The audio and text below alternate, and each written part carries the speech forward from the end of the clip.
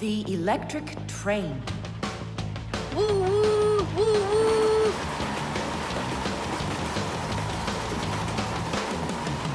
Zoom! Zoom! And suddenly, the Earth is attacked by an alien spaceship. Pew pew pew! If help arrives here on time, we'll be saved. Move faster, faster. Come on, get off the train. Move it, move it. Tom Thomas, we came here to play. Oh, finally you're here. I need some aliens for this game.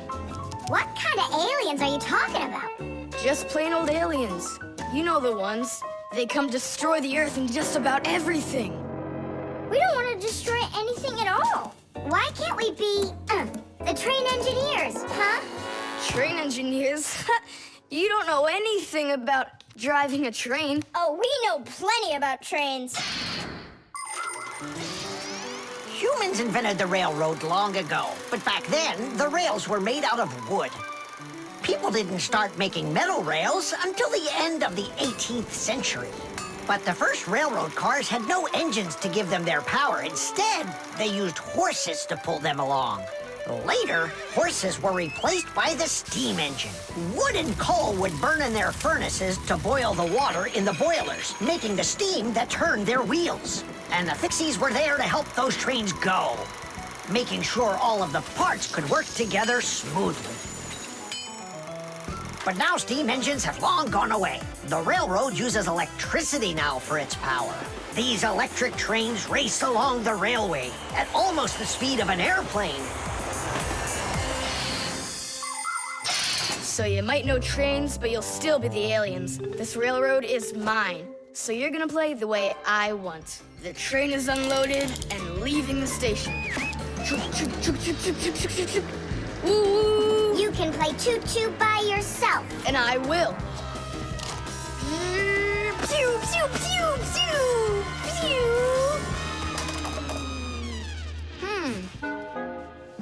Hey, why did you stop?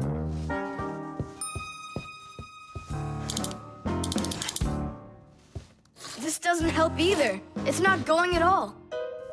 Simka! Nolik! Where are you? Did I hurt your feelings or something? Mom, is Dad gonna be home soon?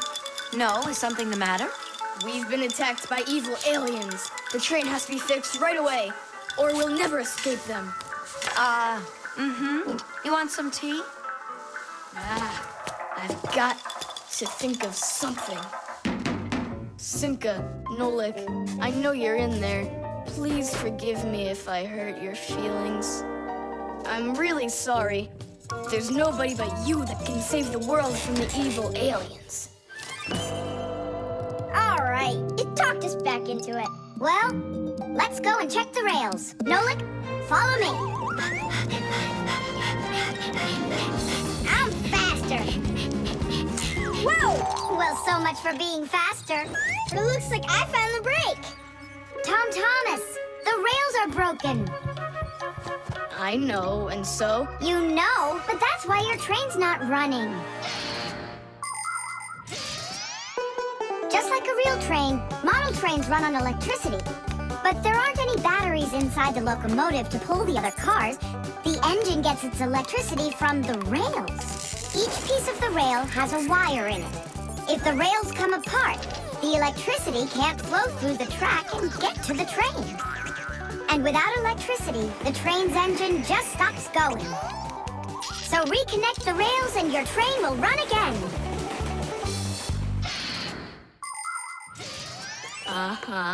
Put them together. Yes! Hooray! The train's running! Way to go! So will you play with me now? And which way are we playing this time? Whatever you want, I'm with you. The train rushes down the track with Nolik as its engineer, when suddenly from out of the sky comes an alien spaceship.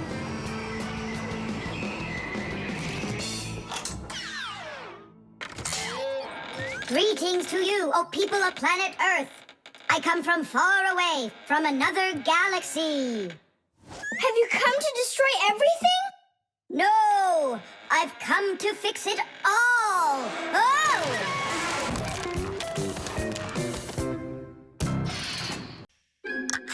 The tin can. Well, what else goes? A flashlight. It's good to have when you're camping. Listen, Tom Thomas. Just leave a little room for me in there. I'm good to have when you're camping, too. I'll leave you some room. Just hide in there so Dad won't see you. And you can't tell Simka anything about me going with you. All right. And last on the list, a few cans of meat. Hi, Tom Thomas. Have you seen Nolik? No, Then who did I just hear you talking with? I was just reading the label. Huh.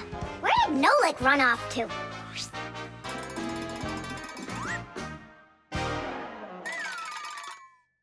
Simka, do you know, how come these cans have no way to open them so you can taste what's inside?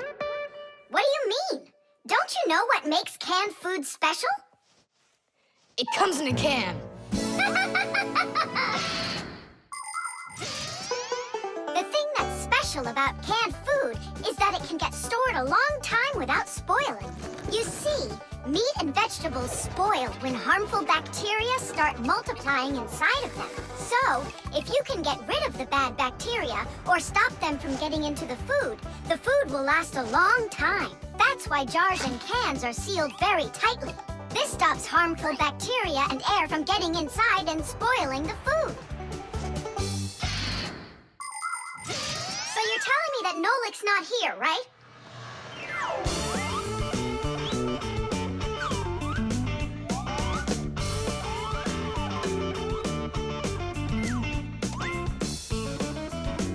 Huh.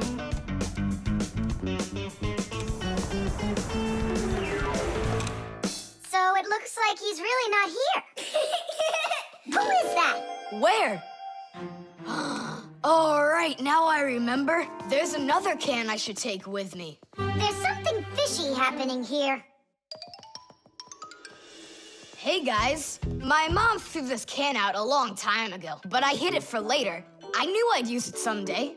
And who were you talking to when you said guys? Moi? You're here and I'm here, and that's two of us. Look at this great can I got. There's nothing great about it. Put it down on the floor.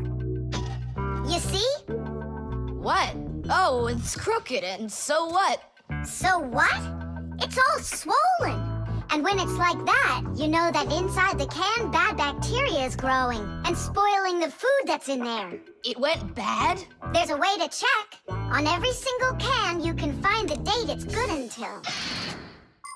Sooner or later, even canned food will go bad.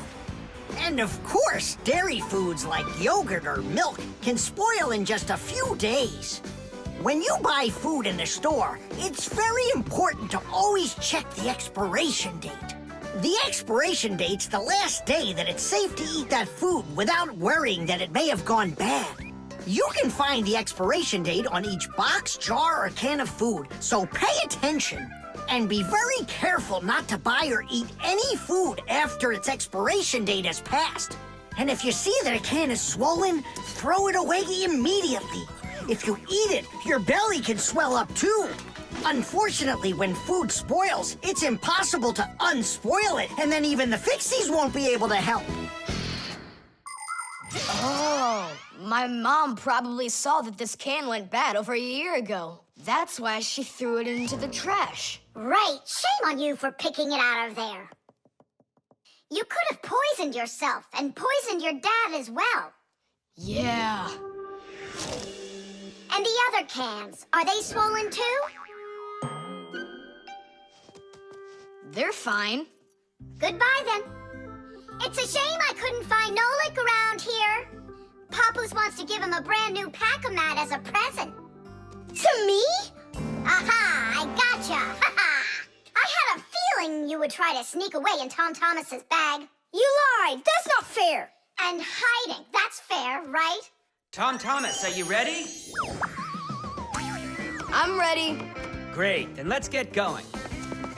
Hooray! We're going camping. I wanted to go camping too. Don't worry, I'll go camping with you. Really? Really, really, really. To that house outside our window. See how huge it is?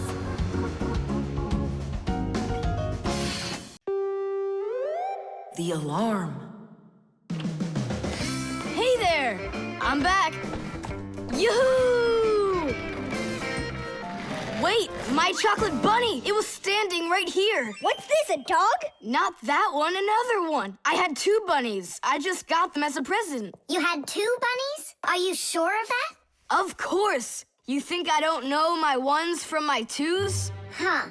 Then someone stole one. Unless. You went and ate it yourself. Me? How come I don't remember anything about it? Maybe you're a sleepwalker. What is a sleepwalker? Someone who gets up from his bed at night without waking up. He crosses the room, eats one of his chocolate bunnies, and doesn't remember a thing in the morning. But in the morning, the bunny was still there. Yeah? Huh. How about your mother? Could she have taken it? She doesn't like when you're eating too much candy. No, she doesn't. She says that candy's terrible for my teeth. And so, to save your teeth from these sweets, she snuck quietly into your room, snatched one of the rabbits, and ate it. But Mom's the one who gave them to me as a present. And so why would she take it? Yeah? Then I just don't know. Well, I do. I think it was your father. He wouldn't steal it. We know he's allergic to chocolate. Next, he'll tell us how the fish took it. You know, I always thought there was something fishy about those fish. No doubt about it. They stole the bunny.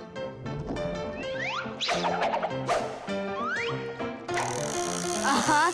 And then they hid it in their aquarium. Oh, Nolik, that's funny. You know what, Tom Thomas? You need to protect that other chocolate hair. Exactly. It has to be eaten right away. Now, before it disappears. Just wait a little. You don't have to eat it. Let's think of something else. Of course, we need a security alarm. Need what? The alarm was invented to keep houses, cars, and other valuable things safe and secure. The simplest alarm is a siren or light bulb that is connected by wires to a door or window. When someone tries to open a door that has an alarm on it, the alarm goes off, making the siren howl and the light flash. Alarms can also be set up to call the police if they go off. Super! But where can we get ourselves a security alarm? You have an electronic construction kit, remember? You're right. Then bring it over here.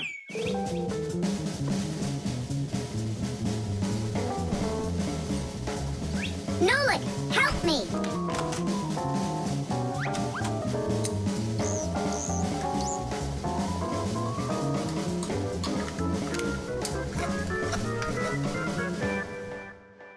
Tidish! Tidish is the Fixies victory call. When a job is well done and we Fixies are proud of our work, we exclaim, Tidish! And raise up our hand with our thumb and first 2 fingers sticking out. You want to know what it means? It's very simple. Fixies love solving problems and fixing things that are broken. And do you know what you need to do to solve a problem? First, you need to find out what's broken. Second, understand why it broke. And third, repair what's broken so it works again. So do what the Fixies do and first, find it. Second, understand it. And third, fix it. Tidish! It really is a great word, and it sounds funny, but we Fixies surely like it a lot. Well, Tom Thomas, turn on the alarm. You sure the alarm will work? I'm sure, without a doubt.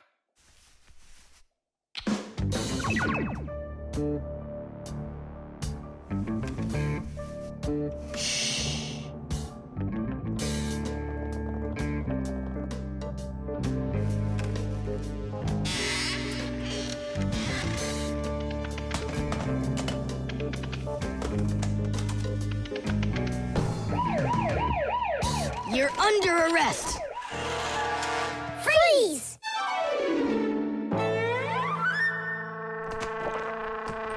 Chusaka? Why are you stealing my chocolate? The spare part.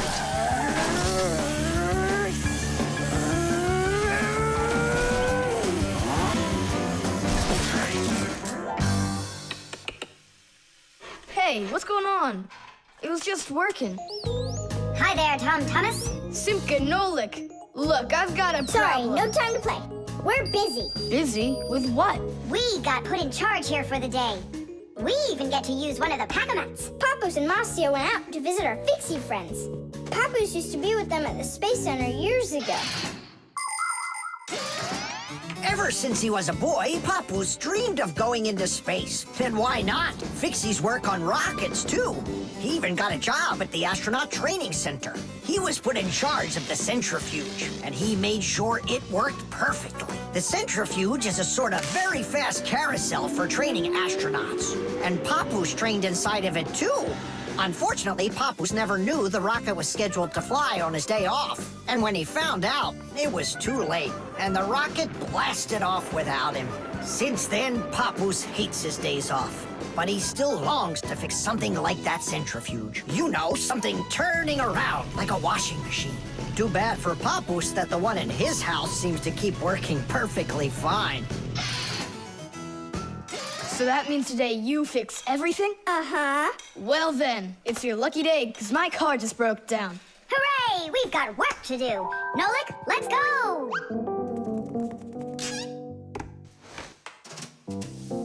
Well, what broke down here? Wait a sec. Here, this part burned out. It's all covered in black. I wonder where we can get the same part, but a clean one. A clean one? Nolik! Genius! There's the same exact part inside the dishwasher. We can take it from there. Come on!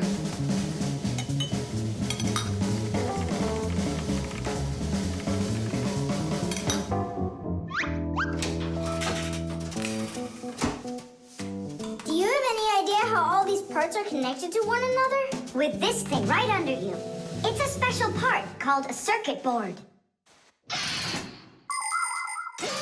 A circuit board's made like this. First, the board gets covered with a thin layer of metal. Then, paths are laid onto the board where the electricity is going to flow. After that, all of the extra metal is washed off of it with a special cleaning liquid, leaving the metal paths that were drawn on the board. These paths work just like wires to connect the parts on the board to each other. And then all that's left to do is attach those parts to their places on the paths. Pull it! Tadish!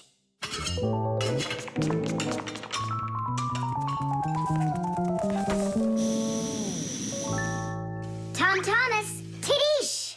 Hooray! It works again. Tom Thomas, I'm about to start the dishwasher. Are there any dirty dishes in your room? Nah. Slow down! Slow what down? Slow down your mom. We took the new part out of the dishwasher, see? Mom, wait! Don't start it! You need to put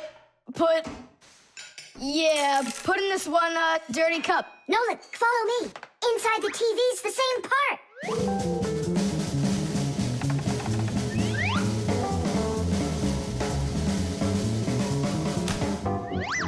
Now back to the dishwasher. We barely made it. We grabbed the part from the TV in the living room. Not the TV, my mom's favorite program is about to start.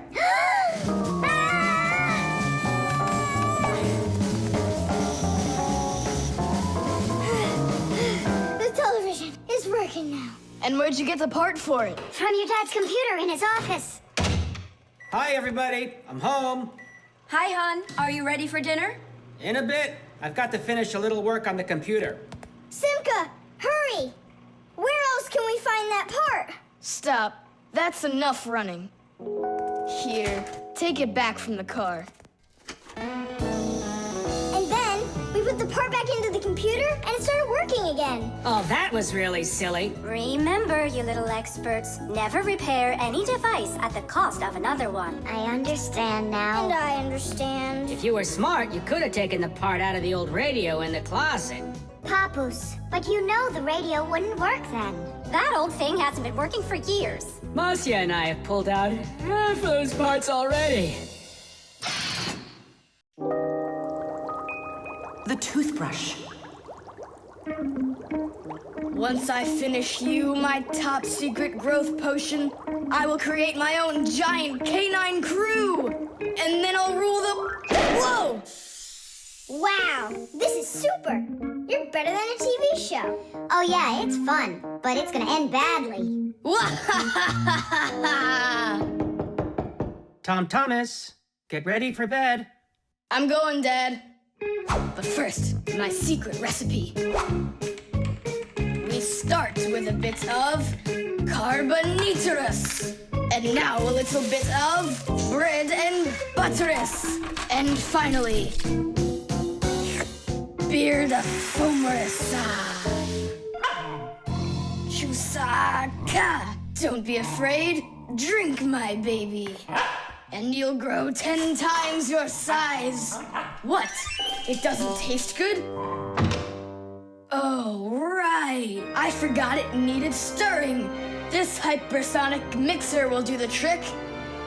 Tom Thomas, you shouldn't use what doesn't belong to you. That's your father's toothbrush. Ah! Hey, cut it out! You're acting crazy.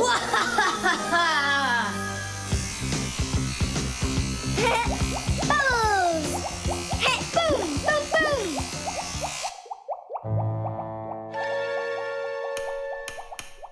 Uh-oh. You said it. Uh-oh. You, Tom Thomas, are a big boy, but your brain is smaller than Nolik's. Why, thank you. Just go put the toothbrush back in its place, like you never touched it. Nah, that's not right at all. Tom Thomas, what's up? I'm almost done, Dad. Simka and Nolik, please, I really need your help. No panicking. First, we need to understand what could have broken inside of there. An electric toothbrush is really simple, as long as you know these 3 parts. The battery, the motor, and a very clever mechanism that connects the motor with the bristles. The whole secret to the toothbrush is right in there. That mechanism uses the spinning of the motor to make the bristles move very fast back and forth, from left to right, from right to left. And that's how it brushes your teeth. So what can we do about it? Here's what we do. First, we take out the motor. Then we take the gears out. And then the mechanism. How much time do we need to do that? 1 or 2 hours. What? No! Just listen here, Tom Thomas. You need to open up the battery compartment. Wait for me right here.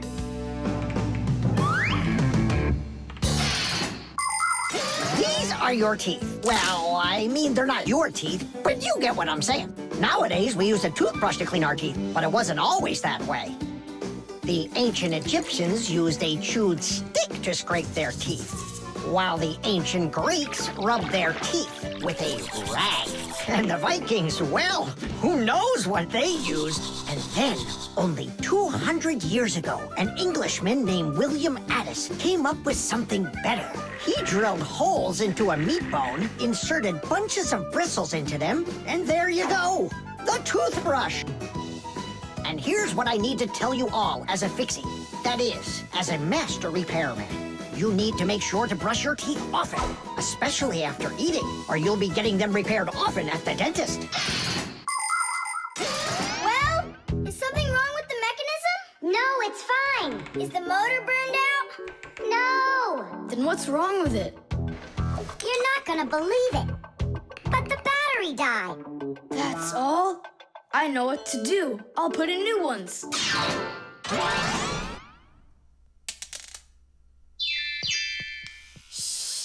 Your dad turned the toothbrush on. Looks like everything's fine. It's working. Ooh, way to go. Excellent. Your dad will never find out what kind of slop you mixed up with his brush. What slop? How dare you, Nolik? How dare you refer to my mighty potion like this? Tom Thomas, somehow soap got all over my toothbrush. Can you explain that? Ay, ay, ay. Well, you got caught. What do you say now?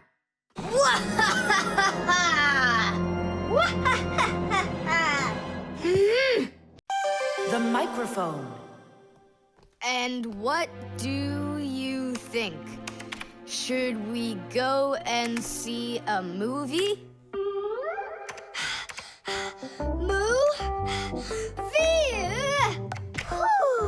Hey, you didn't type everything that I said. You should listen more carefully. And you should try using less words. Nolik, hey. Alley-oop? What are you arguing about? Well, I was writing a letter to Johnny. I was, not you. I messed up my finger, and Nolik offered to help me. I had no idea that you're such a yapper. Oh, Now I see. Tom Thomas. Didn't you know that you can call Johnny straight from your computer? you sure? You see that picture of the phone? Just click on it.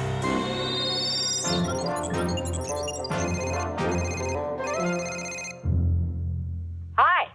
So what movie do you want to go see? Hey there. I don't care. Just not pirates and those robots. Hey, Tom Thomas. Why aren't you answering me? I am answering you. Hello? Hello? Talking to the microphone. I don't have a microphone. There you go. End of conversation. All right, then talk right into there. Simka, come on. You use headphones to listen. It's a joke. It's no joke. We talk into microphones and listen through headphones. But both of these devices use a special membrane to do their job. The membrane inside of a microphone is used to capture sound that is then sent through wires as an electrical signal. And inside a pair of headphones, a membrane helps turn that electrical signal back into sound. So it turns out that a microphone and headphones are built in a very similar way, even though they are used quite differently. And so I talk right into here? Johnny, hello? Just wait a second. First, we need to plug your headphones into the hole where the microphone gets plugged in. Ah, I get it. Go ahead. Now it's a microphone. Johnny, I'm here. Can you hear? Yeah, he can hear, but you can't. Nolik, switch it over to the headphone jack. I already saw a robot. And I already saw it. Nolik! I don't think there's anyone who didn't see it. You didn't see it? Then let's go see it. No, I don't wanna. I think the robots will be even more boring than the pirates. Do you want to see the pirates? Make up your mind. Do you want to see the pirates or the robots?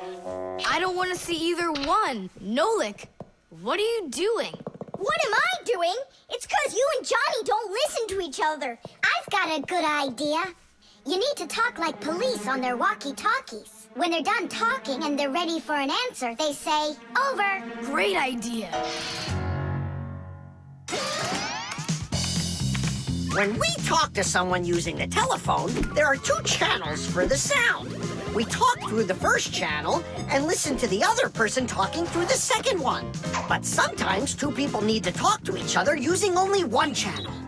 For instance, sailors and taxi drivers use one-channel radio sets. When a radio set's turned on, you can hear the other person talking, but they can't hear you talk unless you push a special button down. Then they'll hear you, but you won't hear them.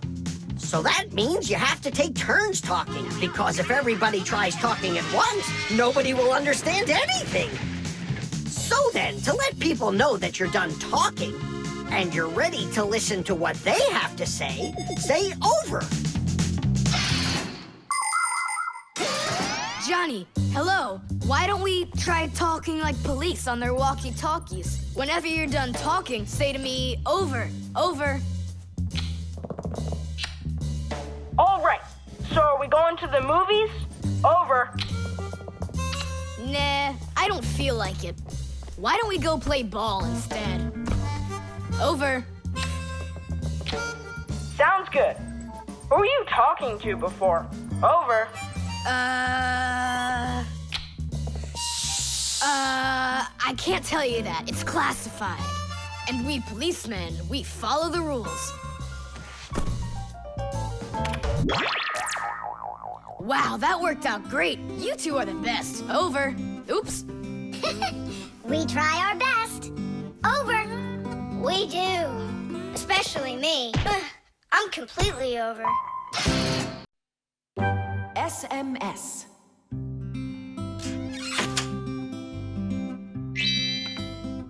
Hey. All clear. Oh, take a look. A mobile phone. You think they bought Tom Thomas a new one? Oh, wow. Nolik, stop. Awesome.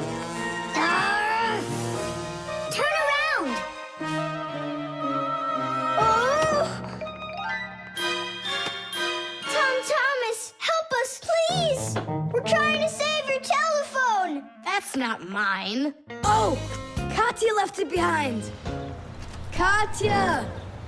Katya! She's gone. It's too late. Oh, an SMS just came in. You won't read it, will you? Of course not.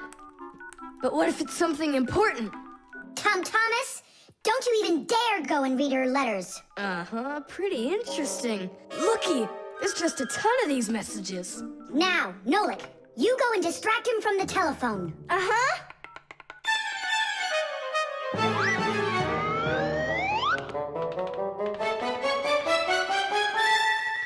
Chisaka, hey! It's me, your buddy Nolik.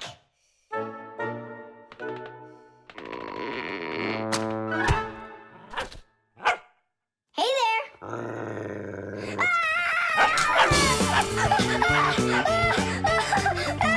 Chisaka, cut it out. Stop it. That's enough with the barking.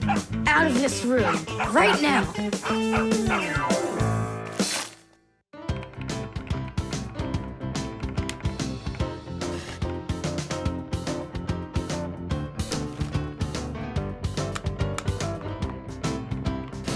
Done. Well, power's off now. Huh. What's up? It stopped working all of a sudden. Oh, it looks like you've broken it. What? No way. You did too. Well, Tom Thomas, now you'll have to give Katya her phone back like this. I just don't get it. It happened because you were reading someone else's mail. It was just an SMS. An SMS is no different from a letter. It's only shorter. People send SMSs through their mobile phones. And that's why looking inside someone else's phone and reading their SMSs is just as rude as reading someone else's mail. And that's why when we Fixies work inside of a phone, we always put our headphones on when a call comes in, so we won't overhear people's private conversations by accident. It's just the polite thing to do. I promise I won't read anyone else's messages. But that's not gonna make the mobile work again. Now what? Tell him the truth? Don't you worry, Tom Thomas, because we turned the phone off. And now we'll turn it back on.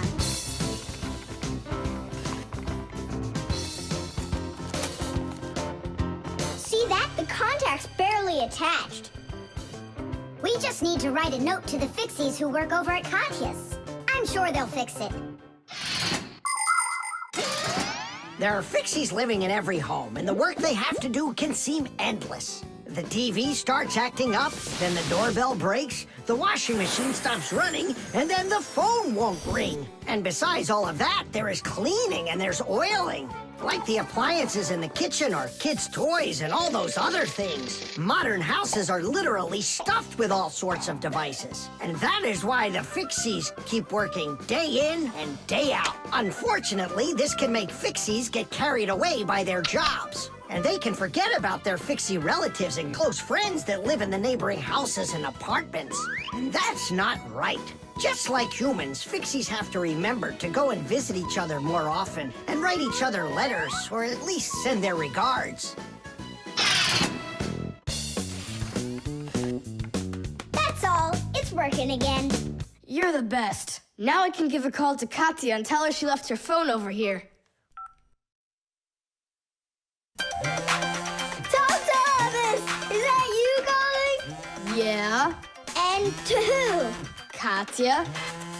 And her phone is where?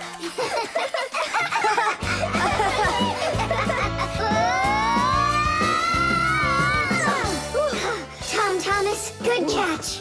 Boy, you're fast. Just like a... Like a Fixie. The Piggy Bank. Mwah! Thomas, why are you throwing away your money? That's not what I'm doing. I'm storing it. This is a piggy bank. Oh, here's another coin. I don't like its snout. That's one very suspicious-looking pig. Are you positive your money's safe with her? Don't worry. Whatever I put into my bank here is not getting back out.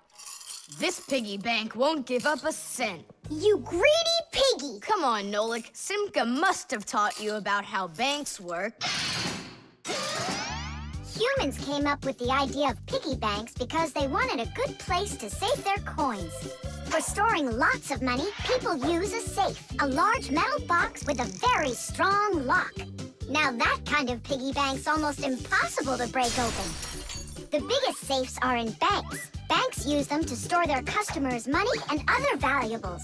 There are even safes in banks that are whole rooms.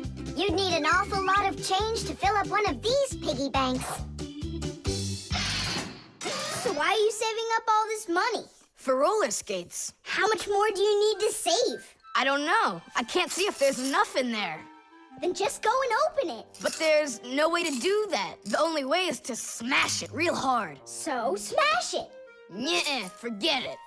I have nothing to put my money into. But what if there's already enough for roller skates? And what if there's not? All right, then I guess I'll count your money for you.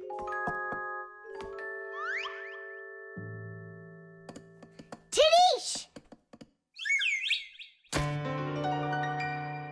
Oh, whoa! Thomas, you've got a fortune in here. There are many different kinds of money, and they're not just coins either. Long ago, people paid each other with shells and squirrel skins and even parrot feathers. And of course, metal coins are more convenient than any of those things. And paper money is even more convenient than coins. One piece of paper can be worth as much as 100 coins, or even 1,000. All that needs to be done is to print more zeros on it, and that's all. Today, humans can pay for almost anything without paper money or coins whatsoever. If you have enough money in the bank, you can just walk into a store, give the cashier your bank card, and take your purchase home with you without handing over any money. The bank knows how much money you spend, and they pay the store for you later. It's so convenient. So, will you count them? Here we go. 1 coin and 2 coins. Wait, Nolik, what 1 coin, 2 coins? What are you counting? You have to add together all of the different numbers. Huh. You should have told me that before. I never learned how to. Yeah, that's what I figured. Come on out. Hut! Hut! Hut! What can I do? What if you try stacking the coins so they're like stairs? That's what I'm already doing. Ah! Why don't you try tilting the piggy bank over? Hang on. Stop! I'm getting buried!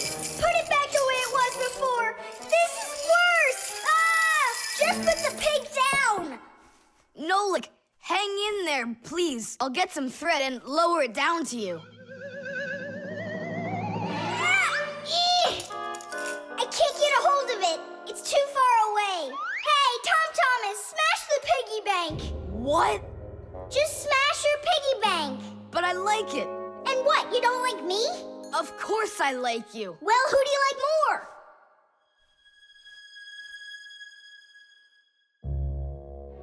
You're my friend, aren't you? Of course. Then smash the piggy bank, will you? Okay, Nolik. I'm gonna do it.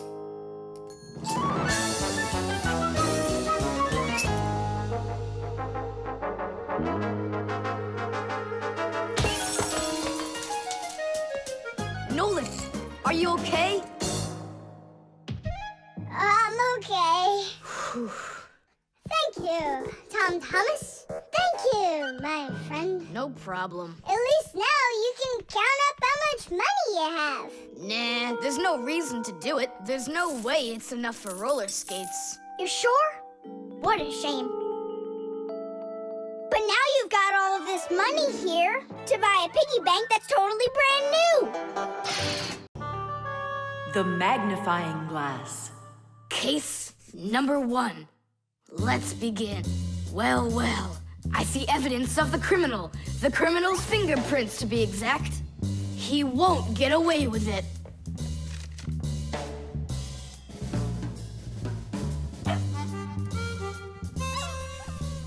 Why do you think she's just looking at us instead of chasing us? Oh, maybe she can't see us and we're invisible. Then how come I see you? Simka, Nolik, be careful. Don't destroy the tracks. What kind of tracks? Whose tracks are they? Shh, I have to solve a crime. A crime? What kind? Someone stole a wing from this plane, but I'm on the trail.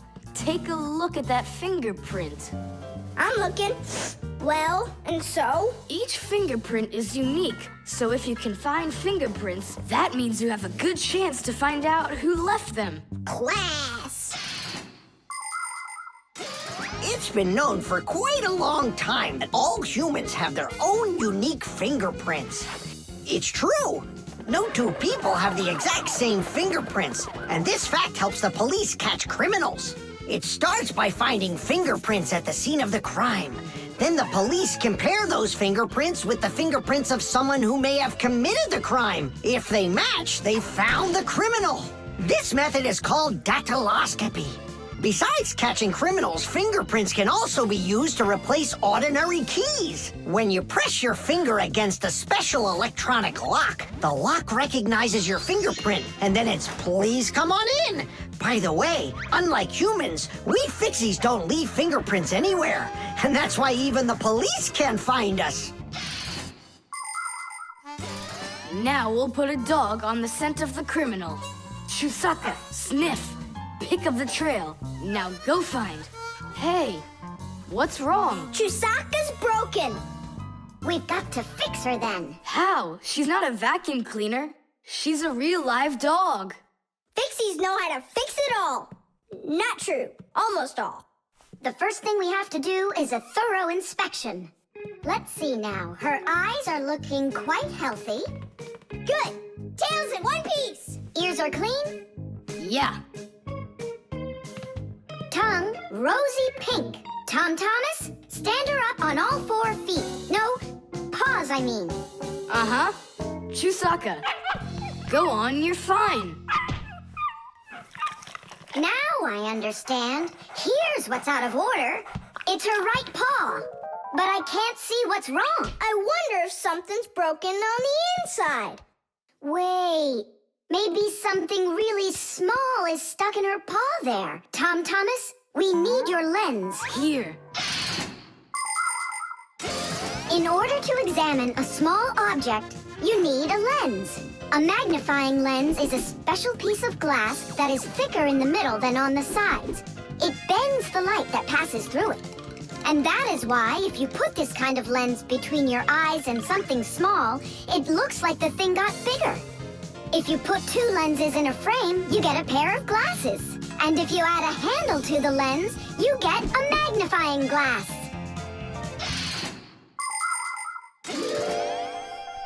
There it is, a splinter. It's glass, I think. Looks like it. You're right. It's possible it's from the lamp in the hallway. It broke yesterday, and I guess not every little piece got swept up.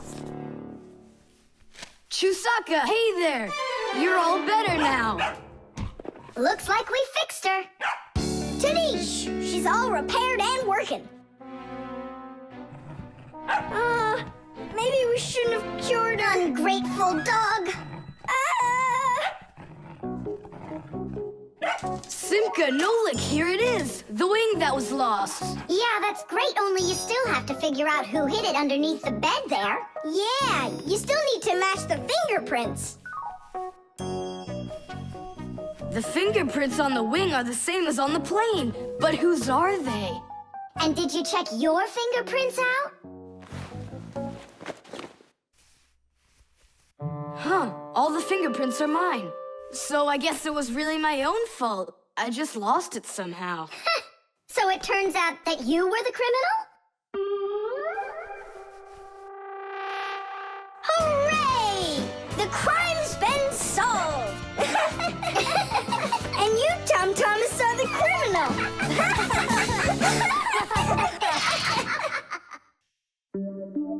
The cell phone.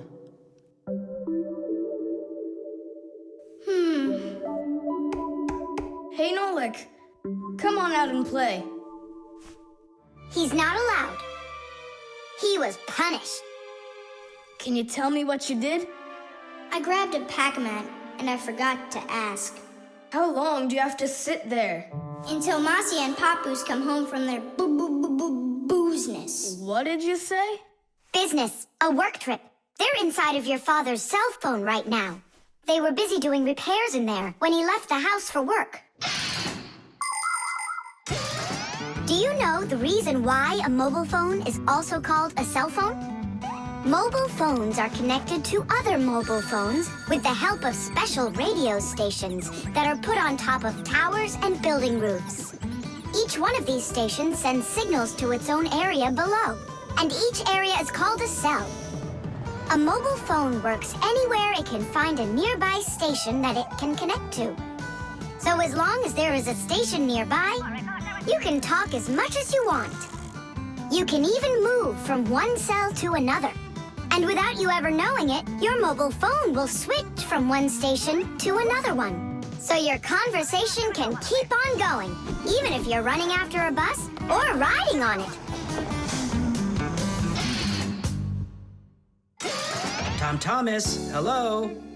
There you go, my dad came back home already. Hi, Dad, how are you? Can you believe it? It looks like I lost my phone. What do you mean you lost it? Where? I have no idea. So what? I'm gonna have to sit in here forever now? You? Our parents are missing.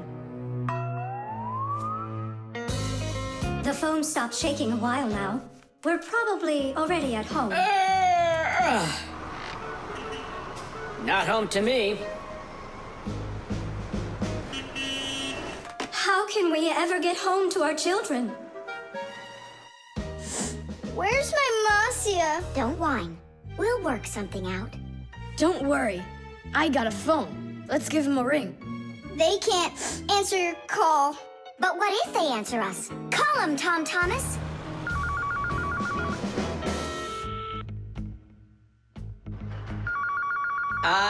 Don't even think it. We're not allowed to talk to humans. We're not gonna talk to them. We're just gonna listen. We need to close the contacts.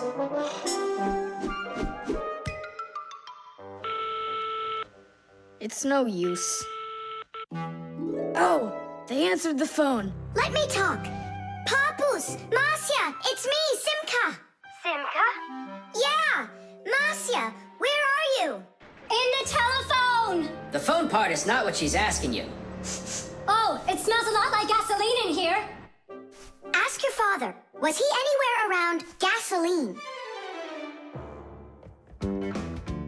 Dad! Dad, did you go anywhere today where it smells like gasoline? Gasoline? I had to go to the gas station. That's the place where your telephone disappeared. Are you sure? Yeah. Well, I've got... Intuition. Intuition? Intuition, huh? You know what? I'll go check. Tish.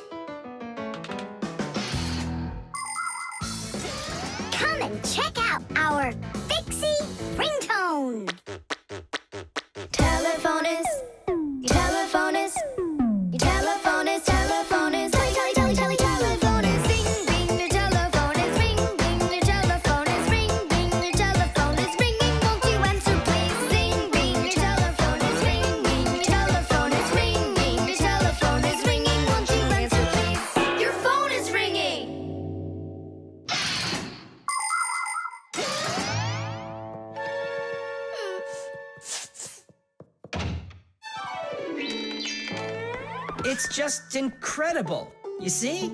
I found it. Son, you're one clairvoyant. I didn't notice when it fell out of my pocket back at the gas station. My children! Oh, my Marcia. Papoose. Aw, my sweeties. So, just by any chance, you think you might happen to know where I can find that nice watch I lost? No. Don't worry, there's no rush. Just use that intuition you've got.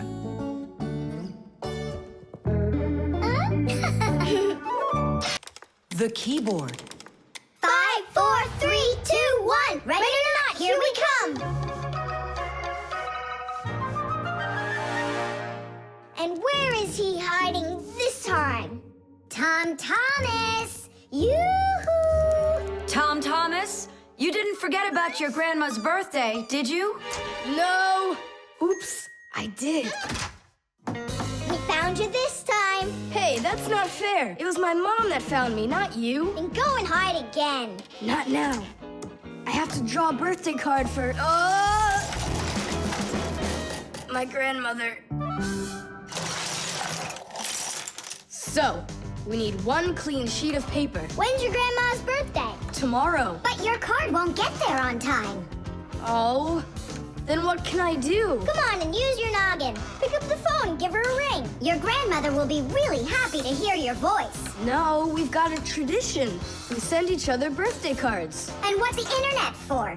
Why don't you send off an electronic card to her? Simka, that's genius. Oh, this one's cool. Now go ahead and type your message.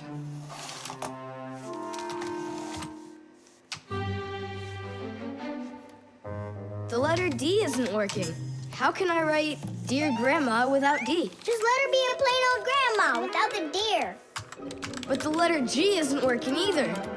It looks like we could use a pack-a-mat here. A pack-a-mat? What for? To clean off the keyboard's contacts that got all dirty. What contacts? A key on a computer keyboard works pretty much the same way as a doorbell does. When we press on the button of a doorbell, the contacts inside touch, which lets the electricity flow that makes the bells ring. And when we press a letter on a computer keyboard, an electrical current runs from the keyboard to the computer, and that letter appears on the screen. But if there's dirt between the contacts that stops them from touching, then the current can't flow.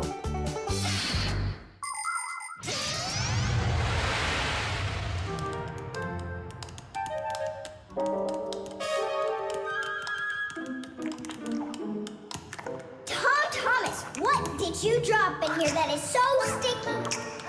It's probably the soda I was drinking. And so, you shared it with the keyboard? Here's the reason why it's not working. Where did so many crumbs come from?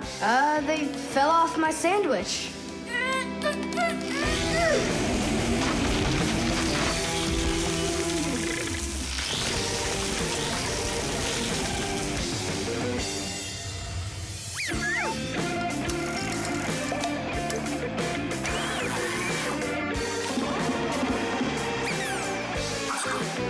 What in the world is this red stuff down here? That must be the sauce for my mushroom pizza. Oh, Nolik. Well, now it looks like we're gonna be out picking mushrooms. The Fixies are always ready to help people out, but there are some people we really don't feel like helping. I remember when I was working as a Fixie back in one house. It was a disaster. One day, the owner spilled coffee on the remote for the TV. As I was running to clean the remote, he starts pounding the TV with his fist because the channels won't change. So now the TV is broken too. Well, with no TV, he decides to listen to some music, and he carelessly pulls the music center onto the floor. So he tries to fix that himself and manages to break it for good. And then he sits down on top of his telephone and breaks that to bits. Meanwhile, I'm still busy trying to clean the coffee off of the remote. There wasn't a minute of rest with this guy around. In the end, I couldn't take it any longer. So I got out of there, and now I'm here, teaching kids. Tom Thomas, why are you eating food at your computer? Yeah, have? They don't feed you in the kitchen or something? Now I know it. It's not allowed. You said it. Now write your message. And write the address on there, too. Uh-huh. Mom, do you know what the email address for Grandma is? Grandma doesn't have an email address.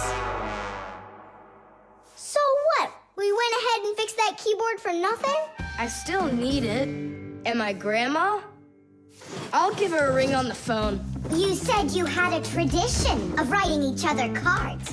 And what? Grandma will be happy to hear my voice. That's some original idea, huh? The vacuum.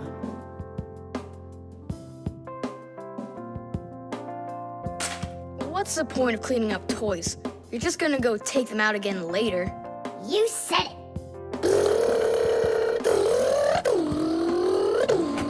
Tom Thomas, if you're done cleaning up, go and eat your lunch. Okay, be there soon. Nolik, you wait for me? Uh-huh.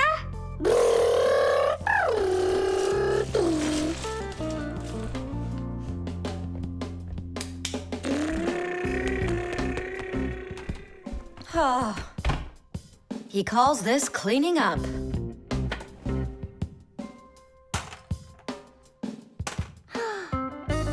Uh-oh.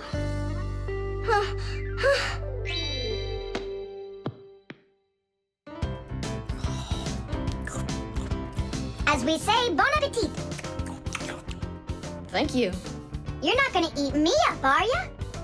How? Fixies, I don't eat them. Well, that's my mom. She started vacuuming.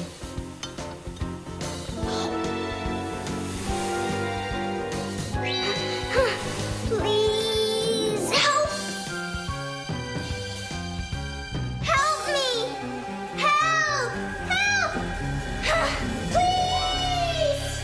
It really is weird. How's it possible a vacuum cleaner can take all that dust in, and none of it gets back out? Oh, come on. It's simple. They taught us about it way back in 3rd grade of Fixie school. You can think of a vacuum cleaner as nothing more than a fan with a net. The fan spins backwards, so it sucks in air with dust and dirt. If you put a net in front of the fan, the net will catch everything that is in the air and let the air pass through. Then all you need to do is add a pipe and you've got yourself a vacuum cleaner. But instead of a net, vacuum cleaners use special bags to collect the dust and dirt. It's as simple as that.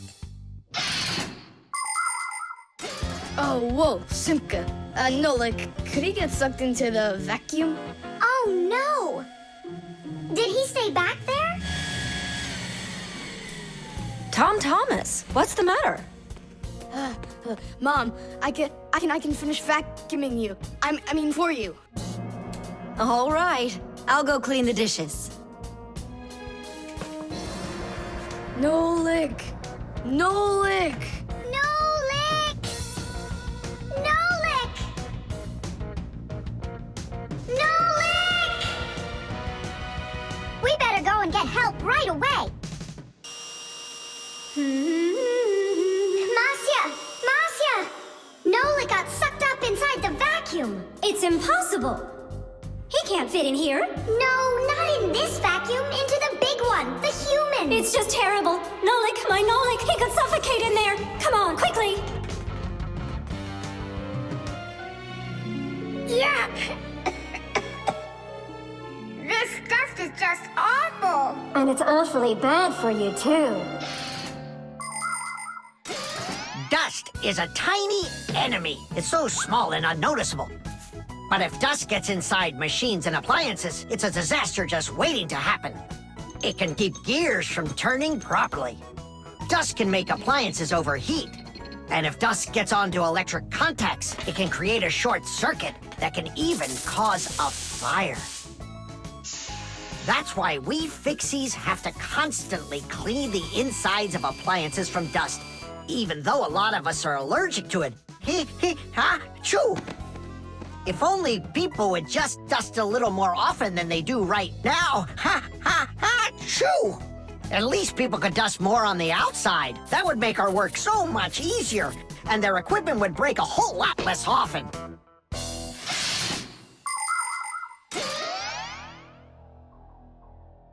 Well, did you find him? No! It's all my fault. My mom asked me to clean up my toys, and I didn't just do it like she asked. Now it sucked him in because of me.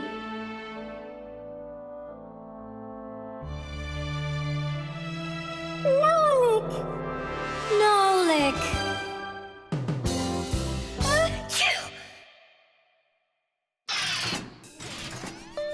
So what do you say, Tom Thomas? What? I already apologized, and I already promised to clean up my toys. And why are you sneezing? To keep you company, so you'd feel a little better. The magnet.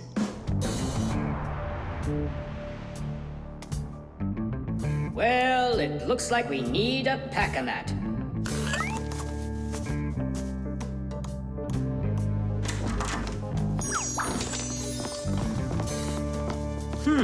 Where did this screw come from?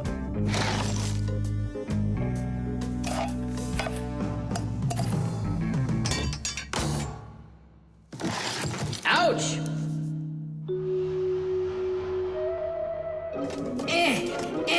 Huh. Ah!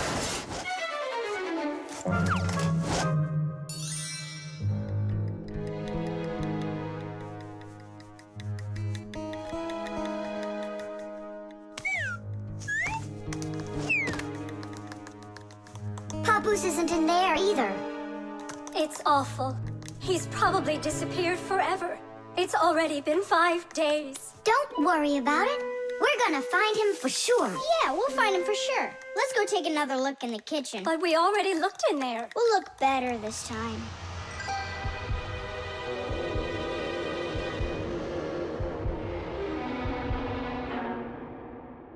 Let's go take a look in there.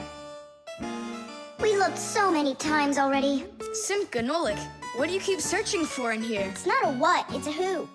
Our Papoose is missing. We've been looking for him everywhere. Oh no! He's probably already turned into a screw, because he doesn't have enough energy. Maybe I could help. Surely. Let's start with you picking us up. We're just exhausted from running.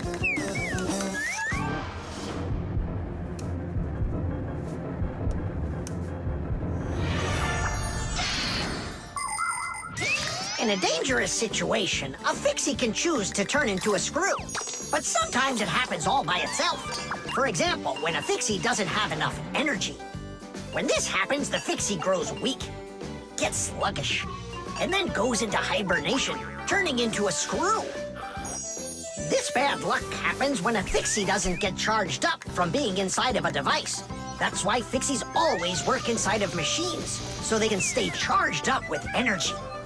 Sometimes a Fixie that has grown weak and turned into a screw can get lucky. If a human happens to find him and screws him into an appliance, then the Fixie will be able to get energized and come back to life. Then he'll unscrew himself and run away, leaving the human wondering, where did that screw go? I know I screwed it in. So, where should we look first? What are you looking for in here, Tom Thomas? Well, And what do you have there in your hand? just some screws of mine. Ah, I just found a screw not too long ago. Maybe it's one of yours. Probably. Where's it now? Here, take it, and don't leave them lying around. Should I turn myself around now so your Papoose can turn back into himself? He's been lying in there for a week already. He doesn't have the energy to turn back into himself. Then what's next? We have to screw him into some device, you know? So he will get his energy back. Okay. But which one's Papoose? All of these screws in here look like Papoose. We'll use a magnet. How come? All of the screws will just get lifted up together. First of all, not every kind of metal is attracted by a magnet. It's an easy thing to see for yourself. Just get a magnet. You probably have one in your house on the refrigerator. Try moving it closer close to different metal objects you have around the house, like a spoon or nails or coins. You'll notice that some of the metal objects are pulled very strongly by the magnet, while some of the metals are pulled a bit less. And then there will be some metal things that aren't attracted to the magnet at all. Got it. And the second thing? Well, the second thing, we Fixies aren't attracted to that magnet one bit when we turn into screws. Let's give it a try. Here, I found him. And now we'll screw him in. I wonder, are there any other Fixies in here? We're not enough for you or something? Not at all, I just wonder. Nothing.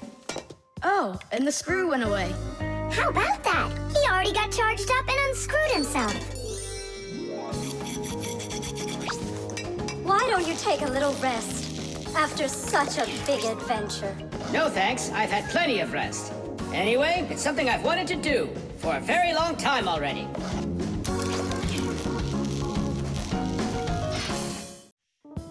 The flashlight. Where is that thing? Hi, Tom Thomas. What are you looking for? The flashlight. Ah, here it is. Why do you need it? Katya, I want to talk with her. Why not use the phone? This thing's a flashlight. It's not a telephone. No, you don't understand. Me and Katya came up with a secret code. If I flash just once, then it means hello there. Oh, and Katya's also said hello there to you. And 2 flashes? What's that? Katya's asking if everything's all right. Now I'll tell her that everything's good. Oh, what's wrong with this? I think it's not working right. I see, Nolik, but what's wrong? Any flashlight is nothing more than a battery and a light bulb connected by some wires that are used to make a switch in between them. To turn on a flashlight, you flip on a switch. That lets the electricity flow through the wires from the battery to the bulb so it lights up. And if it won't light up, that means that the battery is dead, the light bulb is burned out, or the switch is broken. And now let's put all this theory into practice. I'm sorry, but I don't have time right now. Don't you get it? If I don't signal back, she'll think that I don't want to talk to her, and that would just be terrible. Just don't get all worked up. We'll help you. But first we need to get the the pack-a-mat and come right back. See ya. Did you hear that? Masya, what a weird sound. Uh-huh. That's new. Now we know what the noise was. Papoose, can we use a pack-a-mat? To fix a flashlight. Really, did you say a flashlight? Do you know the story about when Granddad had to travel for miles on top of a dog? It's true! He was sent on a very important mission. A huge flashlight repair. What kind was it? A special kind called a lighthouse. A lighthouse is a tall structure with a huge flashlight on top of it that is used to help ships and planes find their way. People have been using lighthouses since ancient times. The most famous of them all is the Lighthouse of Alexandria. It was built in Egypt more than 2,000 years ago, and it was more than 100 meters tall. The ancient Greeks considered this lighthouse one of the 7 wonders of the world. In ancient times, people would burn big fires on top of lighthouses. Today, the light comes from powerful electric bulbs. Many of today's lighthouses not only give off light, but they send radio signals, too. Yes, thanks to lighthouses, ships and planes for miles around learn where they need to sail or where they've got to fly in order to stay safe. And thanks to that heroic deed of your grandfather, that big old lighthouse started working. Since then, not a single ship has ever gone astray. Simka! And what if we don't just fix the flashlight, but we do something heroic? Like Grandpa's did. Uh-huh. All right, what do you say? Let's jump on the back of this dog and get moving.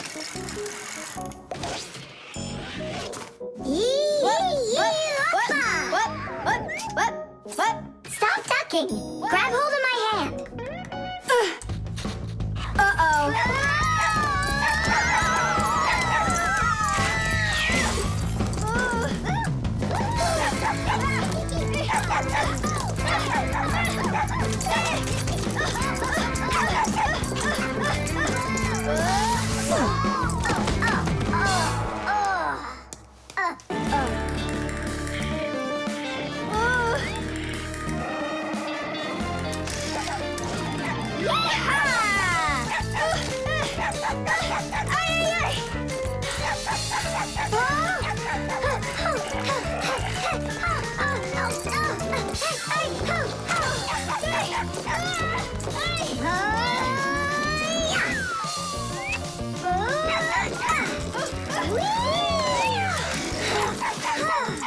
Chusaka, no!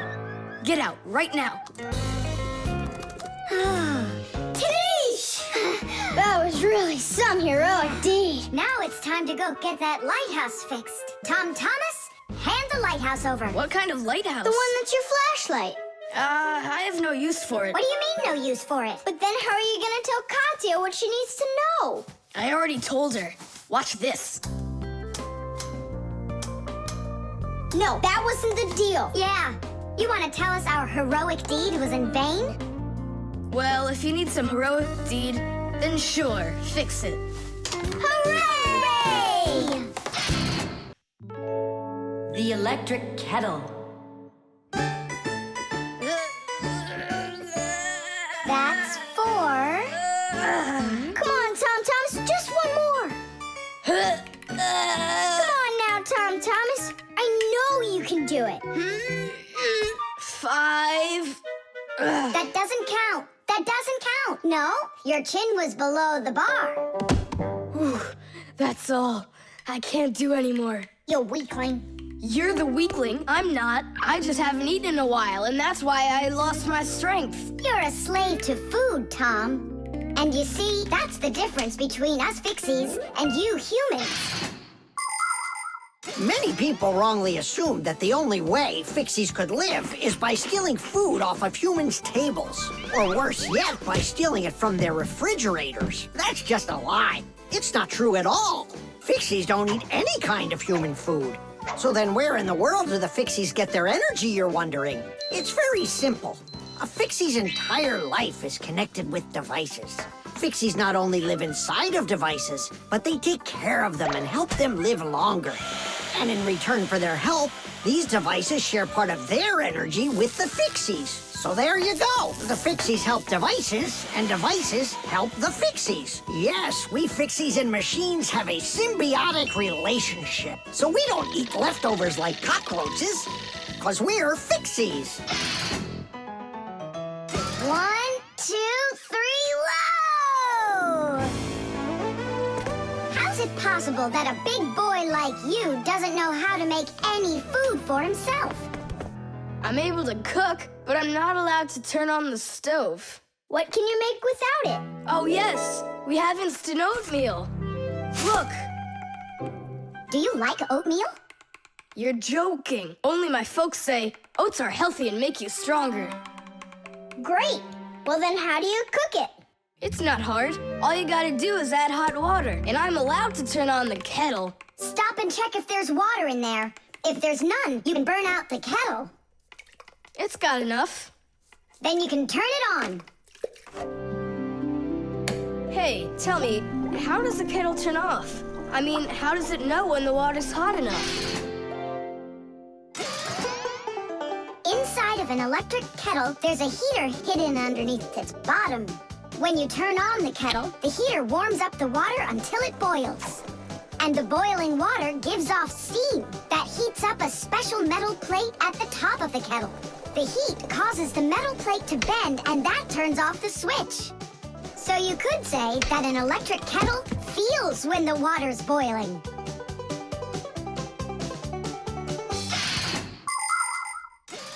Okay, now I understand. Hey, why do you need 3 bowls? You don't need to make any oatmeal for us. It's not for you guys. It's for my mom and dad. Start out here. No! Keep pouring into this one. And I say pour it here. And I say first you should pour it into mine. Oh, Nolik! Where are you? I'll find him. Hang on, I'm going in. Ah! Simka! Simka! She was right over here. Nolik! Over here. Simka! Here. Nolik! There. Ow!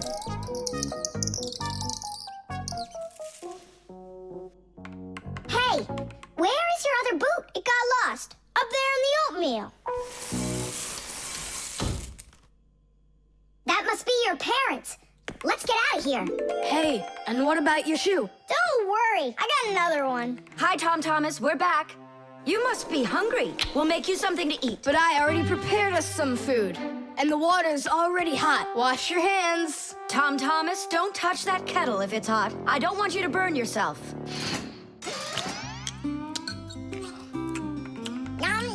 So today we're eating oatmeal for dinner.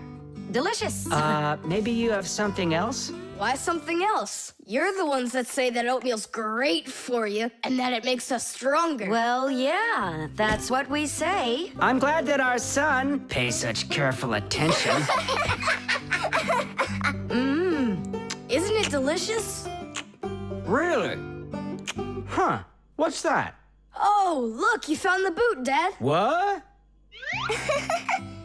It's nothing. Just eat your food and don't get distracted. I'd like to see that oatmeal all gone, okay?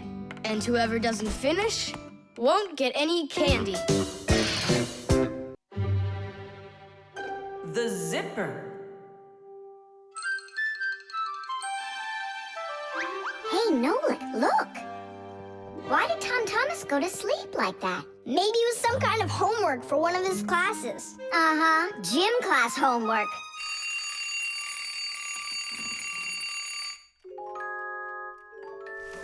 Good morning. Good morning. Hi there. You're looking good. My parents just bought it for me. Isn't it a cool jacket? And what, you slept in it all night? Yeah, once I tried it on, I didn't want to take it off, and I fell asleep in it. Yeah, life's never boring with you around.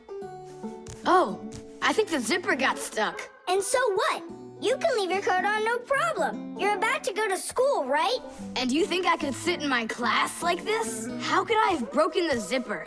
Don't worry, you haven't broken it. Not yet. Here is a simple zipper. It is made with 2 rows of small teeth that pass through a slider. The slider has 2 holes on the top and only 1 hole on the bottom. When we pull the slider up along the zipper, the teeth grab onto each other and the 2 rows join together into one. And zip! The zipper's closed. To open it, all you need to do is pull the slider in the opposite direction. Then the teeth will come apart. But on mine, they're stuck together. And now what? What do people do in the morning? Do what they do. Exercise. And I'll have time to think it over. 1, 2, 3, and 4. 1, 2, 3. And then what about me? Go exercise too. 1, 2, 3, and 4. And 1, 2, 3, 4. 1, 2, 3, 4. 1, 2, 3, 4. Simka, come on, think of something. I'm sweating already. Soon, okay? Go get washed up in the meantime. Whew. Do you think I could help you think? I think not. I think you'd be better off washing. How's it going, Tom Thomas? Did she think of anything yet? What? Did she think of anything yet? Ah, gotcha. Nope, she hasn't thought of anything so far. It's so hot. Just pretend you're a polar scientist. They always work in their parkas, and you know what? I'll be the penguin. Hey, where are you going? I can't take it anymore. All right, just sit right here, and I'll try to find the problem.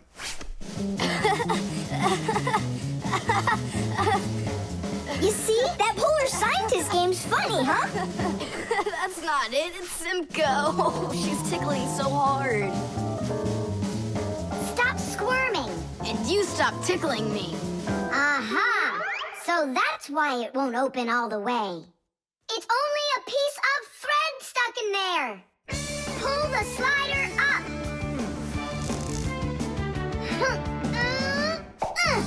Tidish! You can unzip it now. Thanks so much.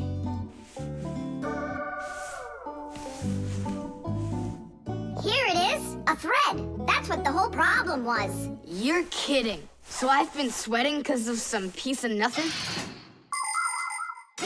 In technology, every little thing matters. I remember when scientists built one of the first computers around 60 years ago. It was a giant machine. It filled up several rooms and had more than 1 million parts. It was a technological wonder. But all of a sudden, this technological wonder went kaboom and broke, and no one understood why. The computer just stopped working, and that was that. The scientists were going crazy. They couldn't find a problem.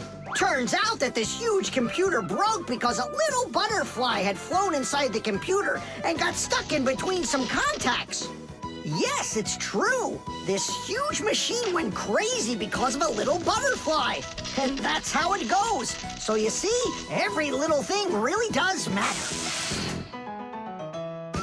Tom Thomas, breakfast is ready. What are you doing in your jacket? It's 'cause I was playing Polish scientist. Simka, what took you so long to figure it out? I just thought it would be funny to see Tom Thomas do his exercises and brush his teeth in his coat, that's all. That was your plan? Well, yeah. Can I joke around a bit? The cartoon. Yeah.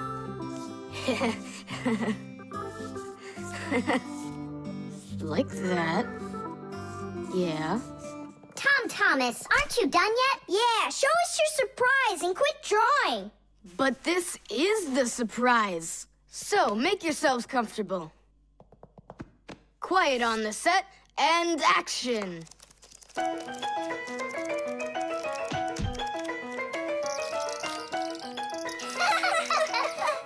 Great crash, huh? You should put a huge bump on his head. It's just like a cartoon that you drew in there. He did draw us a real cartoon there. Oh, right. Real cartoons, they only show them on television. But they make them exactly the same way. Animation is made with many, many pictures called frames. Each one of the frames is a little bit different from the one that comes right before it. For example, a character can lift his arm up a little bit at a time. And then, if you watch the frames very quickly, one right after the other, it looks like the character is really moving. And that's how cartoons are made. And you know what? To make 1 minute of a cartoon, you might have to draw more than 1,000 frames. Oh, wow. I'm not patient enough for that. It's no big deal that your cartoon's short. Especially since it's funny. Yeah, it's so funny. Tom Thomas, who's this kooky guy you drew here? You're just joking, Nolik. You don't recognize yourself? So this is supposed to be me on here? Did you already forget what happened to you this morning? Simka, you're it. You can't catch me. I'm too fast for you. Ay, ay, ay, ay, ay. You weren't too fast for the pole. Simka, you didn't have to tell him about that. Real sisters don't treat their brothers like that. Oof. And your cartoon's not funny at all. Nolik, don't go. It's okay. He just needs to sulk for a while. While he's gone, there's something I want to show you. Do you have a cartoon you can put on the TV? I have plenty.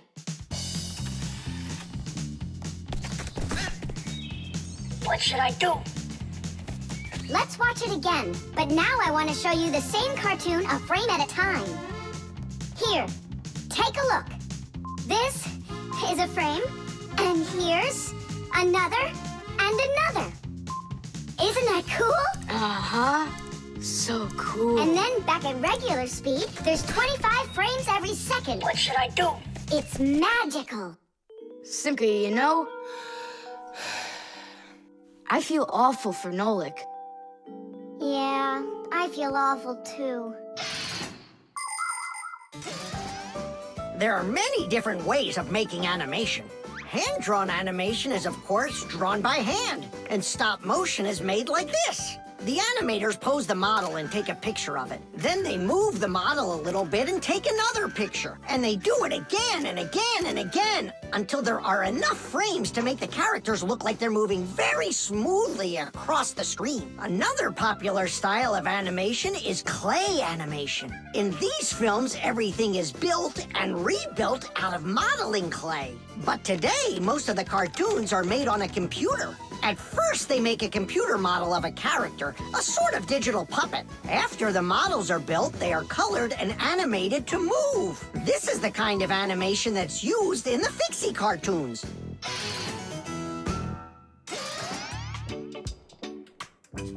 Tom Thomas, what are you doing? Are you drawing a new cartoon? Nah, I started fixing the old one, so Nolik will stop being angry. Good. Keep drawing, and I'll go and get him. Nolik! I'm not here! Nolik, forgive me. Please don't be so mad. There's a cartoon to watch. I've already seen your stupid cartoon. So what'd you do now? Put a huge bump on my head? Not a chance. I did it all over again. I'm sure you'll love it. You're sure of that? All right, go ahead. Show me your cartoon. Quiet on the set, and action.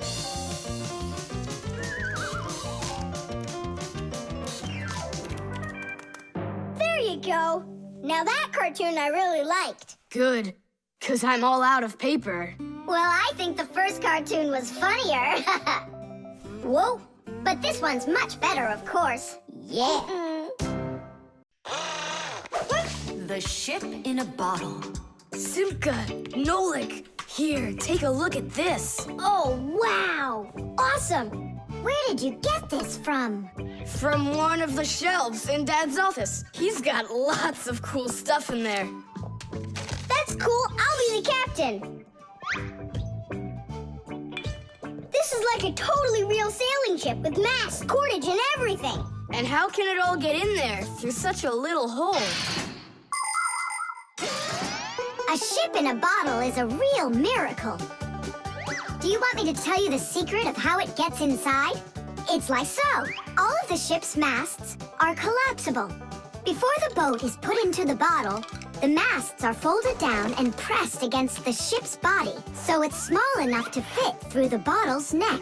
And once the ship is inside the bottle, the masts and sails are opened back up by pulling on a thread. Hands on deck! There's a giant octopus starboard! I'm an octopus, huh? Oh, look out. Brave sailors like us, we're not afraid of storms. Tom Thomas, be careful! Hey! Oh, Did it break? no, it's all Tidish. It's not close to Tadish. Take a look how this mast broke. Whoa! What have I done? Don't worry, we can fix it. Get some glue, okay?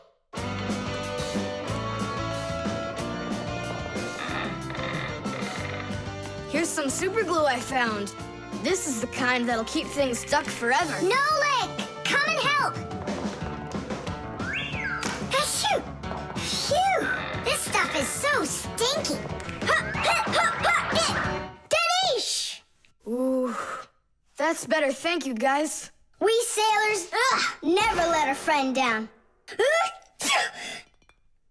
Nolik, you gotta get out! You'll get sick from that stinky air! I can't get loose. I got stuck. Hello there, Tom Thomas. What are you doing with the ship from my collection in here? I just wanted to give it some air. Tom Thomas, you know that taking things out of my office is just not allowed. Hey, look, what an interesting cabin boy. I never noticed him before. I'll take it, Dad, and put it back on the shelf, okay? Who just sneezed? I did. Achoo! Well, all right then. Do your homework and please don't set foot in my office again. Simka, where are you going? To save Nolik! I'll come with you. You're not allowed inside that office. Your father said no. Sweetheart, your soup's getting cold. I'm coming. Nolik, where are ya? Simka, why is everything turning? Because you inhaled the fumes from that stinky glue. Ah, phew. Everybody knows how strong the smell of paints, cleaning fluids, and glues can be. But the nasty smell is not where the real danger lies. Breathing in the fumes from paint or glue can give you a terrible headache. Or even worse, it can make you faint. That's why when the Fixies need to paint or glue something, they're supposed to put on a safety mask called a respirator. And humans need to remember to wear masks just like Fixies when they're working with fumes. And never forget that the fumes from glue and paint can be flammable. It only takes one spark and kaboom! There can be an explosion. So always remember to have plenty of clean air moving through any room where you are gluing or painting anything. Simka, hurry up. Hang in there, Nolik. I'll get you out of there.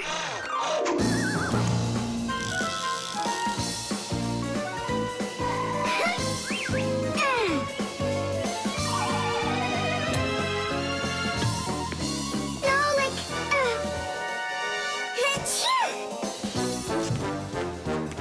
Oh no, is he okay? Nolik. Nolik! Nolik! Oh, you're alive. Turning starboard. Turning port. Piasters! Piasters! Oh, whatever. He's gonna be fine. Nolik, do you know who I am? A giant octopus? The music box.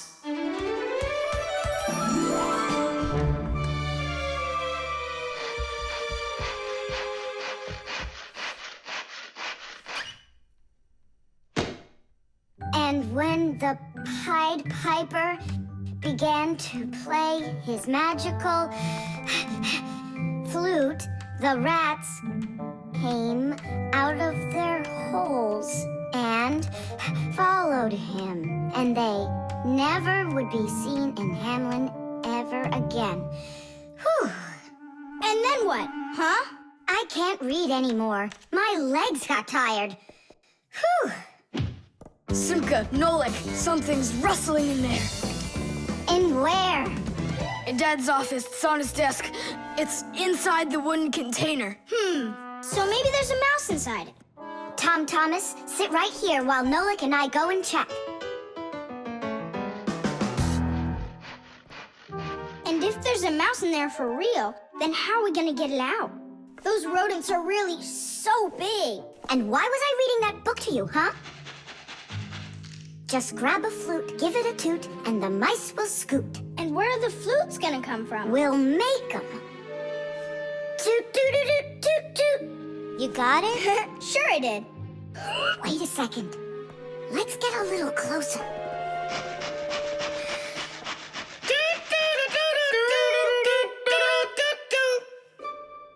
See?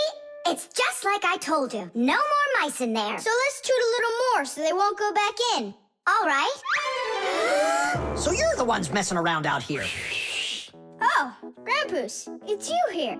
All day I can't work on what I need to do. Right from the start, someone's opening up the top, and then you two tooting. Ah! It was Simka who came up with the tooting. Just because you're afraid of mice. Wow, what kind of machine is this? Well, what do you think? A coffee grinder? No. A hole puncher. Is it a foot scratcher? What? Well, a machine for scratching your feet. You're joking all the time, you. It's a music box, and it's just wonderful. Music boxes were invented more than 200 years ago. Inside, there is usually a cylinder with short pins sticking up from it. In front of the cylinder, there is a comb with metal teeth of different lengths. If you pluck one of the teeth, it will make a pleasant sound. A short tooth makes a higher sound, and a long one lower. When the cylinder spins around, the pins pluck the different teeth, and music plays. Awesome! So what's broken in here? The spring slipped off. It has to be pushed back into the right place. Will you help?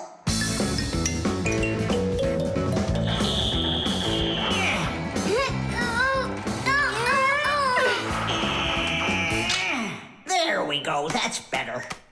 How come the music's not playing? First, you have to wind up the spring with the key. Tidish! I know who can wind up the spring. Well, Tom Thomas, can you guess what kind of machine this is? A paper cutter. How about a hole puncher? You're such a joker. Now don't go and tell me it's a foot scratcher. Then I don't know. Then wind it up with the key and you'll find out.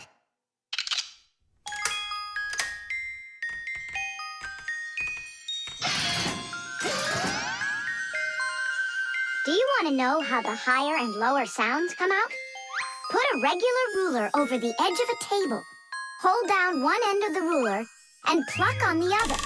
The shorter you make the end hanging off the table, the higher the sound will be. The teeth inside of a music box work the same way, and bells work the same way too. The smaller the bell, the higher it rings.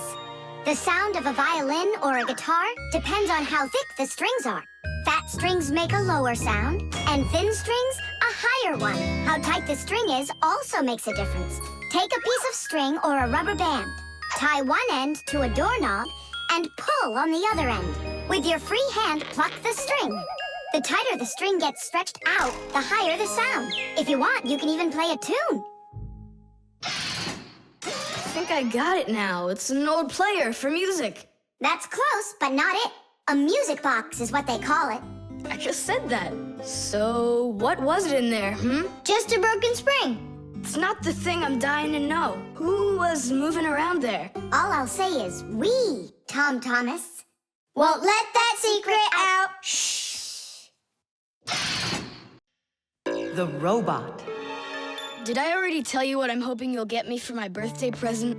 Yes, honey. Only 1,000 times or so. A Robotazoid R300 would just be the greatest. With Megavision, I want it. I really do. I do. Well, tomorrow you'll find out. But now it's time to sleep, Tom Thomas. Wow, that is one great present. And we got Tom Thomas absolutely zero for his birthday. We're just terrible friends. So, how does this robot work? Okay, so let's give this a try, shall we? First, we'll take a walk. And how does he have any idea where the robot's going? I can tell you. One of the robot's eyes is a video camera. The robot sends the picture to the screen on the controller so the player can see where the robot is going. Yeah! And that's just one thing they know how to do. A robot is a smart machine that can do very difficult or dangerous work for humans. With its strong metal arms, a robot can move heavy objects or put together parts to build cars and other machines. Robots are often sent into outer space or to the bottom of the ocean to help scientists. There are also robots that can understand what people are saying, and robots that can talk and even make jokes, just like people. I've got it. Now let's turn you around. What was that? Look. You know, He destroyed him. Nolik, stop. You were playing with that, right? you think Tom will notice? I know what you're doing all night. I'm off to bed. I'll get him to work. I'll stay up until I do. Simka, let's try and... No, we're gonna need some help.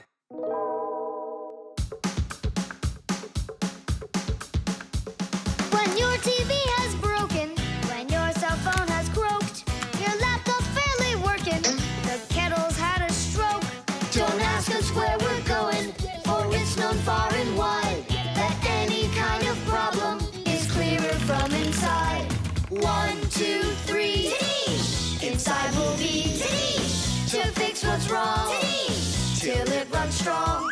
In gadgets and devices,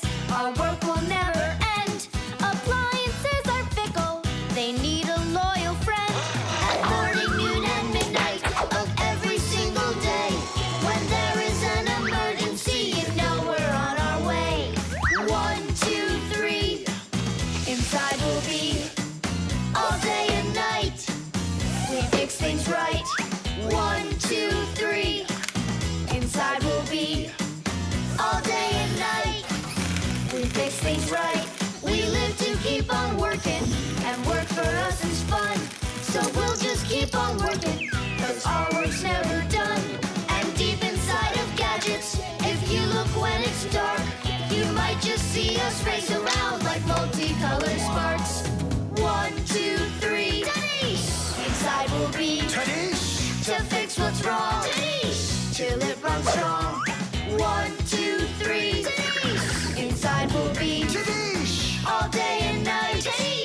We fix things right. 1, 2, 3. Inside we'll be to fix what's wrong, till it runs strong.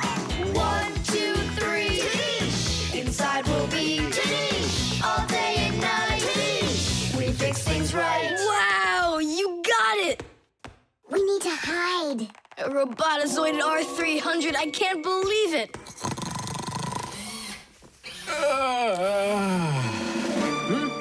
Well, happy birthday to you, Tom Thomas. I'm sorry, Tom Thomas. Last night, your robot, I broke it. Dad, it works perfectly! Don't you see? I'm so proud of you. You fixed it. I couldn't fix it at all. I tried everything. Oh, you want to tell me that the robot fixed itself? What a joker.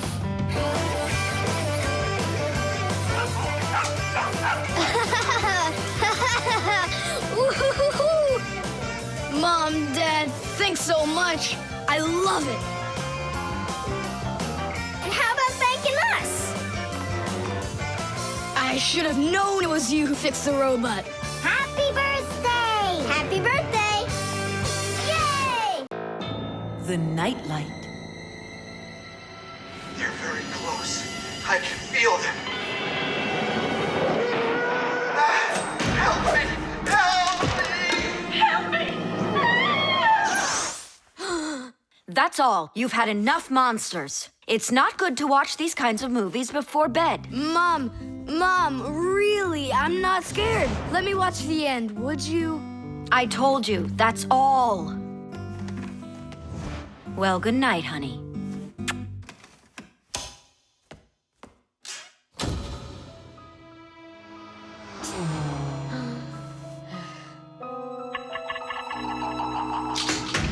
Ah! Who's there?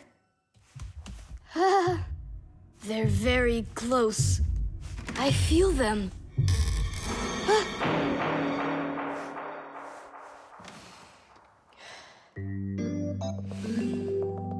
Can you believe it? He's sleeping, and he didn't turn the light off. Yeah, and so? And so, if every human went to sleep with a light on, there wouldn't be enough electricity to go around. Hup! Everyone can probably remember walking into an empty room with the lights turned on, or finding a TV on that nobody's watching. One little light or TV might not seem like much, but just imagine how many people are living on this earth. Well, if everybody forgot to turn off the lights or TV when they weren't being used, the amount of wasted electricity would equal the amount of energy produced by 100 power plants. And each of these power plants needs freight cars of coal or rivers of oil to keep running. And all that fuel has to be extracted and burned constantly. Now do you see how expensive burning a light bulb is for the Earth? So don't forget to turn off electrical appliances when you're not using them. It's so easy. Ah, who turned off the light?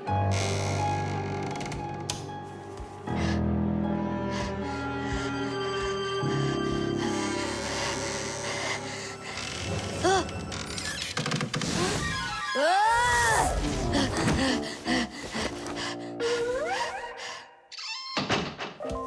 They're very close. I feel them. I feel them. I feel them. Look, what's up with him? I think he's playing sleep hockey. Looks like his position is left out. Ha ha. Anyway, he should get a penalty for wasting electricity. Ah. monsters! Hey, what do you think we are, hockey pucks? Nolik, Simka, forgive me. Who did you think we were? Monsters. Well, I see how you could mistake Simka for one, but obviously not me. Tom Thomas, what are you doing? Why are you sleeping with the light on? I was so dumb. I watched this monster movie on TV before bed. Now I'm scared to sleep without the light on. And that dumb old monster flick, why were you watching it? I felt like getting scared. You're great at getting scared. Keep quiet, or we'll wake up your mom and dad. How am I gonna fall asleep now? Here's a good idea. You can use a nightlight. A nightlight is a little light that humans who don't like to sleep in the dark use in their rooms. The nightlight has a dim glow. That's because it works with a special kind of light bulb that uses very little electricity. These kinds of light bulbs are called energy efficient. That's hard to say. And you can find nightlights that use such low energy bulbs that they can work off of a battery. But you know there isn't a nightlight here. How would you get by without us? Tonight, I'm here to help you. I'm gonna be your nightlight. Look, right there. There's our lampshade.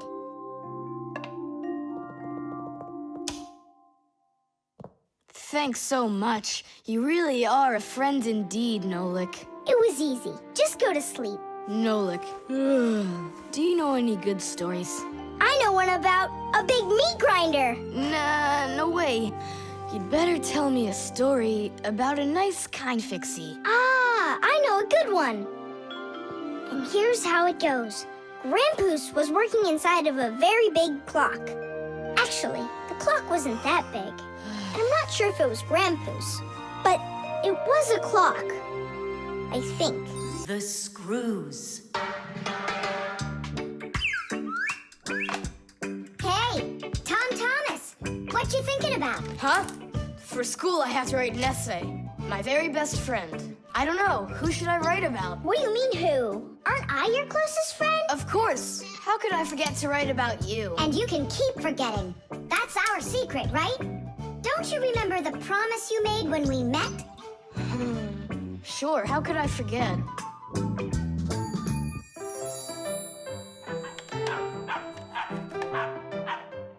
What's wrong with Chusaka today?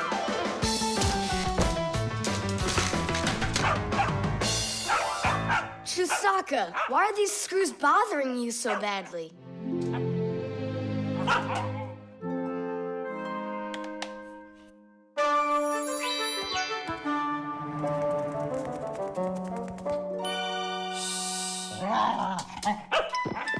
What's with you? Leave them alone already. Will you just calm down? You're gonna destroy my plane.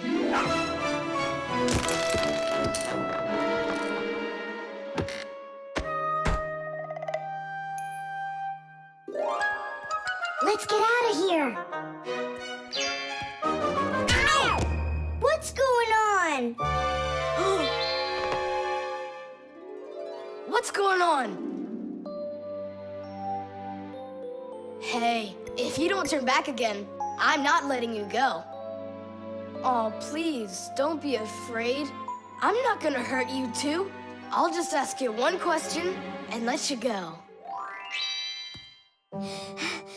Nolik, we can't. Don't worry about it. Quit your staring. Ask your question, boy. No way you can talk. Just tell me, who are you? Fixies. That's all. We answered. Now you let us out. Oh, wait, but what's it mean that you're Fixies? That's already question number 2. You promised to let us out, didn't you? I'm sorry. You can leave now. Simka, it's fine. I can see from his look that we can trust him. All right. We'll tell him. You gotta swear that you don't tell anyone else. I swear it. Fixies. We're the little people that live inside of machines and appliances and take care of them. Fixing them, cleaning them and oiling them. Humans never suspect us. They think that if something breaks and then suddenly starts working again, that it happened all by itself. Well, nothing happens by itself. It happens because we, the Fixies, are living inside. Yes, without the Fixies, humans would have so many more problems with their machines. That's awesome. And so what are your names? That's already question number 3.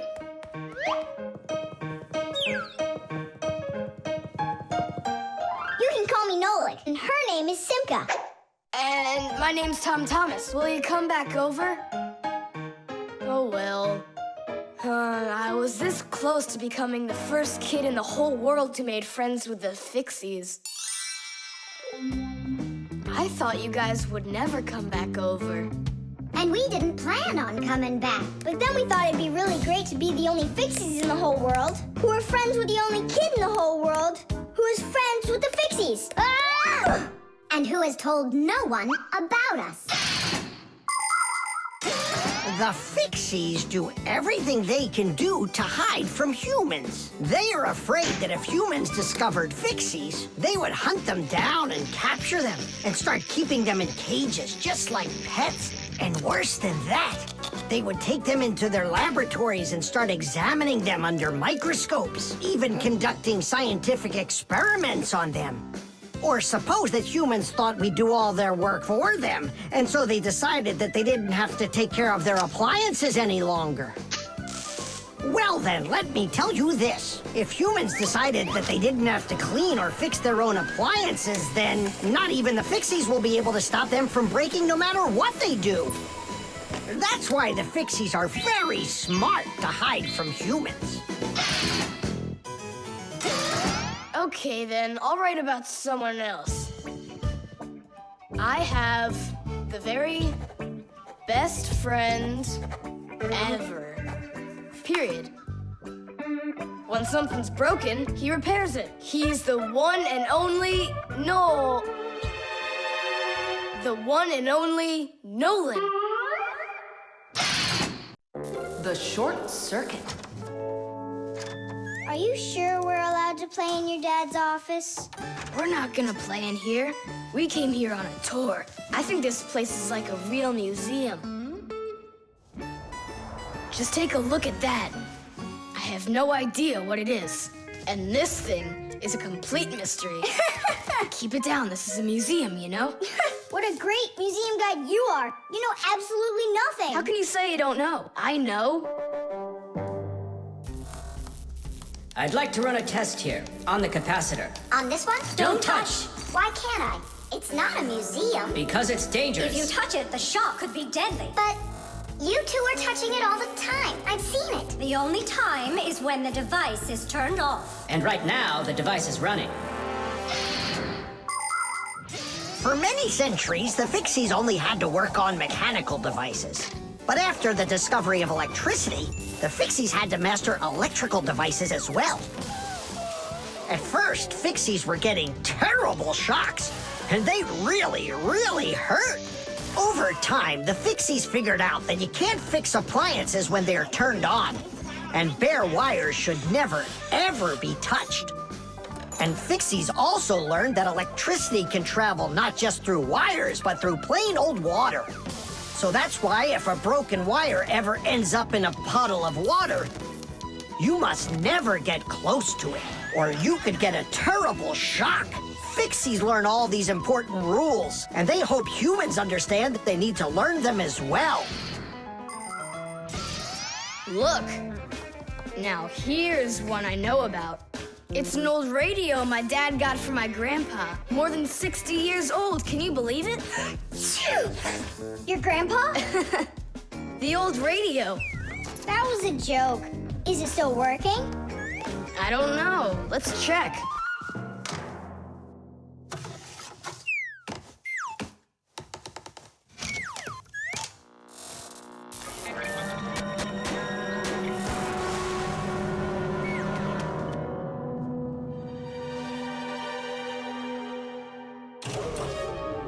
What was that?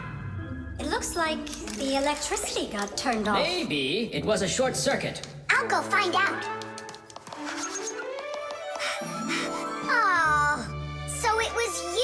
who caused the short circuit. I was in here showing all these things to Nolik, and we wanted to turn on the radio. We flipped the switch on, and then suddenly, kaboom, the lights go off. They're off everywhere in the apartment. So then how can I even warm up my pizza now? Soon it will warm up all by itself now that the refrigerator isn't working. Simka, what is that thing you said? A short circuit?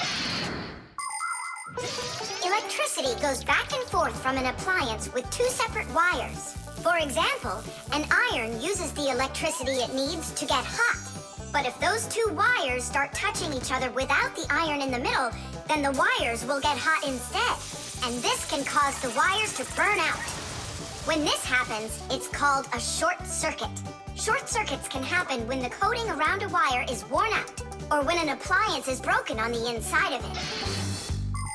So when you tried turning on that old broken radio, the wires in the apartment started burning. Does that mean all the wires got destroyed? Don't worry. In our apartment, there's an automatic switch to stop that. It turns off the electricity when the wires start getting too hot. Oof. And what about that, automatic switch? Is that something you need your mom and dad to turn on? No question. You definitely would. But you have us. Yeah. And we have Papus and Masya. I'll go tell them what happened here. And you guys, you turn off the radio. But we'll get electrocuted. What do you mean electrocuted? Thanks to you, there's no electricity.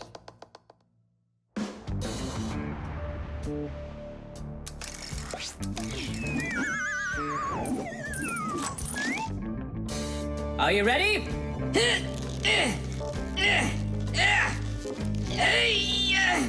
Pull it up.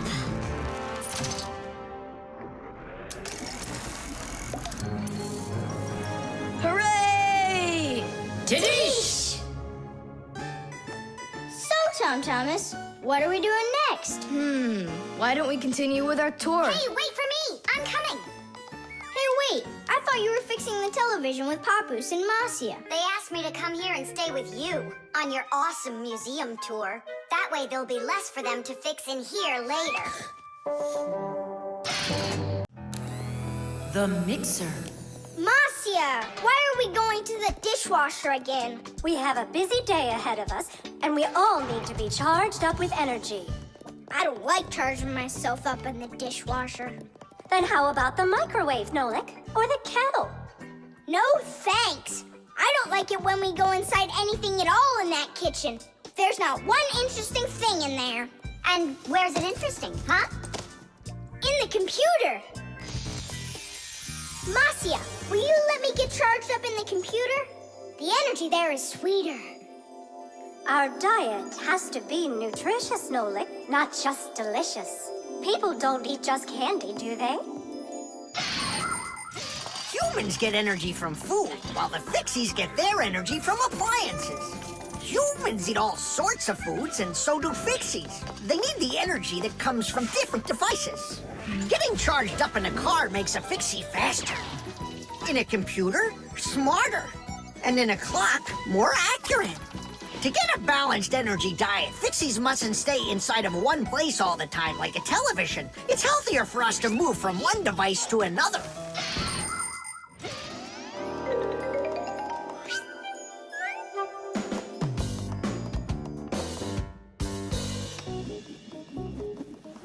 Good morning, Tom Thomas. What's the matter?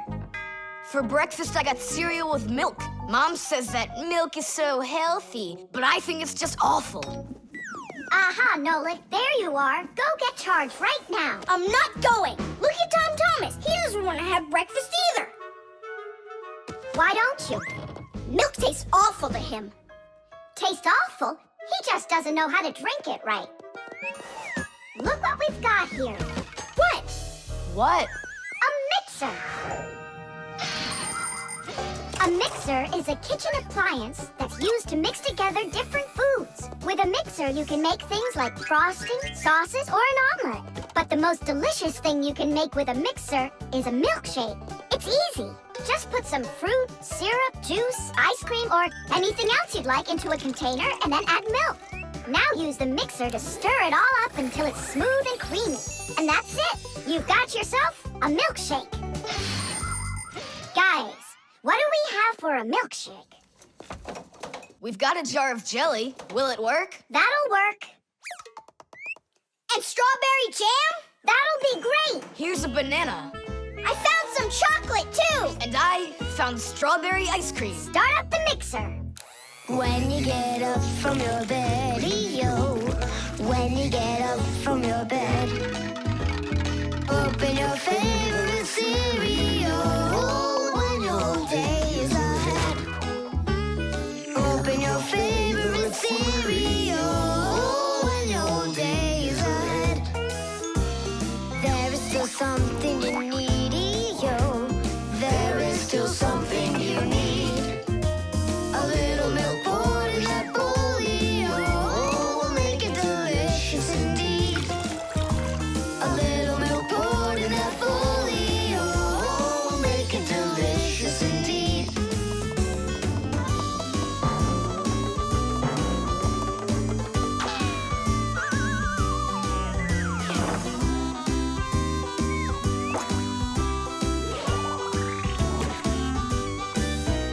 A little milk's all that you need indeed. A little milk's all that you need. A little milk's all that you need indeed. A little milk's all that you need. A little milk's all that you need indeed. A little milk's all that you need. Wow, this mixer's cool, isn't it?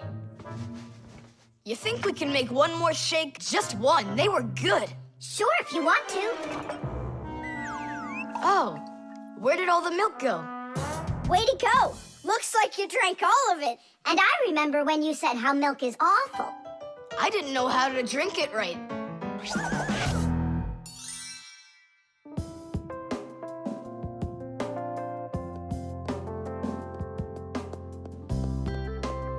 Simka, what in the world were you up to? And what happened to Nolik? Shh. Just come, I'll show you.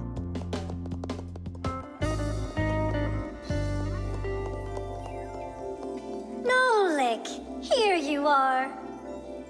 Didn't you say that charging up in the kitchen is boring for you? The mixer's not boring. It gives you energy that's yummy, delicious, and nutritious. The stapler. Tom Thomas gets the ball. He makes an incredible move. He's wide open.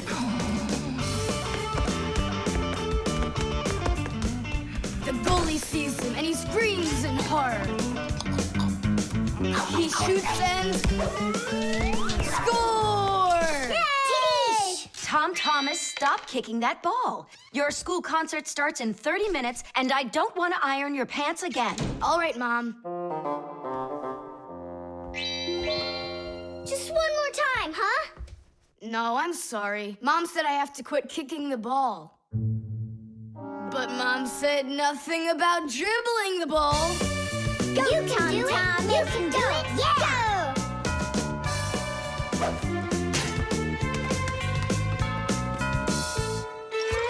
Go. Whoa!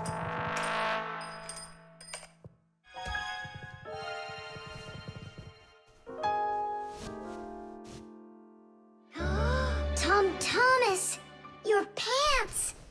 This can't be. These are my special concert pants. Ugh. Yeah, how will you go now? Well, your mom does have enough time to sew them. I'm scared to even tell her about it. She said that I had to stop playing. Hey, I've got it. Here. You think we should fix the rip in his pants with a stapler? Yeah, isn't it a good idea? I gotta try it out. You do. Like this? Stop! Why? What's wrong? My nose itches. That's all. Let's go. You're right, Nolik. It works. That is super. Yeah, the stapler's really great. Do you guys know how it works? Just keep stapling and I'll tell you. The staples for a stapler are lightly glued together. That way you can load many staples at once instead of one at a time. And a spring pushes the staples to the front.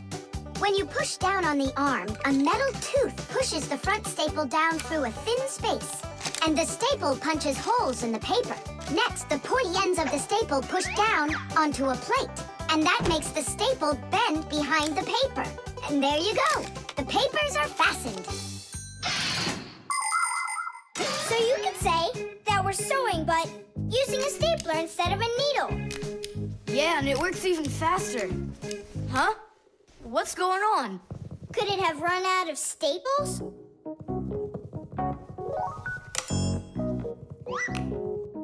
There's still a lot more staples, but one of them got jammed here in the slot. Tom Thomas, we're leaving in 5 minutes. Okay, Mom. So, did you get it? No.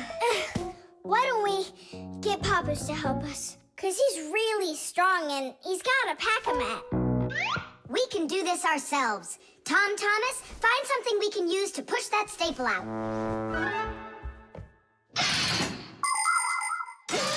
The stapler is not a very new invention.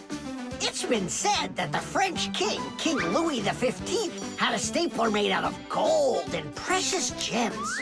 Unfortunately, it could only hold one staple at a time. Modern staplers are much more convenient, and people have come up with so many kinds for paper, for plywood, and even for skin. Yes, surgeons often use them during operations. Then there's the staple gun that's used to upholster furniture. And its older brother, the nail gun, can even be used to hold together the walls of a building. And here's an invention almost as important as a stapler. It's the staple remover. With its help, it's possible to remove the staples put in by a stapler. How about the screwdriver? That'll work. Look, the screwdriver fits perfectly into the slot. Ah, that's great. Now push that staple through, only keep your fingers out of the way. Or you won't finish sewing. Tadish! It's still not Tadish. You haven't fixed your pants yet. That's it, they're done. Now we can say, Tadish! Tom Thomas, are you ready? Of course. My idea with the stapler was smart, wasn't it?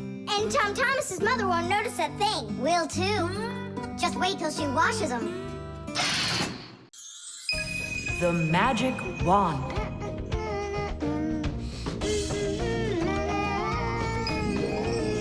Oh, Tom Thomas, how did you get here? It was a piece of cake. I just got this cool magic wand as a gift, see?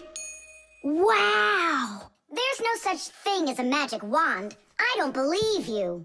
You just wait. Any wish is the wand's command. Check it out. Today I want my school to be closed. Golden wish, Tadish! Tom Thomas, your teacher from school just gave me a call. She said your school has totally disappeared. How odd. So I'm not going to school? Well, how? Instead of school, we'll go to the park. Hooray! Real magic. Oh, it's so great. No, there's no magic. They're only illusions. I don't know what illusions are. It's when what we think we're seeing is not what is actually happening. Have you ever seen a magician pull a rabbit out of an empty hat? Do you think it's magic? No, it is only an illusion. In reality, the rabbit's hidden inside the table that the magician puts his hat on. The lid of the hat is made with a secret hatch. And when the magician puts his arm inside the hat, he grabs the rabbit from the table below and ta-da! How every magic trick works may be a secret, but every illusion does have an explanation. I'm telling you, this wand's totally magical. Right now, I can make a rabbit appear out of this trash can for you. Golden wish, Tadish! Oh, that wasn't the idea. Looks like a dog to me. Wait, one more time. Golden wish, Tadish. Golden wish, Tadish. Tom Thomas, will you cut it out? One Chusaka was already enough for us, and now there's 3.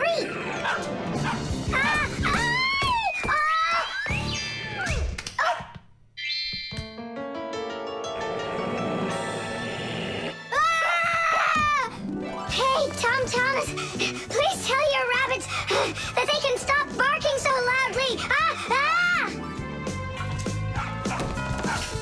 Shame on you for attacking helpless little kids. Wait, I'll make you bigger now. Golden wish, Tadish.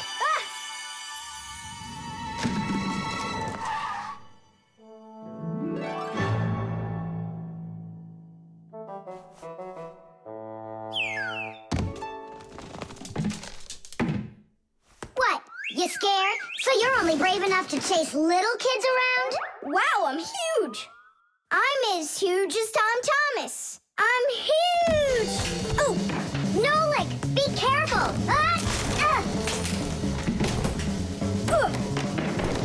How can you live being this tall? It's so inconvenient. And I thought it was tough when you were so tiny. Tom Thomas, are you ready? Hey, why do we have 3 dogs all of a sudden? Oh, my word.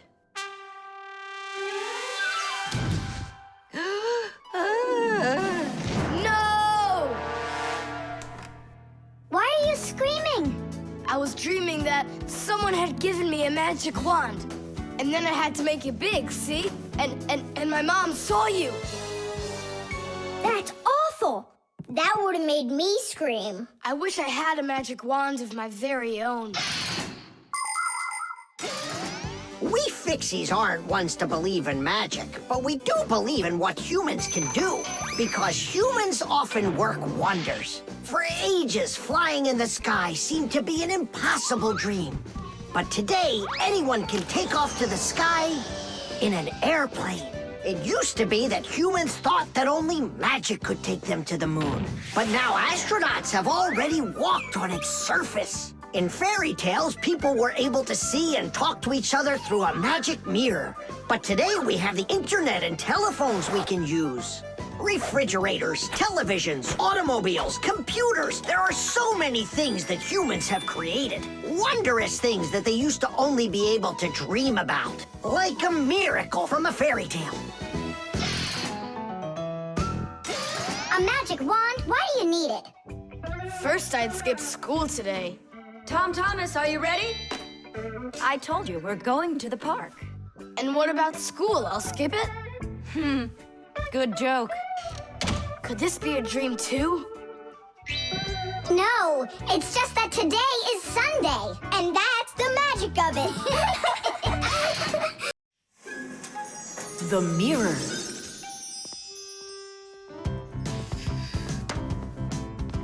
Hi there, Tom Thomas. Why has this mirror been standing here in the hallway for a whole week already? My dad can't seem to find any time to hang it on the wall. Are you sure it won't fall? It hasn't fallen so far.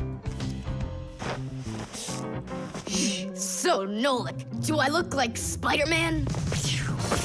Ah! No, you don't look like him at all. Yeah! Hey! You can't climb on walls like Spider-Man. Yeah, I'm sure you can do it. I can do it. Just give your chewing gum to me.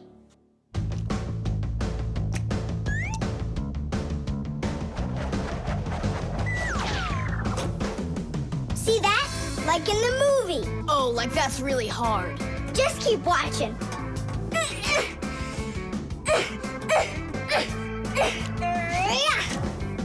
That's hard. Feast your eyes and see what the only spider Fixie in the whole wide world can do.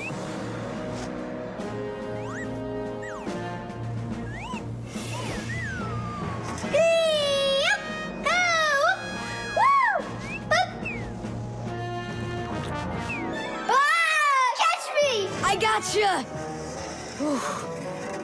The mirror! Whoa!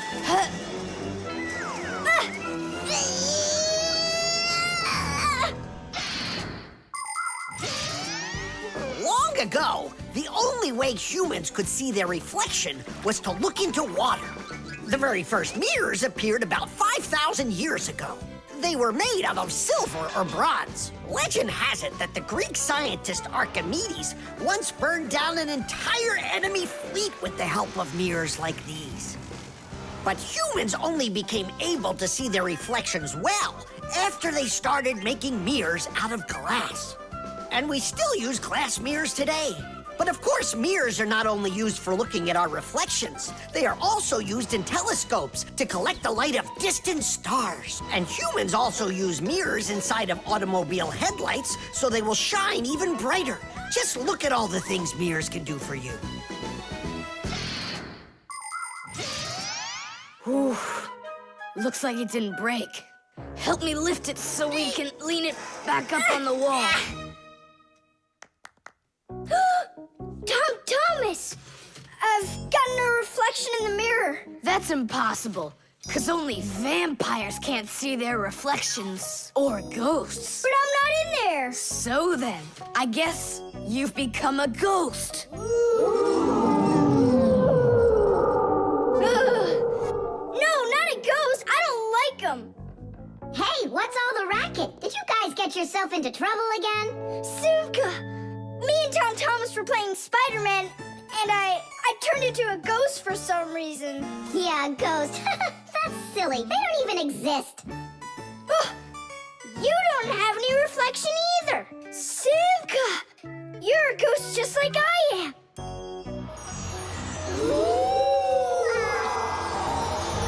That's just goofy. Look! Just look! Here I am! Well, hi there. But why couldn't I see myself over here? It's probably because the mirror is scratched on the back. Tom Thomas, do you think you can rotate the mirror? It's just like I said. Some of the special coating got scraped off of the back. A mirror is not just a piece of plain glass. Plain glass lets light pass through it, but a mirror reflects light. To turn a piece of glass into a mirror, people spray a special shiny coating on one of its sides that reflects everything. And then to protect the shiny coating, an extra layer of paint is put on top of it. But even with that protection, you still have to handle mirrors carefully. Because mirrors can easily scratch or even break. And do you think that this one is possible to fix? Yeah, we can do it. It's a good thing you have a pack-a-mat with you.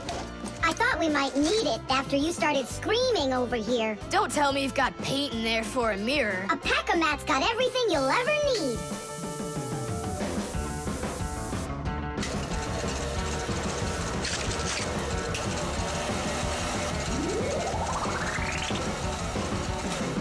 It's all ready.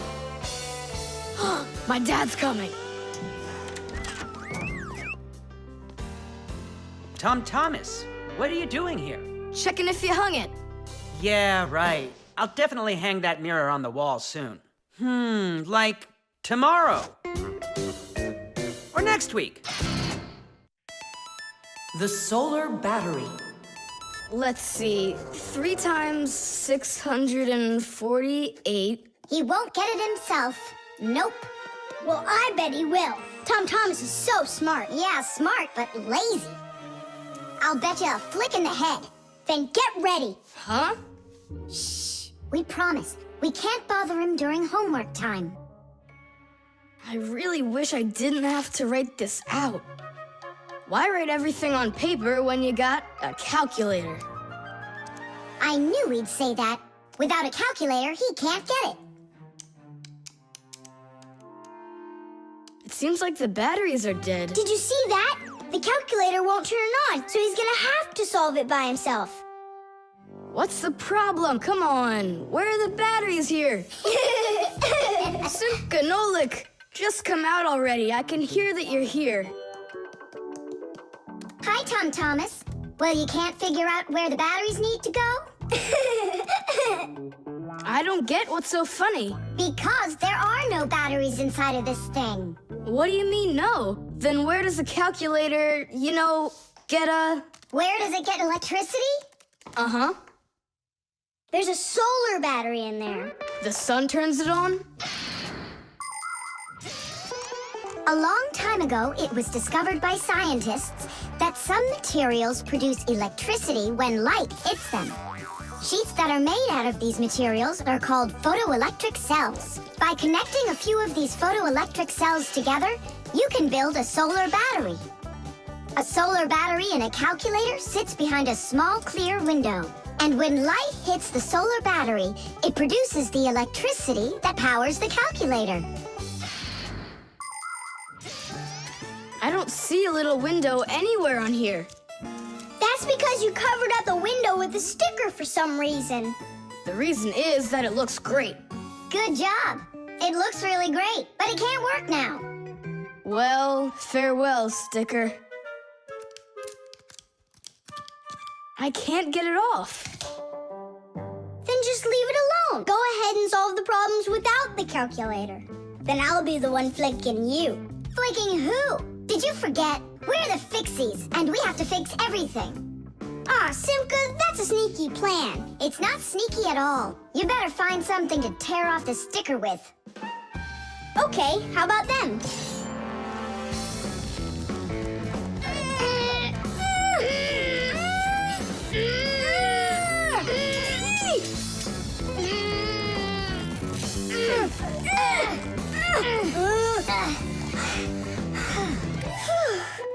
It'll take forever doing it this way. Yeah, I got an idea. Let's use this paper clip. And what's next? I'll just stick the end to the paper clip and then wrap it around. Tadish! With the help of solar batteries, we can produce electricity without burning any oil or coal. Unfortunately, these batteries aren't very powerful. A calculator can get enough energy from a small little battery. But in order to power a whole city with solar energy, you need to have power plants with huge fields full of solar batteries. And of course, it's best to build these plants where the sun shines bright and long, like out in the desert. By the way, in outer space, the sun shines very brightly, and it's never blocked by clouds. That's why all of the vehicles and satellites in space use solar energy for power, including the International Space Station, where astronauts from different countries work together. Tom Thomas! What, you guys all done? Uh-huh. Now you can go solve your problems on the calculator. But I already solved them on paper before you peeled off the sticker. Hooray! I'm the winner!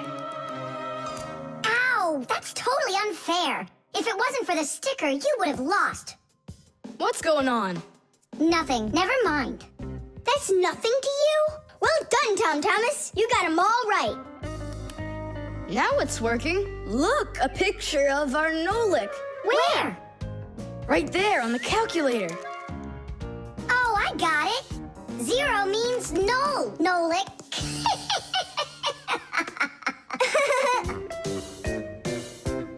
Good one. The hairdryer. Nolik, are you here? Yep, I'm here. I got a cool trick to show you. What? Oh! That was real magic, dude. Took long to learn it? No, that's not the trick. It's a trick with helium. Oh, what is helium? Well, helium's a very light gas they fill balloons with so they float in the air. That's not magic at all, you silly. Who's never watched a flying balloon? The trick's not about the balloon flying. I need to get its gas. Ugh. How can I get it down from there? Get a hairdryer. That's the way to do it. Yeah, what for? So I can show you a trick. All right. Mom, can I use the hairdryer for a minute? A hairdryer is a great, simple invention.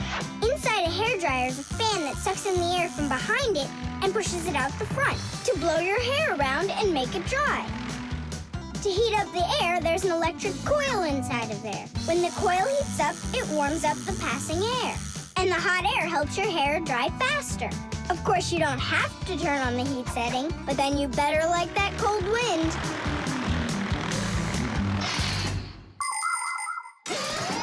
Nolik, I'm right here. here's the dryer. I want to see your trick. All right, flip the switch. Now you lay the ball right into the airstream. Oh, great! The ball's flying. And now it's my turn to fly. Really?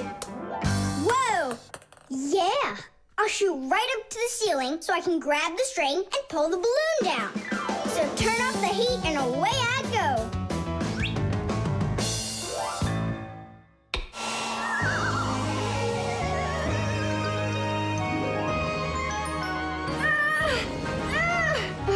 Switch it on to high. Got it. Give it to me. I can't get it down. It's probably because you're little and weigh like nothing. And what? Do I have to wait till I'm heavier and older to get down? I don't know. Then you'd better get my sister. She'll tell us what to do. Simka, come on out. Well, what's going on? Look. Hi there. How'd you end up on the ceiling? I was just showing off that funny hairdryer trick. I'm laughing out loud. Ha, ha, ha. I can try flipping on the hairdryer and lifting you up to Nolik. So both of us can get caught hanging up there? Well, thanks, but I don't need it. Then what do you need? Just a broom or a mop. You know how to do a trick with a mop? Uh-huh. Just make it fast. They can be quite ingenious creatures, those humans. Sometimes they figure out clever ways to use ordinary devices, like a hairdryer. Of course it can be used to dry hair, but it can also be used to dry a wet spot on clothes. And a hairdryer can even be used to remove a sticky price label. Now, suppose you buy yourself a new cup that has a terribly sticky sticker that just seems impossible to peel off. Well, try warming it up with a hairdryer. The glue will dry up a bit and the label will come off easier. There's no doubt that a hairdryer can be very useful in any household. But you need to be extremely careful with it, especially in the bathroom. If water gets inside a hairdryer, there's a real risk of getting a horrible electrical shock that can seriously hurt you and destroy the hairdryer as well.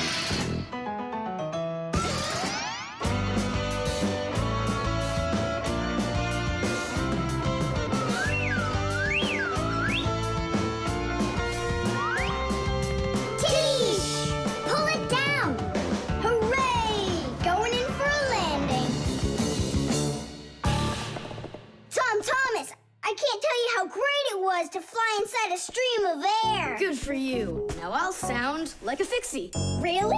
Uh-huh. Huh. Watch me. Hey, what are you doing? Just look. I'll breathe in one breath of helium. Isn't it bad for you? You can only breathe a little. Hey, hi there. Oh, Tom Thomas became a Fixie. And that's my trick for you. Funny, huh? Oh, that's too funny. What a squeaky little voice you got there. See, I'm already not a Fixie. The helium stops working after just a couple seconds. That's good. Because such a humongous Fixie couldn't fit inside any machine. The lever.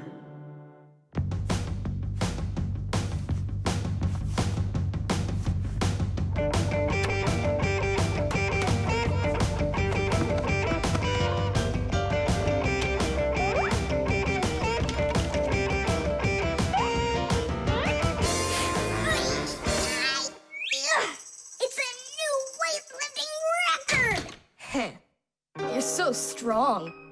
That's so light, I could lift it up with my finger. Oh my, but do you think you could lift up your nightstand? Don't know, never tried it. So then go on. No way! And you are so much bigger than that nightstand. But watch, I can lift this big pencil. And just look how much smaller I am. So, who's stronger, you or me? Well, I guess it's not me. The Fixies may be very small, but they are actually much stronger than humans. Yes, it's true. What, you don't believe me? Well, who's stronger, an elephant or an ant? You think it's the elephant. Well, of course, it's so much bigger. But did you know that one ant can lift up 50 ants its own size? And an elephant? It can't even hold up one. So it turns out that for its size, an ant is much stronger than an elephant. And the same goes for Fixies. Fixies are incredibly strong for their size. They can lift things that are 100 times heavier than they are. And Fixies can jump 50 times higher than their own height. If humans were as strong as Fixies are, they'd be able to lift an automobile all by themselves. Yeah, Tom Thomas. It's time you built up your strength. Well, how? Start lifting dumbbells. Or if you want to, you can use my barbell. No thanks. I'll use the dumbbells my dad has. They're in his office, I think. Oh, there's one. And where's the other one? Aha, there you are. I'll get you out of there. Come on. I'm helping you here. It's stuck. All right. Move aside. I'll get it right out. What is this, glued to the floor or something? Hey, what's all the racket? Hi there, Simka. We can't get the dumbbell out from under there. Well, of course you can't. The sofa's pressing down on it. So that's what it is.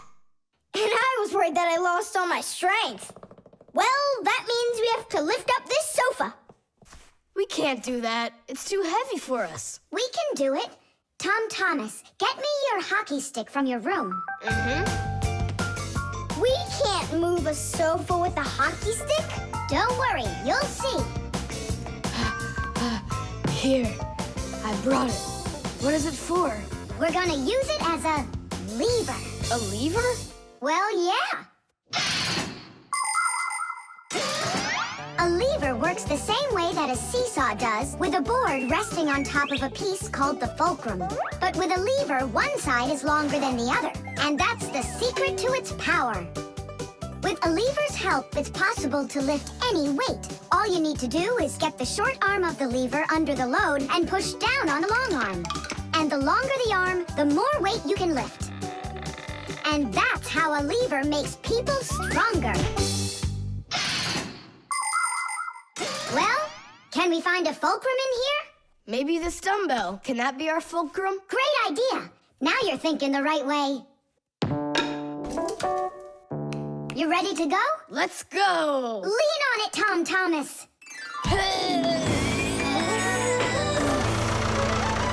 Yay! It's working! Tadeish! I'm so strong, did you see? Now watch how I lift Dad's heavy weights for you. Look, I can do it. It's just like I told you. You'd be better off training with my weights. Didn't you just see me lift up the sofa? You didn't lift the sofa, the lever did. Did you ever hear the saying, knowledge is power? I've heard it. Although, some physical power won't hurt you either. So pick up your lever and go out and play some hockey. You know how built those hockey players are.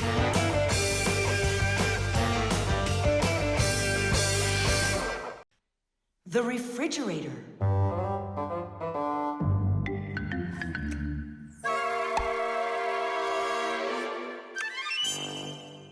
Good job. My homework is all done.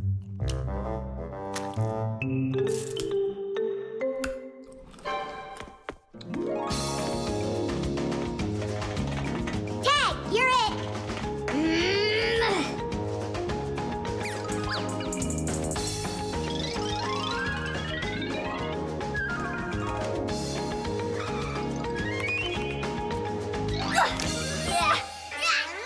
Haha, Tag, now you're it. Simka, I'm stuck.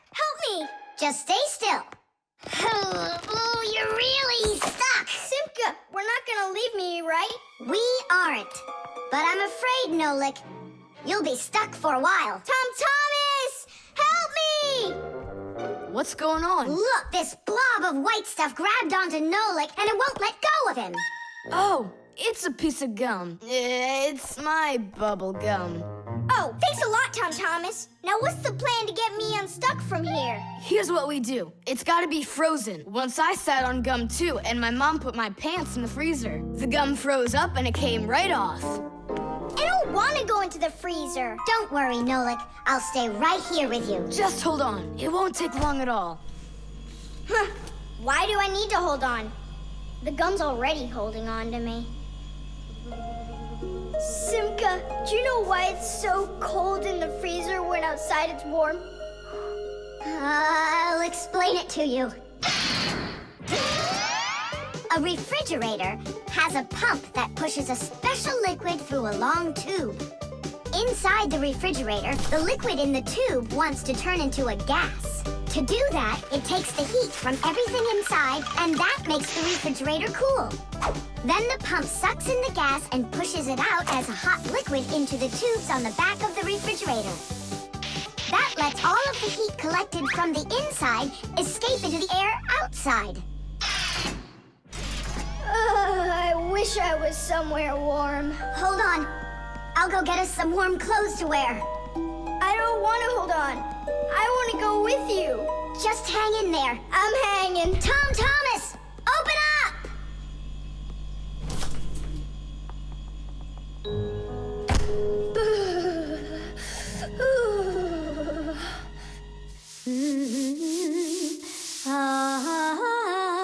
Marcia, do we have any warm clothing to wear? Why in the world do you need it? I just do. Well, I need to know what is happening.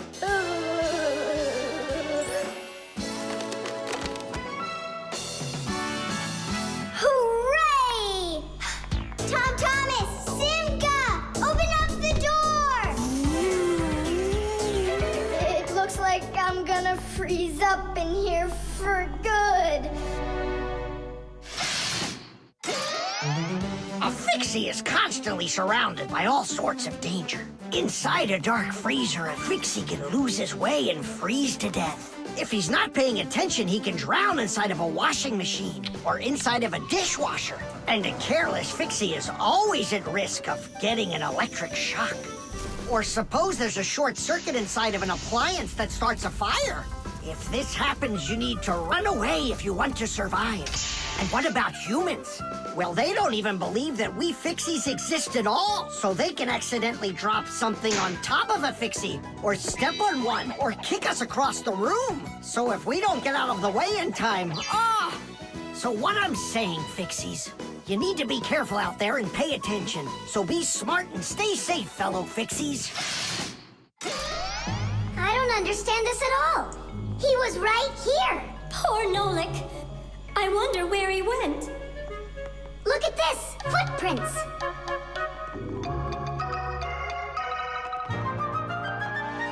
Nolik, you're alive. You scared me half to death. How did you get out of there? Well, you told me about how a refrigerator works. And so I found that cold tube and started crawling on it until it got hot, and then I was here. Hey, there's smoke coming out of you. We need to cool you down right away. Huh? Where? I don't want to go into the refrigerator. Stop! I was joking. Look how it froze. I could break my teeth on it. You aren't gonna chew it anymore. I'd never do that, not after Nolik sat on it. Well, you didn't need to stick it where it doesn't belong. Hey, I apologize. I'll go and throw it away. Maybe you'll try the trash can? Paper. Hey, Tom Thomas! You're watering plants? Not only, I'm writing an essay for school. I don't get it. I have to write an essay that's called How I Take Care of Nature. Only I have to write what's true, so I'm writing what's true. Watering my plants. Oh! Chusaka. Chusaka, come here, girl. Stop. Don't be scared. Why did you pick her up? I want to pet her a little so I can write about how well I take care of animals. Tom Thomas, I want to take care of nature too. That sounds good. And what should we be doing? We could try saving air by not breathing as often. Awesome idea! Way to go! Saving air. Let's go for it. And ready?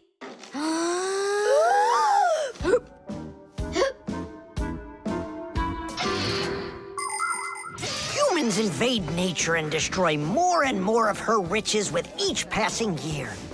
They extract her minerals and oil, cut down her trees, and pollute her air and water. They do all of this to produce food and all sorts of other things. It's a shame that people don't really need all these things that they produce.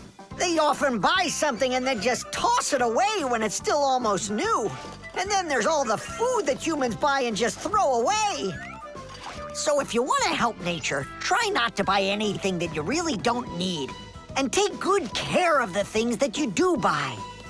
And you can be sure that we Fixies will do everything we can to make your things last as long as possible.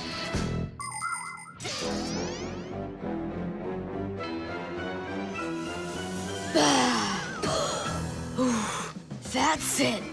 Now we can write it. Write this. I also do my duty by saving air. A whole 20 seconds worth. You got it? What's that noise? Huh. I must have left it running when I needed some water for my plants. Tom Thomas, I think you should write that you're saving water too. It really matters because there's not enough of it. Nolik, that's a good idea. Let's add that.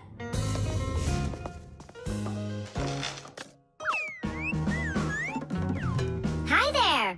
What are you guys up to? We're writing about how Tom Thomas protects nature.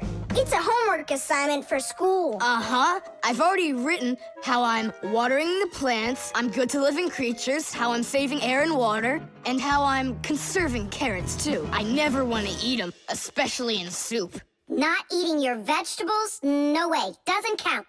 You sure that? Mm-hmm.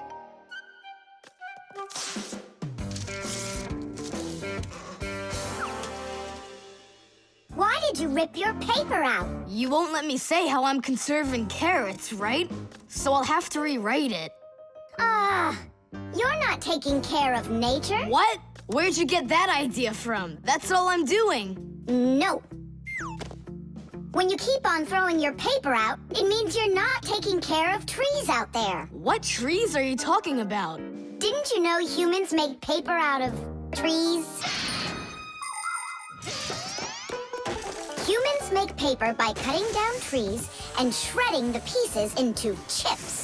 The chips are then placed in water, chemicals are added to the solution, and then it is all mixed together into a mushy, watery substance called pulp. Next, the water is drained from the pulp, and with the help of huge rotating drums is flattened into thin sheets of paper. So you see, to make new paper, humans have to keep cutting down trees. And you should know this. If every person on the planet would use one less sheet of paper, you know, they'd save 1 million trees all together. You sure? I'm sure. And now that you know about trees and paper, what are you gonna do next? Hey, you know, I've decided not to write any essay for school. You what? I want to help save more trees by using less paper, that's all. Oh, Tom Thomas, you're my hero.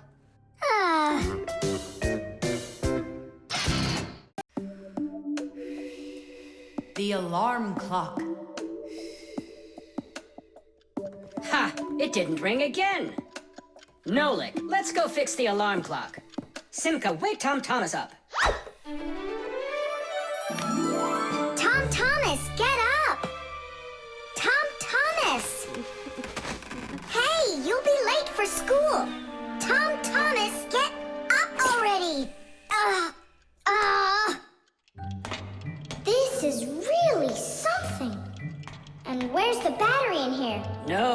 is an old mechanical alarm clock. It doesn't work with a battery. It uses a spring. How's that work? People wind up the spring tightly, and then as it slowly unwinds, it turns the gears, which turn the hands of the clock. Achoo! Oh! What? The alarm clock broke. Let's hurry and get you washed up. Tom Thomas, are you just getting up? Dad, the alarm clock didn't go off. It's broken. Here's the problem. It won't turn, because the feather's stuck in the gears. Nolik, help me.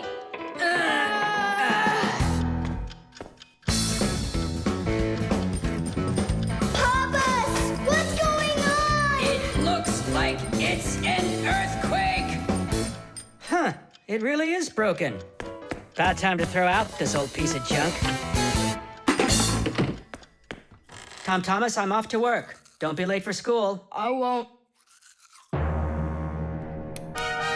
Where are we? In the trash can. And what's gonna happen to us? Well, you see, Nolik. People throw out broken things without a second thought. Even appliances that can still be fixed end up in the trash all the time. And the trash is taken to a horrible, deadly place called the dump. If a Fixie happens to be inside a broken appliance, he will come face to face with great danger. Once, my uncle got thrown into the dump buried inside an old TV. He barely managed to jump out of the bulldozer's path, and it was a miracle he didn't end up in the incinerator. After that, he just roamed around the huge dump, trying to fix anything. He became totally crazed. Whew. Good thing the Fixie Rescue Squad managed to find him and bring him back home. I don't want to scare you, but we might be taken to the dump, my boy. Papas, I'm scared. Huh. Where is the alarm clock? Maybe my dad took it to get fixed. But Nolik and Papoose are in there. Now just a little bit further. I don't want to go to the dump. No tears. There's only one way out of here. We need to fix the clock and make it ring. But how? Inside the clock, there is the main spring, and there's also a second spring. The second spring is held still by a brake, and so it waits. When the little hand reaches the time the alarm was set to go off, the spring jumps off the brake, and the gears are free to start turning. That makes a little hammer beat the cup of a bell very, very quickly. And that's how an alarm clock rings. So this feather is stopping the gears and not letting the hammer strike the bell. Exactly. I'll start rocking the gear back and forth, and you tug it. And 1, and 2, and 3. Tadish!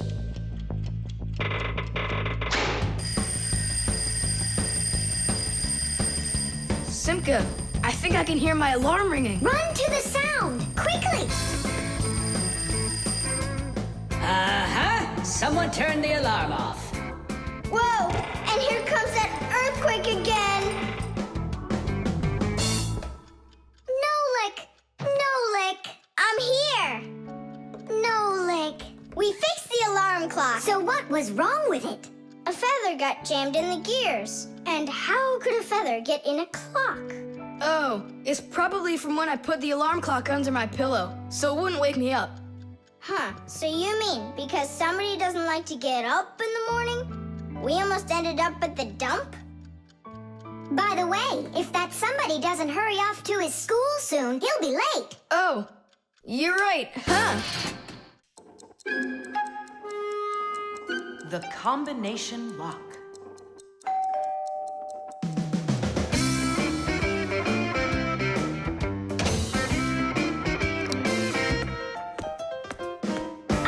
He's home!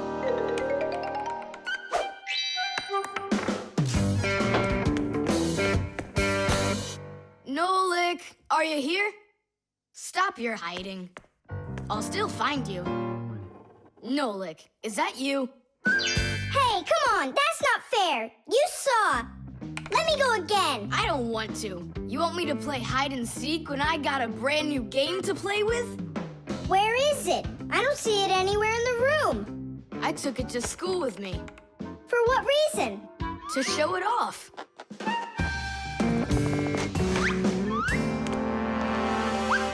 Wow, awesome game. Tom Thomas, can I play your game? Because I'm not done playing with it yet. Now just try asking me to do some favor for you. Wait, was it a 3 or a 4? It could have been 5. I forgot. What about? I forgot the combination. And now I can't even do my homework. Everything I need to finish is inside of there. I'm not climbing in to find out your homework. Don't even ask me. Tom Thomas, why do you look so upset? The code for the lock. I don't remember it. Don't you worry. Ha! We'll open it. I know all about a code lock.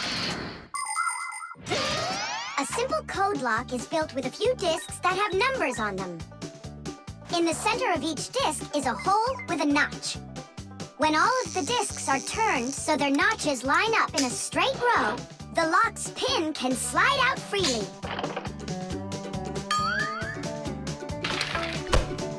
And to get the notches to line up, just turn the discs to the lock's code and the lock will open. It's that simple. It looks like we gotta take a look inside the lock. Ah, I see. Nolik, where are you? There's work to do.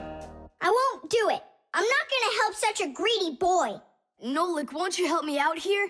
And I won't be so greedy anymore. All right, you broke me down. Only as soon as we're done, you're gonna let me play with the game. Right. There's no room in here. Hang in there. We'll start turning the discs one at a time, and you yell stop when they're lined up. Stop! Turn the next one now. Stop! Stop! Now try. Yes! Alley-oop! Titties! Hooray! And your code was really simple. Way too simple. The secret numbers and letters that you use to lock something up are called the code or the password. And to make sure your password's a really good one, here are some things you should know. Never choose a password that's really simple for someone else to guess. Like one with numbers or letters that are all the same or are all in order. It's also a bad idea to make a password out of your birth date or name. It's better to think of a password that's a bit more complicated. And don't forget your password once you come up with it. Write down your password on a piece of paper and keep it in a safe place, but don't show it to anybody else. And then, if you happen to forget your code or password, you'll be able to remember it with the help of that piece of paper.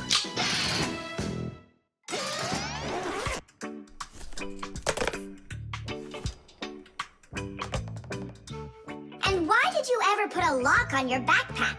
I was hiding the game from the other kids. Then why did you take it to school today? I wanted to show it off to my class. And did you show it? No way. If they would have seen it, they'd be like, I want to use it. I want to play. And so you hid it and didn't show it to anybody. Not to anyone. Then why take it to school, silly? To show it off there. You're just some show-off. You're just some greedy... Oops, sorry. Once greedy boy. Will you let us play now? Play away.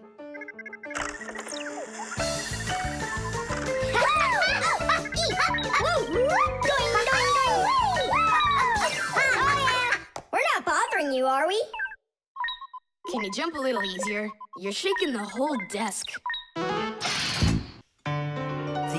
aquarium. The coast is clear. The humans have left. Come on, let's go.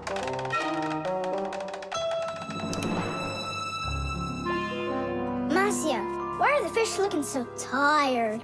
'cause they're not getting enough air in there. The water in the aquarium is dirty and it needs air, but the filter isn't working. The filter? Yes, that device over there.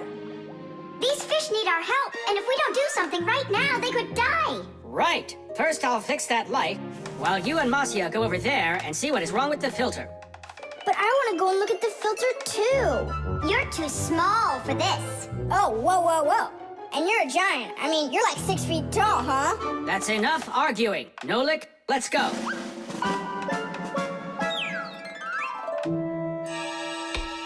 Well, let's check it. Not working. Nolik, where are you? I'm up here. What are you doing up there? Nothing. Holding on. We don't have time for that. Get down. We have to get this switch working.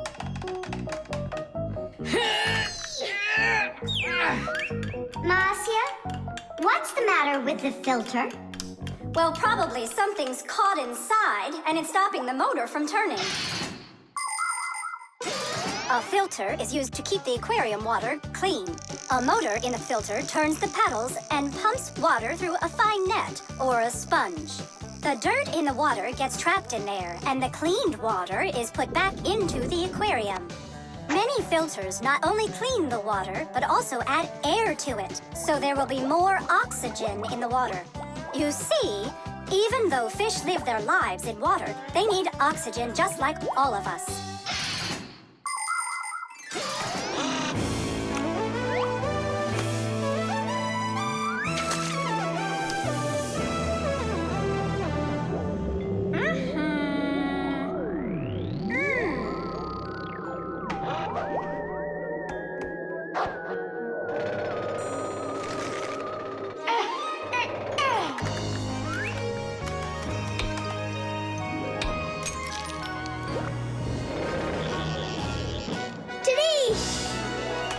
Way to go there!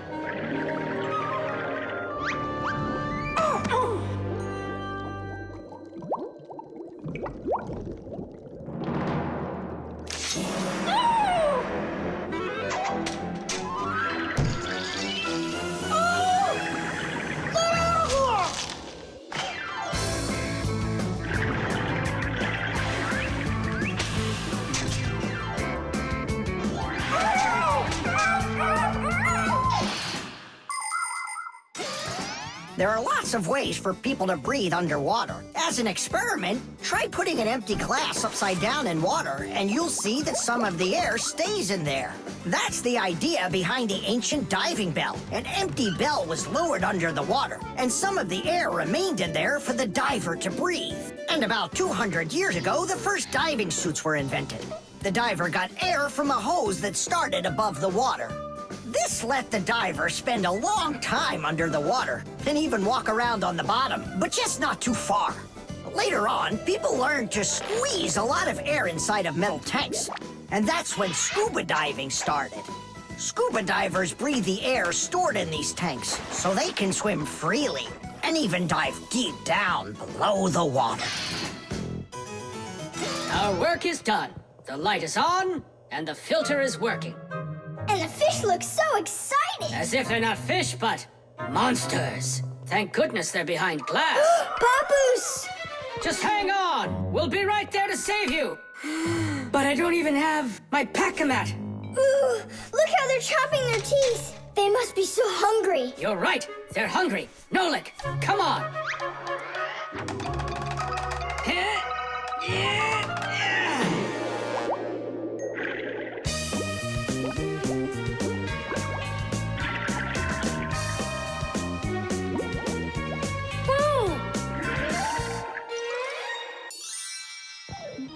I can't believe those fish. They're so ungrateful. We went ahead and fixed their filter, and all they wanted to do was gobble us up. And I'm the one who saved you from them. I was the one watching what was going on.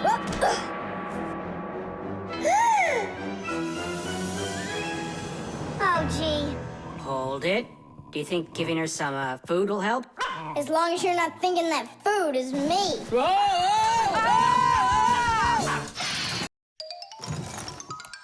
The pen.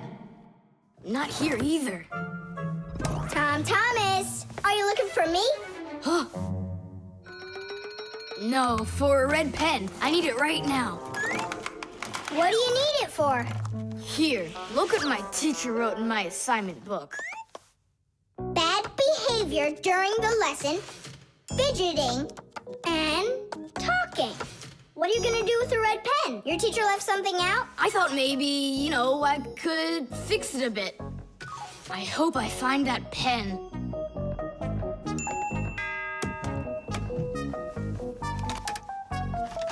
Oh, whoop. Oh, whoop. Oh. Oh, wow. Good catch. So, what do you want to fix on it? I'll just add a couple of no's, and then it will say that I had no bad behavior during the lesson, no fidgeting, and no talking. See, no problem. Cool. And then add this at the end. Tom Thomas is a perfect student. Nah, then they would guess I did it. What, is it clogged up? A little scribble will do it. That's not a pen. It's more like a penknife. Oh, look, the ball's missing. What ball? It's a pen. It's a pen, but it's a ballpoint pen. Old-fashioned pens work by dipping the pen into a jar of ink. But with a ballpoint pen, the ink is stored inside of a tube that has a metal tip on the end with a small steel ball. Well, small for humans, that is, but of course, for Fixies, it's quite large.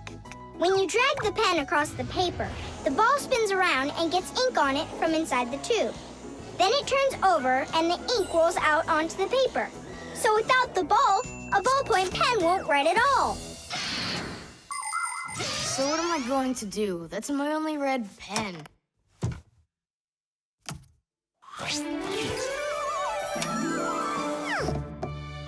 Hi, everybody. Why do you look so sad? We lost the ball from the tip of this pen. Where? It's here somewhere. Then you're in luck, boys. In the pack-a-mat, there's a metal detector. You can use it to find different kinds of metal objects.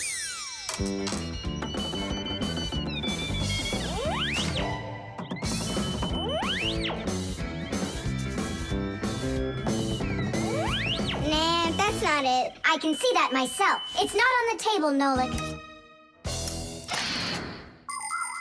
Until not that long ago, humans used pens that had to be dipped over and over again into an inkwell. This was quite inconvenient, and so to make writing easier, the fountain pen was invented. A fountain pen could be filled up with ink, so it could write for a much longer time. But fountain pens would often leak, leaving blots of ink on the paper. This problem was solved with the invention of the ballpoint pen. Ballpoint pens are simple, handy, and reliable, except that you can't write with them on a wall or upside down for a long time. That's because the ball uses up the ink on it, and the ink can't flow up to the tip. But even this problem has been solved. There are now special ballpoint pens that can be used by astronauts floating in space.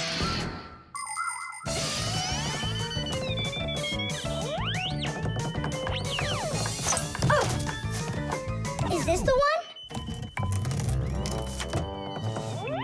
You're right. That's it. Don't you just see how awesome my metal detector is? Is that what you're calling me now?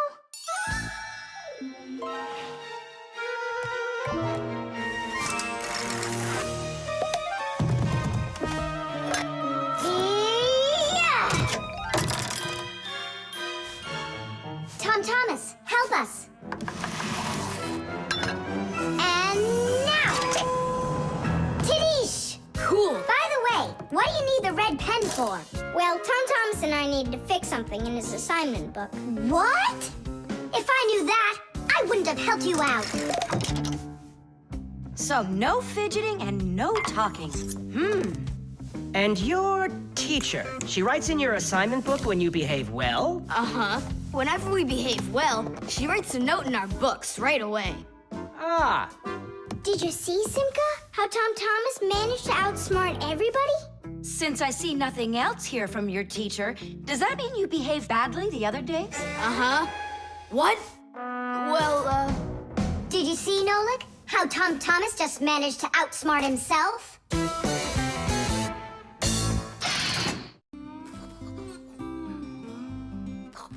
the remote. Hey, Simka, the button got stuck on the remote. How can we get it back out of there? Look and learn, Nolik. Please help! Oh, come on, come on, come on, come on, come on! Oh, oh, oh! Should I let it go now? Oops.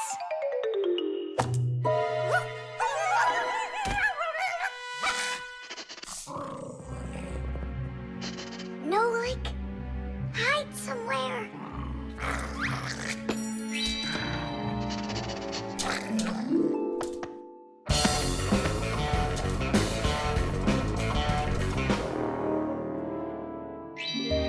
Nolik, she stole the remote. Nolik? Where are you hiding? Nolik! Hello there, Fixies. Hey, where are you? Hey, Tom Thomas, you got here just in time. Chusaka ran off with the TV remote. And so what? I can turn it on without it. And my favorite cartoon is just about to start. Forget about the cartoons, will ya? Nolik is missing! I'm afraid Nolik hid inside of the remote. And Chusaka took it. Oh no, Nolik's in big time trouble. Tom Thomas, there must be something you can do! Chusaka, Chusaka, come here. Where is that dog hiding? I'm gonna go look in the other rooms. Simka, Tom Thomas, here I am. I'm over here. For now, I'll wait here. Chusaka's not out there. Where are you? Hey, Simka. I ran to get a pack-a-mat. What are you gonna do with it? I'm gonna search for the infrared ray that comes out of the remote. That's so great! But what is it? I'll explain it to you. Inside of most remote controls, there's a special type of light bulb called a light-emitting diode, or LED for short. When we press a button, the LED sends an invisible infrared ray.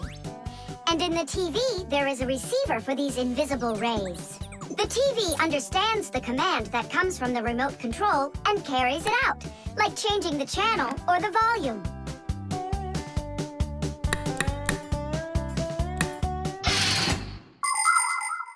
If the rays are invisible, then how is it possible to see them? In the pack-a-mat, I've got these special goggles that can help me. And now what? Yell to Nolik. Get him to close the contact on any one of the buttons. Nolik! You gotta push one of the buttons down on the remote. A button? But how am I gonna do that? Wait, 1 second. Chusaka Chusaks with a brain full of rocks.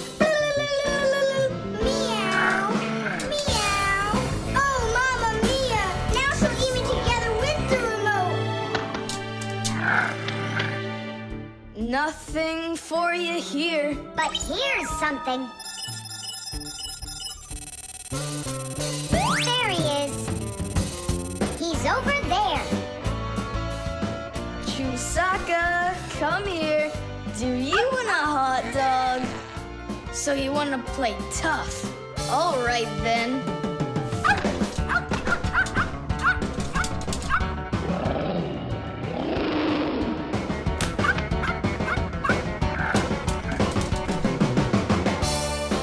Hooray!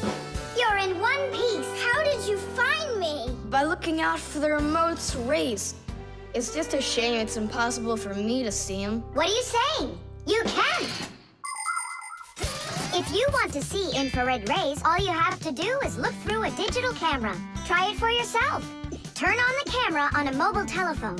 Now go ahead and press any button on the remote control and point the camera toward the front of it. You'll see a bright dot on the screen of the camera. That's the light-emitting diode working. It's letting off a special light that can't be seen by the naked eye. It's also possible to point the remote control at a mirror. And then through the camera, you can see how the light-emitting diode turns itself on.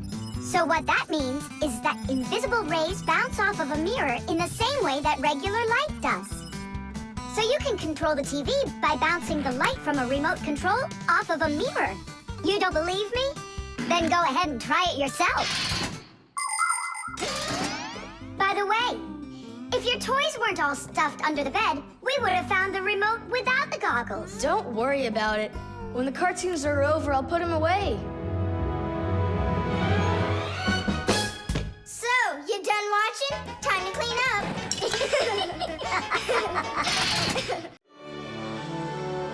The string lights.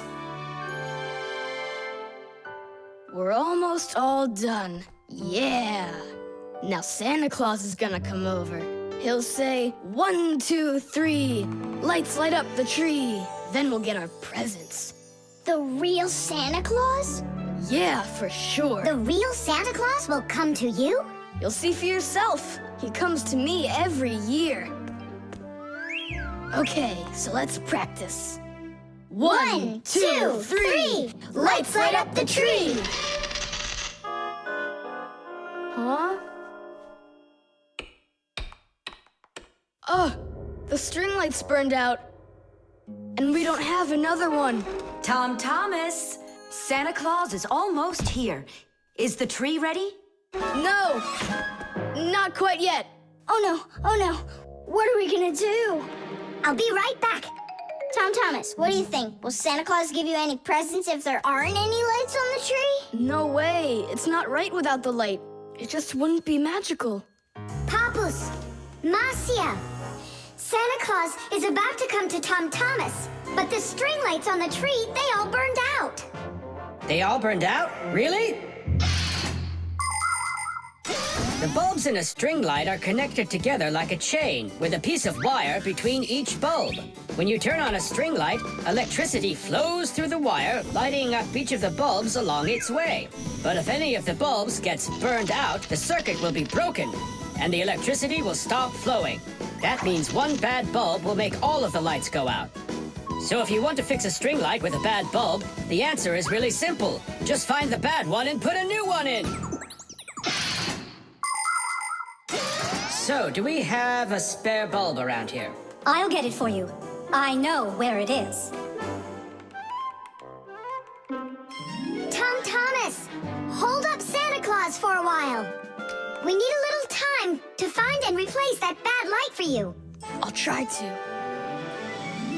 Tom Thomas, Santa Claus is already here. Ho, ho, ho! I got one thing to do. So, let's find the bad bulb. Okay, Papoose, let's go. This one's working. Maybe this one burned out. Nope. And that? It lights fine. Santa Claus is getting very hot out here. Hold on. Simka, what's up? We checked all the bulbs, but couldn't find a bad one. Huh. I guess this year won't be magical. Okay, Mom, just come on in. Ho, ho, ho! Hello there, Tom Thomas. So tell me now, have you been good all year? Huh, why aren't the lights on the tree burning? So then let's say it together. 1, 2, 3. Ow! Papoose, I found one more bulb. Here's the one that's not working. 1, 2, 3. Light up the tree. Huh! Now we need to replace this bulb with a new one. So where's Marcia? Show your light, O tree. Hooray! Ho, ho, ho, ho. Whew, that was really hard. I see you already got it shining. But where did you manage to find a new bulb? We got Papoose to act as the bulb. Tidish! Tidish! Ah, what a hero. Pull me up so we can put this bulb in. On Christmas Eve, on Christmas Eve, on Christmas Eve, our spirits light up. Whoa! And on the tree. Yeah! On Christmas Eve, nice box. the lights burn brighter.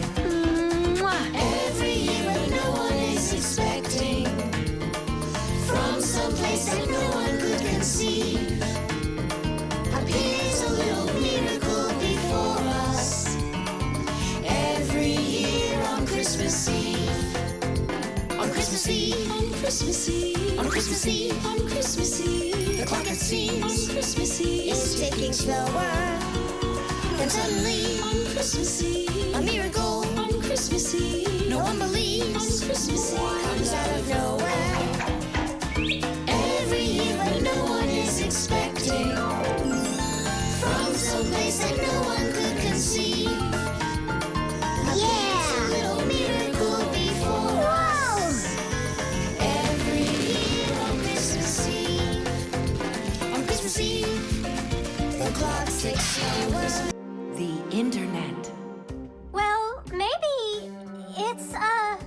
don't think so. It's probably, You call for me, children?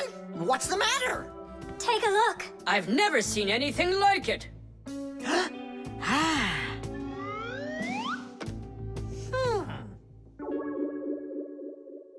What in the world could it be? Maybe it's a bathroom scale? Or a clock with a digital display. Wait a sec. Are there instructions around here for this thing? I couldn't find them anywhere. That's a problem.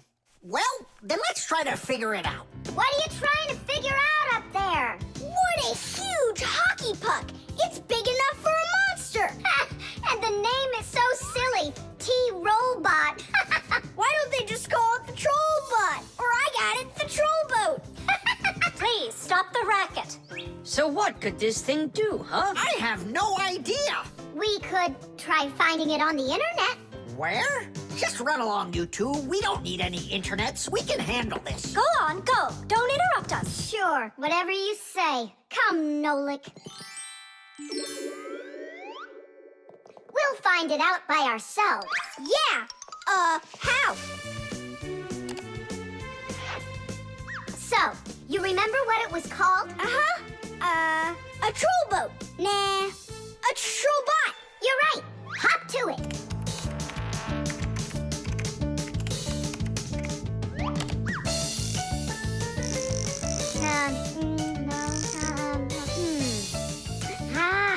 That's not it. Oh, T-Robot. You're right. There it is.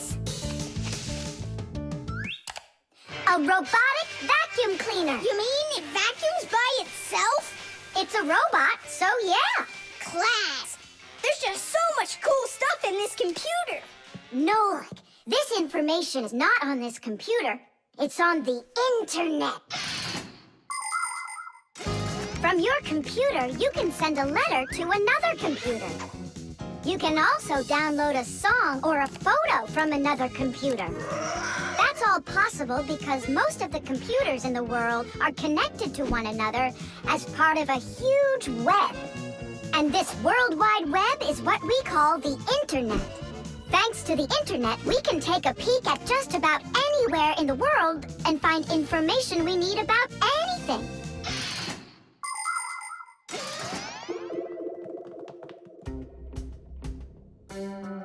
It's an electronic vegetable slicer. No, it's a printer for round sheets of paper. There's no way. Grandpoos, we found out what they do with it. You're back again? You mustn't interrupt the adult. Just wait a second. Nolik, turn it on. Turn what on? Don't you turn on anything. Ready, set, jump!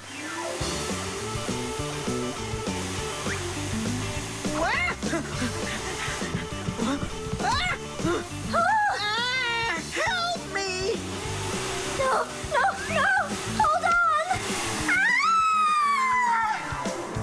What was that? It's a robotic vacuum cleaner. It runs itself. And where did you find the instructions for it? On the internet. Just ask and it tells you. You can really just ask and it tells you? Aha! If you want, we can show you. We'd love to see it. Sure, why not? Hip. Whoa! On the internet. Hey, wait for me! What's an elephant weigh? What's an elephant weigh? What's an elephant weigh? The answer's easy to get. It says it weighs 5 tons. It says it weighs 5 tons. It says it weighs 5 tons here on the internet. It says it weighs 5 tons. It says it weighs 5 tons. It says it weighs 5 tons here on the internet. You send a letter to me. I send a letter to you. You send a letter to me. It's just so easy to do. We're writing letters now. They're fun to send and to get. We're writing letters now through the internet. We're writing letters now. They're fun to send and to get. We're writing letters now through the internet.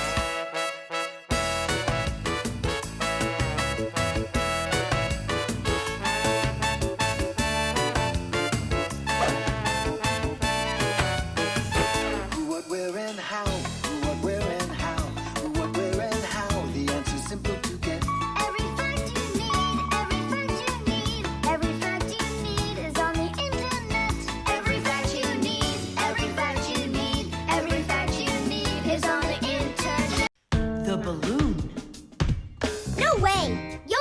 sure.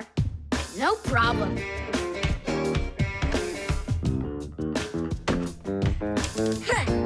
Anybody can do that. But I bet you can't do it if you tried bouncing the ball off the floor first. Just look. Oh, what are my parents gonna do to me? Maybe we should call Simka. Simka! And what's Simka gonna do to us when she sees this? So, got yourself in trouble, huh? You shouldn't be playing with a ball inside. And now we have your lamp to fix. But how? Only my dad can reach all the way up there. Why just your dad? You have a hot air balloon over there. That doesn't fly. It's just a toy, see? Well, it might be just a toy to you, but for us Fixies, it's absolutely real. If an object is lighter than water, it floats up to the surface. And in the same way, if something is lighter than air, it floats upward. Did you know that hot air is lighter than cold air? Well, it is. And that means if you warm up the air in a balloon, it will float up. Hot air balloons use special gas burners to heat up the air inside of them so they will get lighter. And the bigger the balloon, the more people it can take up into the air. I know what you're saying, but where do we get a burner? You think Fixies don't have their own burners? Huh! Sure we've got them. Bring it down here, and I'll go talk to our parents. No, no, and no. The human child must never see us. Listen now, Simka. We already don't approve of him seeing you and Nolik. He won't look. Papas, please.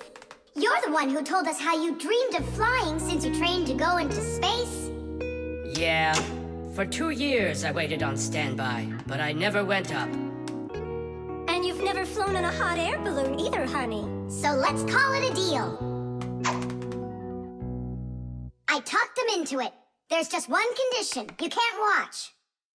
Okay. You can come in now.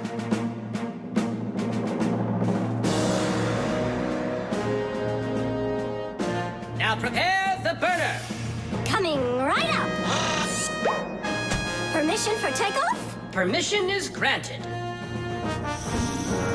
And off we go!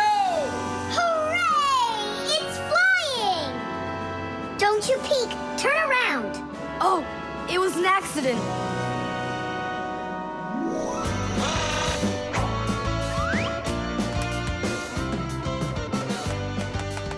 I'm going to evaluate the damage. Maintaining proper altitude.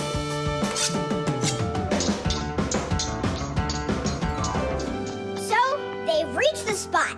Air balloons are really awesome. I wonder, who figured out how to do that? It was the Montgolfiers. The hot air balloon was invented in the 18th century by the Montgolfier brothers from France. In those days, there were no gas burners, so they heated the air inside the balloon by burning straw. At first, there were no passengers on their balloon.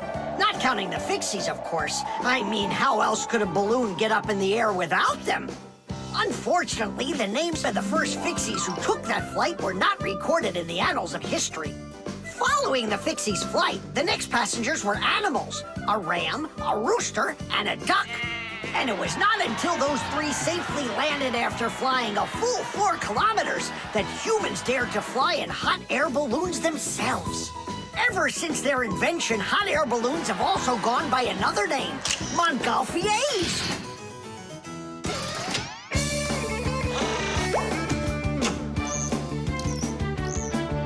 Hooray! Tadish! Tadish! All right. Simka, please let your parents know that I'm so very thankful. Okay, by the way, now you can turn around. You know, Simka, let's fly the balloon just like them. There's no way, Nolik. We would need to use the burner, and kids aren't allowed to play with fire. I'll give you a ride. Look, I still need to put it back up on the shelf, so climb in and let's do it.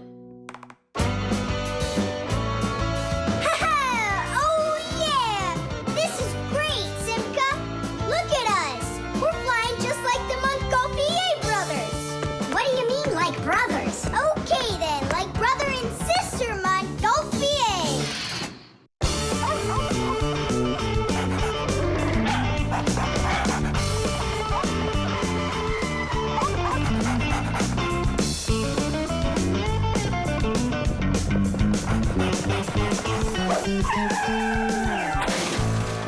Lusaka! Get away from here! So where did it go? Oh, here it is. Hey there, Tom Thomas. So what's on the disc? Hi there, Nolik. Hi there, Simka. It's a cartoon about Gulliver in the land of Lilliput.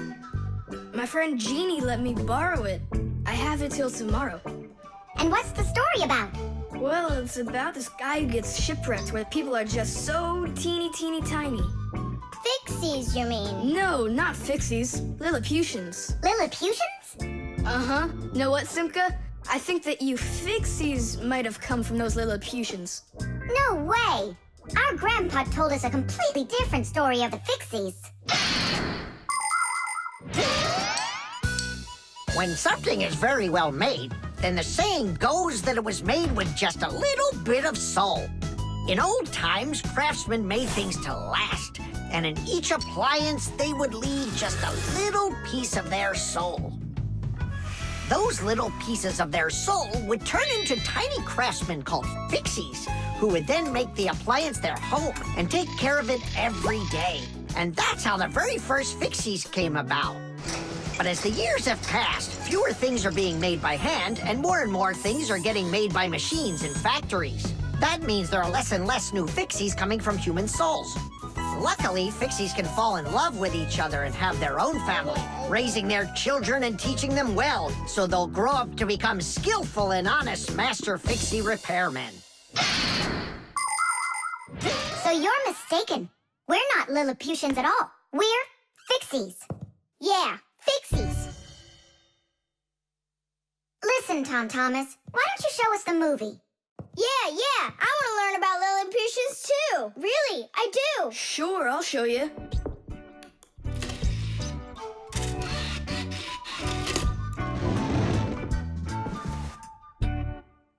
Oh no, what's going on? I broke it, I can't give her back a disc that's messed up. Don't panic. We'll take a look at it. Come lay it down over here.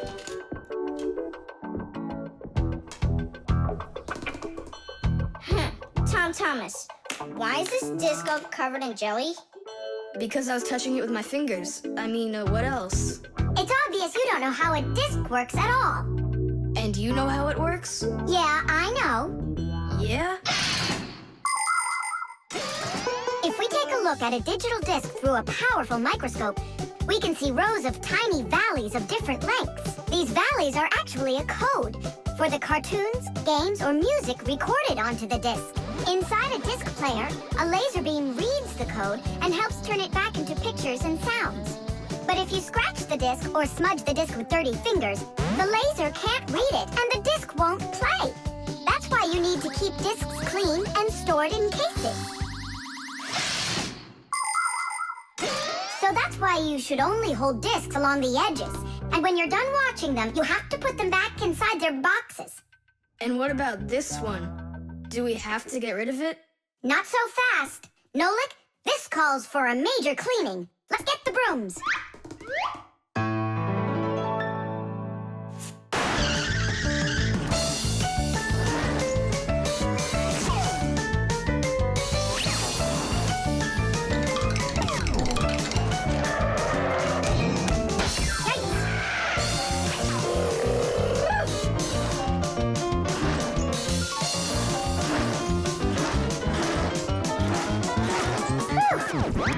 Okay, Tom Thomas, check the disc. There you go. Now you're holding it right. Hooray! The disc works fine. Hooray! Now we can watch the movie about the Lilliputians. Hey, Gulliver, why are you sitting there? You've seen this movie already. I know in what? What? Look at that pile of discs. Where do you need to put them? Huh. In their boxes. The microwave.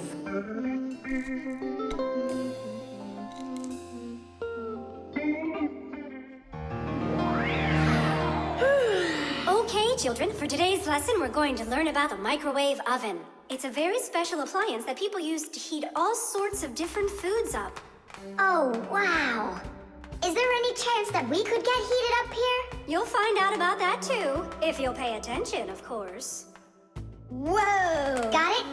Now listen carefully. I'm listening. Of course, young Fixies go to school just like human kids, but their parents teach them a lot of important lessons, too. Fixie parents take their kids on tours of all sorts of different devices and teach them what Fixies can do to keep them working properly. They like to show them how the computers or televisions or gaming systems work, or any one of the many appliances they take care of inside of the kitchen, like the stove. Every once in a while, a new device appears in the house, something that the Fixies have never dealt with before.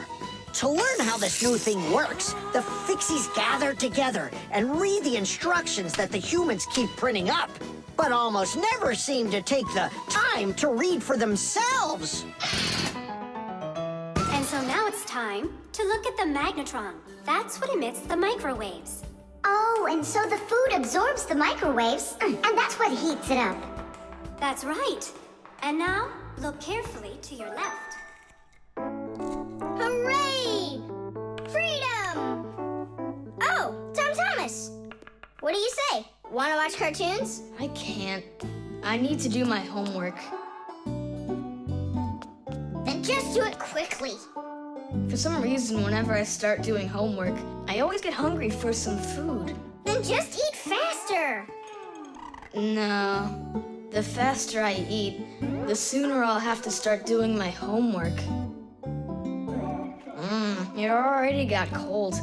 I need to go warm it up. 1 minute should be enough. These aren't just ordinary wires. These are for...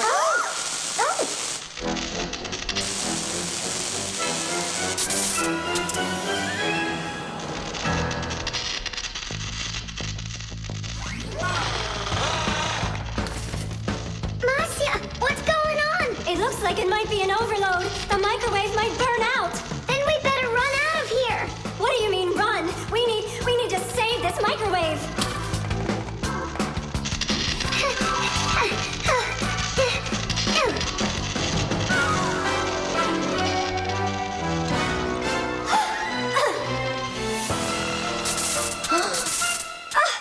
Simka and Marcia are inside. Simka, I need your help.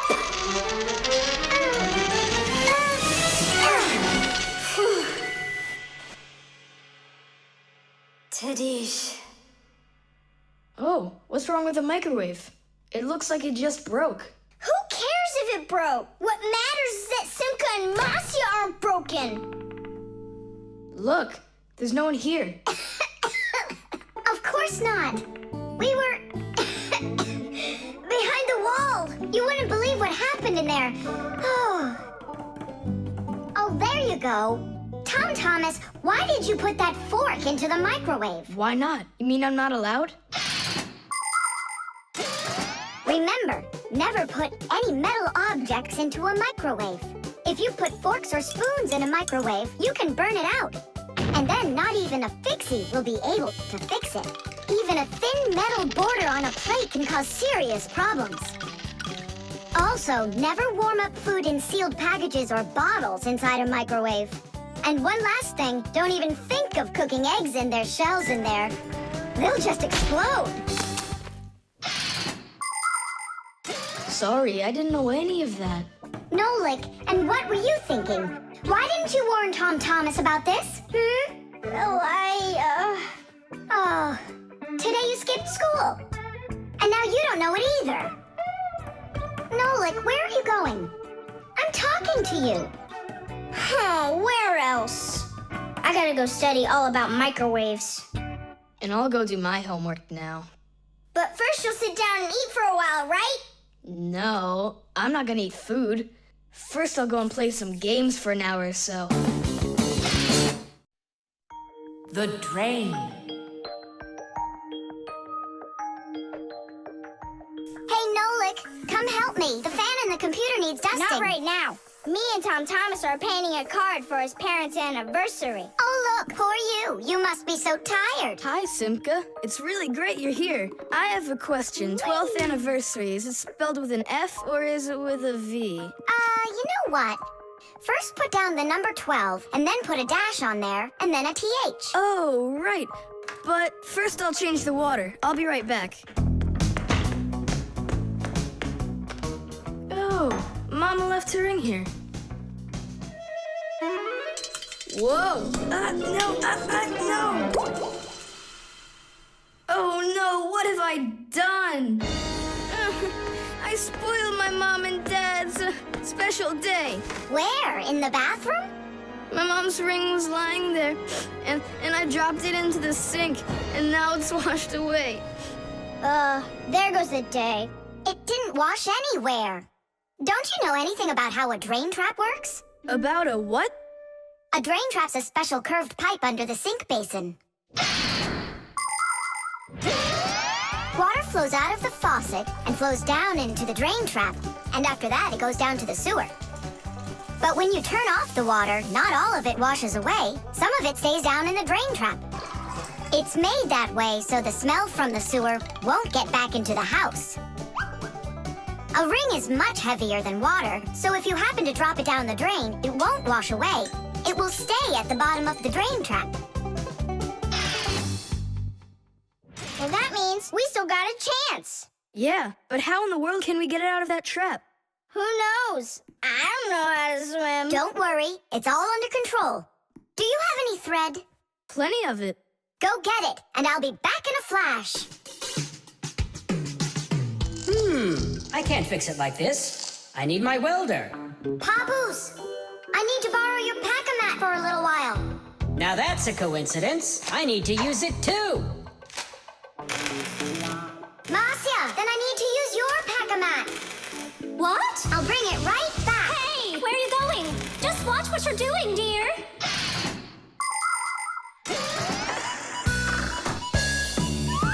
Just like the name says, Fixies live to help machines and appliances.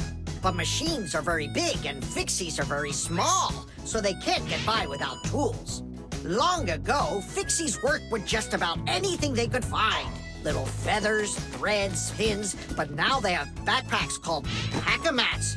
Inside a pack-a-mat are all sorts of tools. Just push the button and the pack-a-mat spins around quickly, shooting out a hook or a magnet or even a parachute. Every adult Fixie has their own pack-a-mat. But before children can get them, they have to go to school and study hard and then pass an exam before they have the rights of a full-fledged Fixie. And it's only after all of that that young Fixies get their own pack-a-mats. And what? You're going down there with just that on? Not just like this.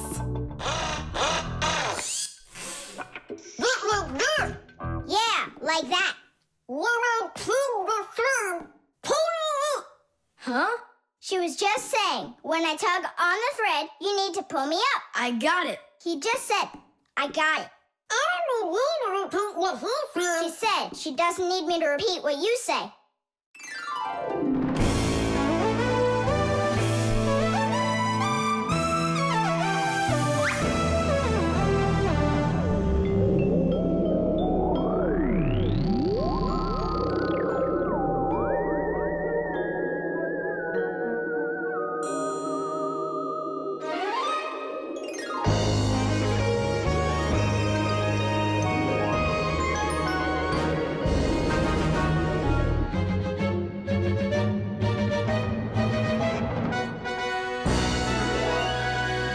Simka, Nolik, thank you. You really saved the day. That's what Fixies are for. I said that's what Fixies are for. Tom Thomas, who are you talking with in there? Oh, your mom came back. No one. Hey, can you turn back into Fixies? I gotta ask you a question. I forgot. Should I write 12th anniversary with an F, or do I write with a V? Just write the number. You're right. The compass.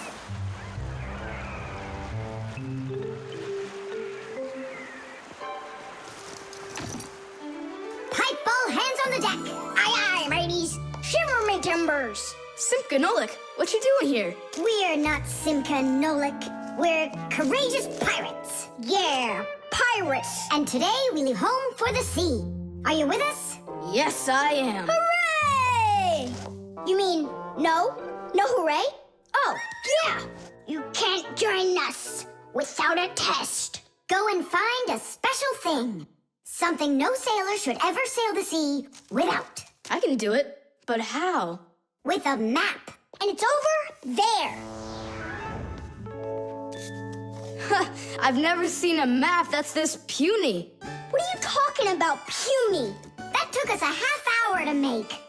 From where you're standing now. Uh-huh. From here, you mean? He guessed it right. First, head to the north until you will find... Hold on. But where's the north? It's where the North Pole. Ice and polar bears are. But how do I know which direction the North Pole is? By compass, of course. A compass is a special tool that helps sailors and pilots know in which direction they're traveling, whether in the air or on the sea. Our planet is like a big magnet that has two poles, the North Pole and the South Pole. These magnetic poles help the needle in the compass find its way. The needle is magnetized, so one of its ends will be attracted to the North Magnetic Pole and point at it, while the other end will always point towards the south. That I know, but there's no compass around here. Then let's make one by ourselves. Out of what? We can use a needle. We just have to magnetize it. And how's it supposed to turn around? In a saucer of water.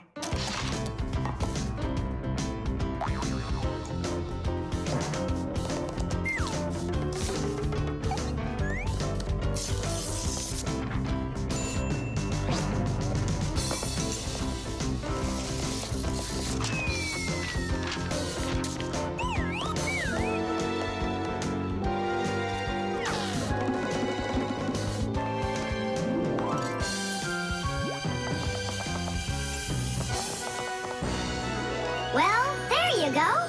Now one end is pointing in the direction of north and the other to the south. But which points where? Well, there's the window, so that can't be the right way. The north is there. I'm really liking this sharp little fella we've got here. You calling me a little fella? No, it's just the way us pirates talk. All right then, north we go. First, head to the north until you see a sleeping monster. Mateys ahoy! Monster on the horizon! Let him do it himself. Now turn to the left and go 300 paces more. 300? Exactly. I counted on myself. Uh-huh. Okay, then that means I'll go 1, 2, 3. Now straight ahead until you get right up to the giant tree. You call that a tree? Wow, amazing! I can't believe my eyes. It's a real ship compass. It's also called a marine compass. The first compass was invented more than 1,000 years ago in ancient China. With its help, the Chinese were able to travel across the desert. And about 200 years later, the compass appeared in Europe. Whether the Europeans came up with the idea for the compass themselves or took it from the Chinese isn't clear. But one thing's for sure, we Fixies remember how those early compasses were built. The first compasses were made with a magnetized needle on top of a floater inside a bowl of water. Later, the needle was put on top of a pin that let it spin freely, and it started to look like the ones we use today. Since the needle of a compass always points to the north, a sailor can easily figure out which direction he needs to turn his ship. If he wants to go north, he follows the needle north. If he wants to go south, he goes in the opposite direction. Your dad brought it home with him late last night from his work. You were asleep. Hold on. I want to check something. What's up?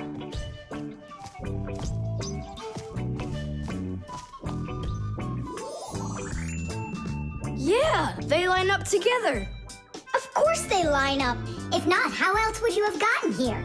We're done with the needle. It has to go back. First, head south 600 paces. 6 for you, matey. The thermometer. I can't believe the new thermometer isn't working. Tom Thomas, stay in bed. And I'll try and look for that old mercury thermometer. Hey, did you get sick? That's one way of saying it. I don't know how I'm gonna pass that math test today. You're not ready, so you don't want to go to school. Well, yeah. So if you pull a sickie, then you can trick your mom. No, that's not true. I'm just pretending a little bit. You think so? Well, you won't trick the thermometer. Simka, what's a mercury thermometer? Mercury is a type of liquid metal that's silver in color. There's no mercury inside of new thermometers. Now they're electronic. Old thermometers were made with a glass tube with markings and a bit of mercury inside them. When the end of the tube warms up, the mercury inside of it expands and creeps up the tube. And that's how those old thermometers measure temperature. The longer the column of mercury, the higher the person's temperature is. That means I need to warm up the end of the thermometer. Tom Thomas, you're a genius. But how will you warm it up? Finally, I found it. Well, let's see. Mom, can I eat something? Hang in there, sweetie. I'll make you something.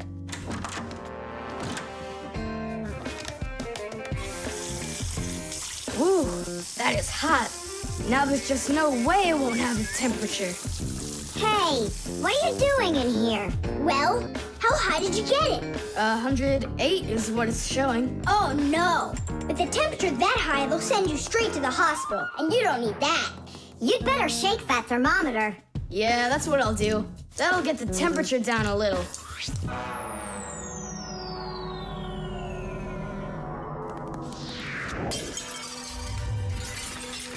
Ah! Well, so much for that. Cheaters never prosper. Tom Thomas, did you see this? Nolik, don't touch the mercury. It's poisonous. Stop it right now. And you, Tom Thomas, you don't touch that mercury either. It's dangerous. Then how can we throw it out? Call your mom and she can help you. I can't. How could I call her? Then she'd find out that I wanted to trick her. Maybe it's better to tell the truth. I can't. I can't do it. All right then, it looks like there's no other choice. Nolik, call Papoose and Masya. I'll get him. And you go back to your room and wait.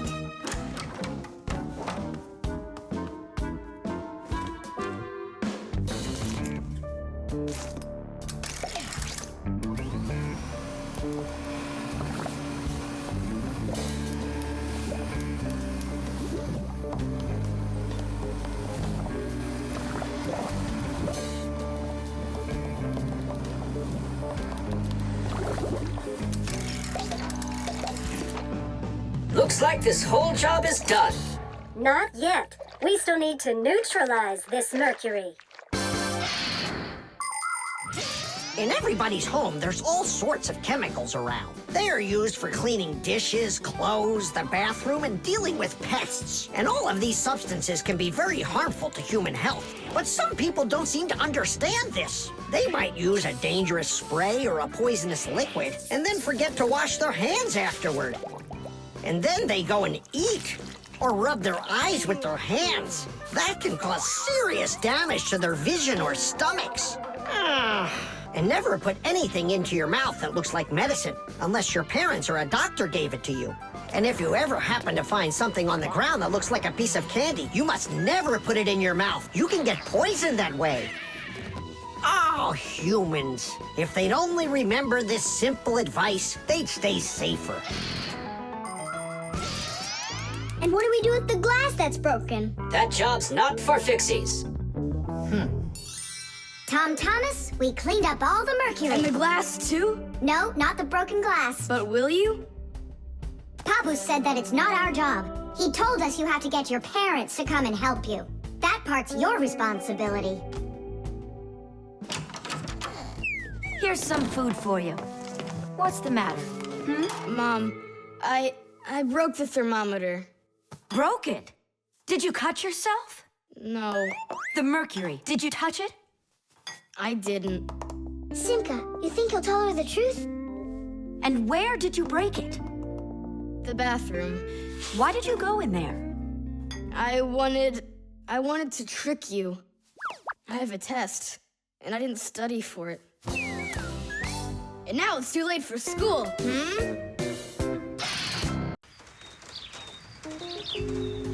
The thermos.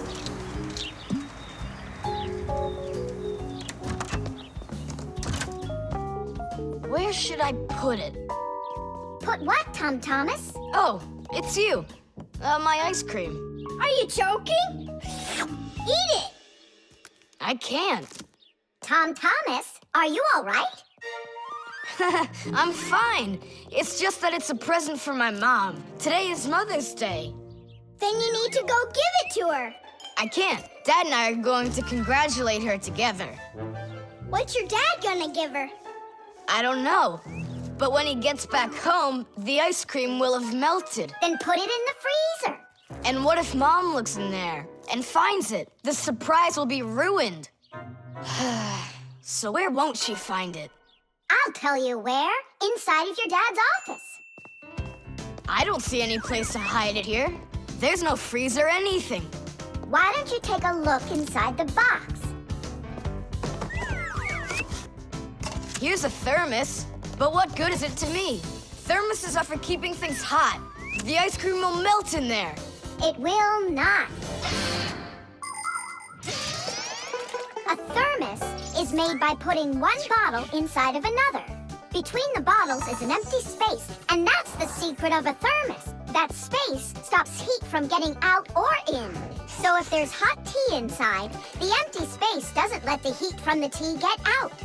And if there's ice cream in the thermos, the space stops the heat that's outside from getting in. And that's how a thermos keeps hot things hot and cold things cold.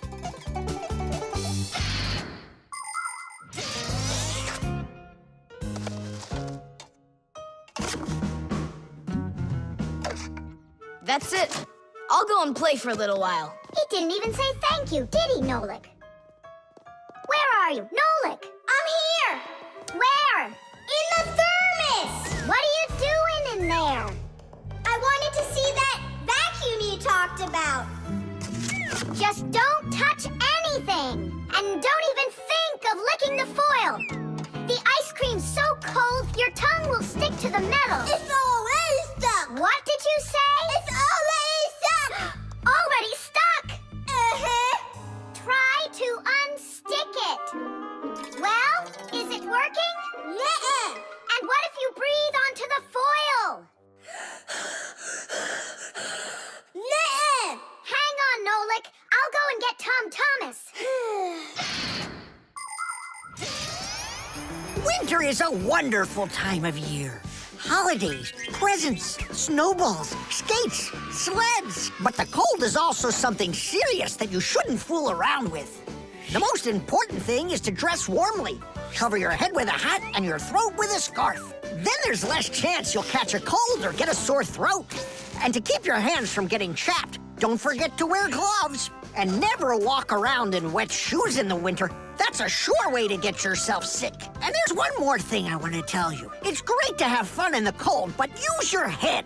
Don't eat snow or stick your tongue on metal fences, poles, or doorknobs. Your tongue can get stuck so strongly to the metal that it will be very hard to get off. I wish you all a glorious winter. Tom Thomas! Nolik's tongue got stuck. Where? In the thermos. Hurry! I'll explain everything later. Dad, you're already home? Mm-hmm. Dad, why are you taking my present? What do you mean, your present? I mean this one. Since when did it become yours? Oh, hi there. What's the fuss all about? Oh, it's nothing at all. I have a surprise for you. I want to wish you a happy Mother's Day. A thermos. How wonderful. Thanks so much. Is there something in here? I don't think so. Inside there's a present from me. Vanilla ice cream. My favorite. And how did that end up in there? Thank you so much, my sweeties.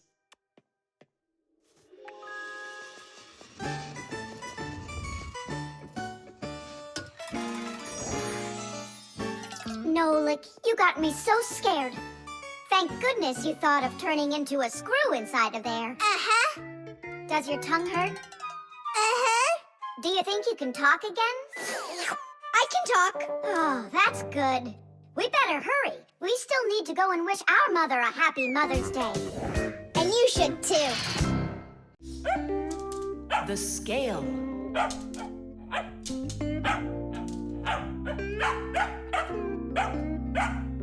Chusaka, that's enough already. But what if it's something important? Come on, she's just a dog. They say that cats and dogs have a sixth sense that we don't have. What's that? Well, they feel all sorts of things that we humans don't. I better let her in.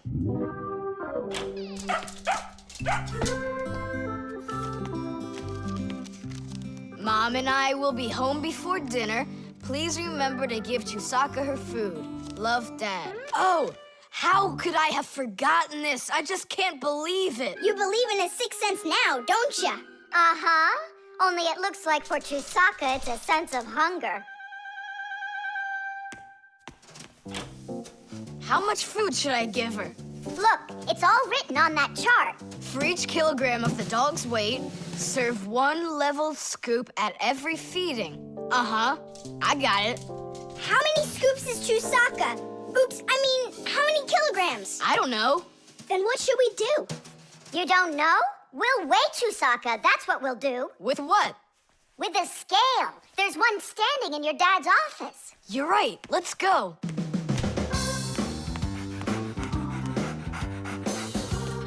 I was wondering, does it bother your mom that only your dad has his own office and not her? Nah, Mom says she's got her own office. It's called the kitchen. Hey, look, there's the scale. Did you know that humans have had scales like this for more than 7,000 years? If we want to find out how much something weighs, we need to compare it with something that we already know the weight of. Let's say you need to weigh a watermelon. You put it on the scale's pan and it drops down. Now you keep adding weights to the other side until the two sides balance. Well, this one is too heavy, but this one is just right. Since the weight is 10 kilograms, it means that the watermelon weighs 10 kilos. And that's just how simply a scale works. Well, should we start? Chusaka! Right, like she's gonna come running. How are you gonna get her away from that bag? Huh, I know how to get her.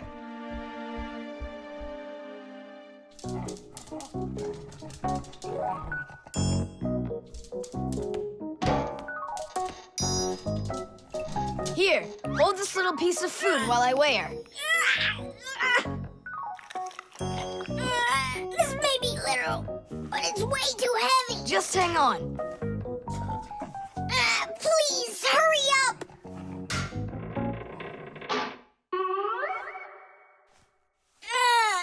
Come on! Hurry up! Done. Her weight is 2 kilograms.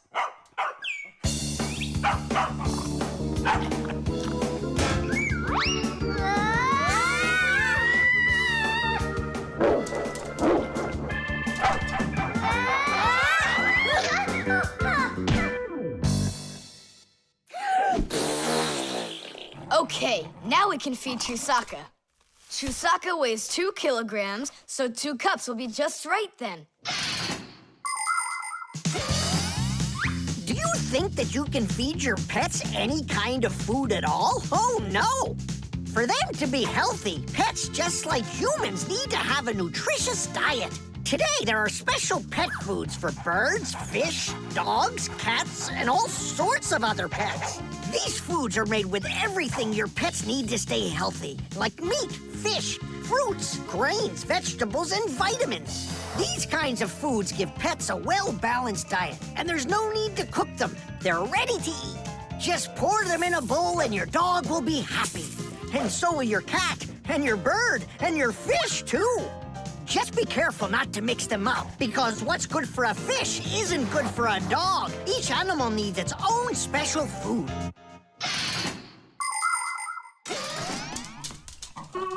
Stop! What's wrong? What's wrong? You have to take out a piece. She ate one already. All right.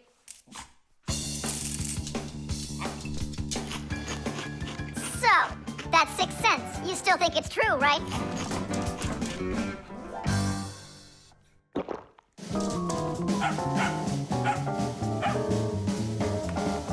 What did you bring that for? Oh, Mom is calling. No way. How could she know it would rain? I knew that Chusaka had it. Hello? It was a 6 cents, wasn't it? The washing machine. Look at that, Simka. They're showing Titanic on the television. Hey, Nolik, that's not a television. That's a machine for washing laundry. No way. Yeah, it's just a plain old washing machine, Nolik, don't you know? Tell me about it. You're such a great explainer. Inside of a washing machine is a big drum. People put their dirty laundry in there and add a special kind of soap called detergent. When they turn the washing machine on, the drum fills with water, and then the motor starts to spin the drum. That makes the laundry rub together, forcing the soapy water in and the dirt out to make your clothes clean. After that, all that's left is to get out the water by spinning the drum really fast and sending the water down the drain. Oh, thanks a lot, Simka. I always wondered, why would you want to put laundry inside a television? Are you joking with me? Uh-huh. Oh, I'll show you a funny joke. Get over here. Shh, it's Tom Thomas's mother. She's got headphones on. We're safe. She doesn't hear anything except the music.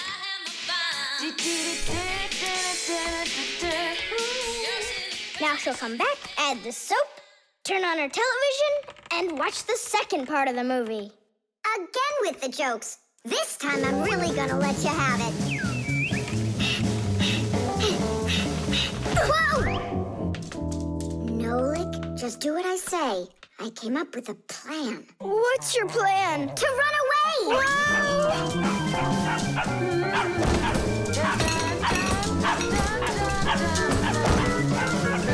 Who's here? Hello?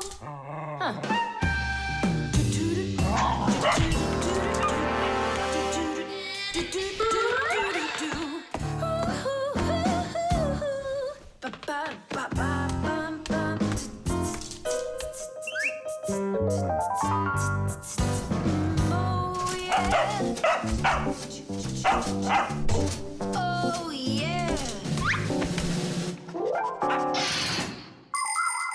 There are a lot of things to keep in mind with a washing machine to use it right. For example, do you know what can happen if you wash red and white shirts together? Well, the white one might just turn pink. No, it's not because it's embarrassed, but because some of the color from the red shirt happened to get onto the white one.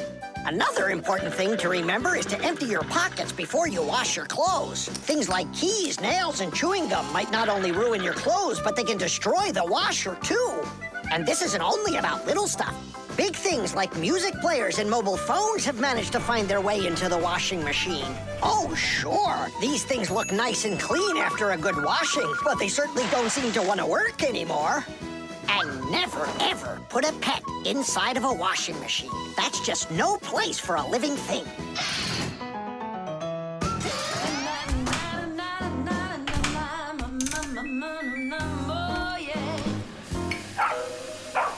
You know what, Simka? I've never been laundered in my entire life. We better get out of here, Nolik, right now. And the faster, the better.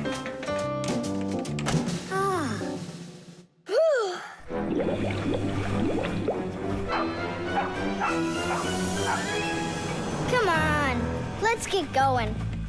And what about Chusaka? What about Chusaka? Let her get washed up a little in there. Maybe it'll make her nicer. But she could drown, the poor thing.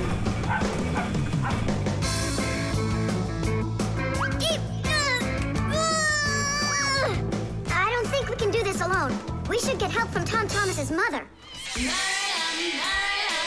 1, 2, stop! What? She moved out of the way.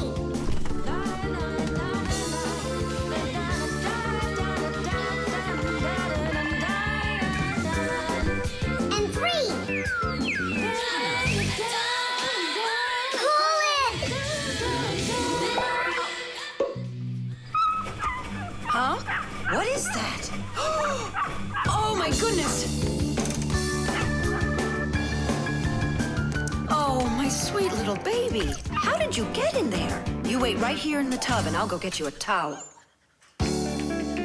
So, you wild little beast. Looks like we saved your life. We're friends now? Nolik, sure doesn't look like she wants to be our friend. So what do we do now? Same old plan. Run! Candy.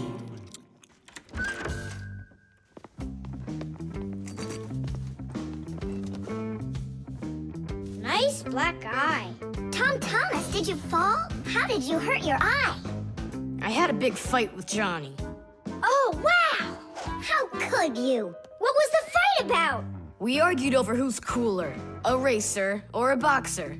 A race driver's cooler. Of course! That's what I said to him. But Johnny had to prove it's a boxer. Well, He proved it all right. Can't you see? you don't prove anything at all by fighting. What a profession, a boxer. Yeah. Now your dad, he's got an amazing profession. A journalist. He gets to travel to different countries and brings back all sorts of funny stuff. They even show him on TV. No. What do you mean? Boxers are cooler. Everyone's really afraid of them. Don't be gloomy, Tom Thomas. Have a candy. I've got a good idea. How about a taste tester? That's the best job. And what is he testing? A taste tester is someone who tests the tastes of drinks and food. Yeah, how come? They want to find out if the food is delicious and what all the flavors are in it. Super! What a great profession. But a taste tester's not a job just anyone can do. I can do it. Then let's check. So open your mouth and then close your eyes.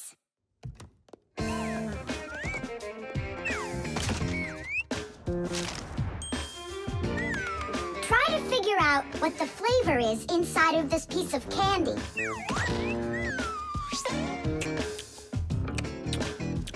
Strawberry. That's right. Good job, Tom Thomas. And this?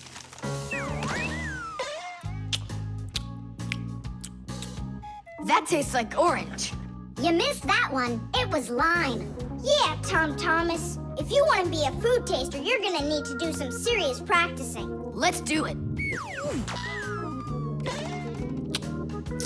Raspberry. You got it. Simka. How do they get the candy to be hard on the outside and filled with liquid on the inside? Don't get distracted. You're training. Yeah! Hard candy is made like this. First, a sweet syrup is cooked until it is thick and stretchy. Then the mixture is pulled into long, hollow tubes that are like noodles. As the tubes cool down, they start getting harder. And it's right then that the tubes are filled with the soft, fruity center and then cut into pieces. It all has to be done quickly before the tubes have a chance to get totally hard. And that's how candy is made that is hard on the outside and soft on the inside.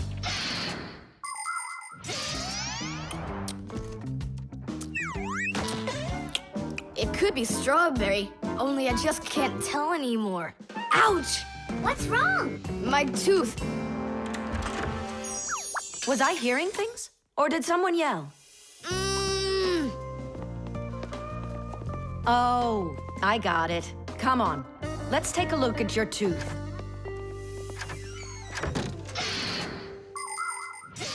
A taste tester has to be the most delicious profession in the world.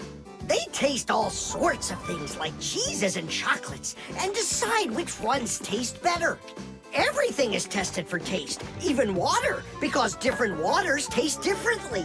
There are also testers who don't test food and drinks, but rather they test the smells of things like deodorants or perfumes. Not everybody can become a really great tester. First, you have to be able to tell apart all the different tastes and smells. You also need to know when it's time to stop, or you can make yourself sick and lose your ability to tell things apart. That's the reason why taste testers only take very small bites of food and very, very little sips. If you're gonna have a bad tooth, it's good to have a mom who's a dentist. That's That's true. She's a good dentist. She'll fix it in no time. She'll pull that tooth right out.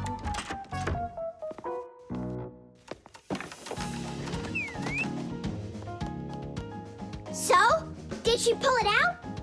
Nah, she just gave me some medicine to gargle. Your tooth, does it hurt? Yeah, it hurts a little. Hey, now I definitely know who's cooler than a boxer. Who? Who else? A dentist. Even boxers are afraid of going to the dentist. The lie detector. Simka! Shh, quiet. I'm on a stakeout here. Who are you staking out? Tom Thomas. We've got a bet that he won't be able to survive 3 days without any TV. Really? Can I be on the stakeout with you? Shh. Simka! Ha!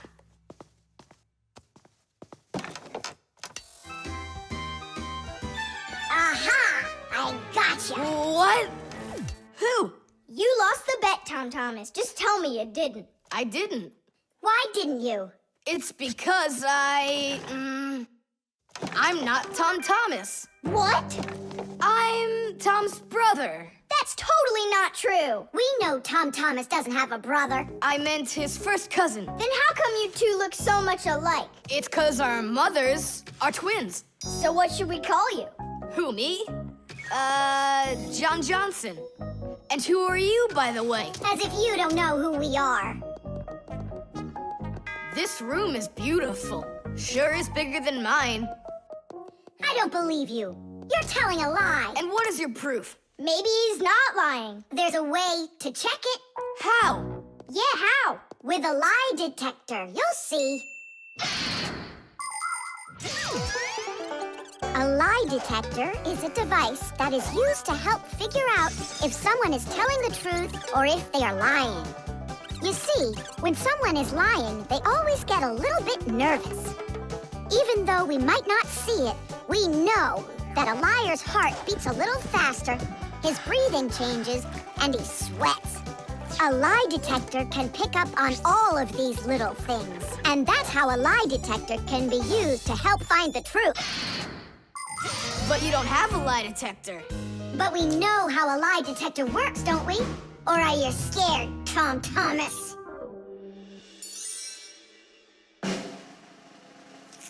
What's that for? To listen to your pulse. How come? So I'll be able to check how fast your heart is beating.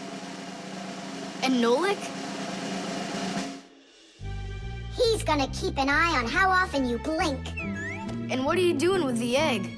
The egg is an old African method.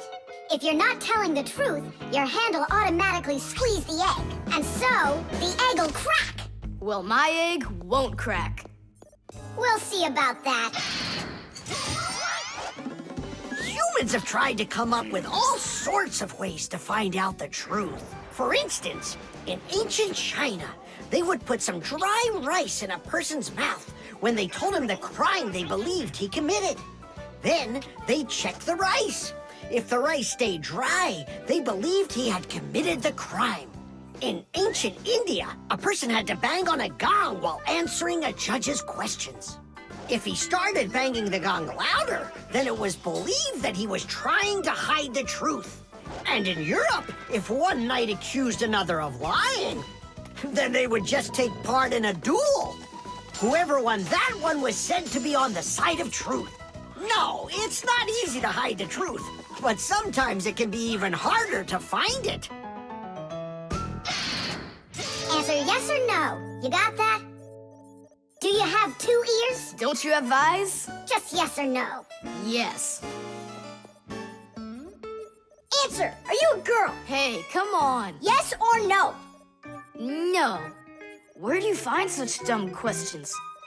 We just have to check what happens to your heart when you tell the truth to us. All right, now answer this. Do you know the Fixies? Yes or no? Yes. No. I forgot. His pulse is speeding up. Are you Tom Thomas? No. His pulse is racing. And his eyes have started blinking. And the Fixies. Tell us where you learned about them. From Tom Thomas. He couldn't have told you about us. It's a secret. He could. Not true. It's true. It's not true. Yes, it is.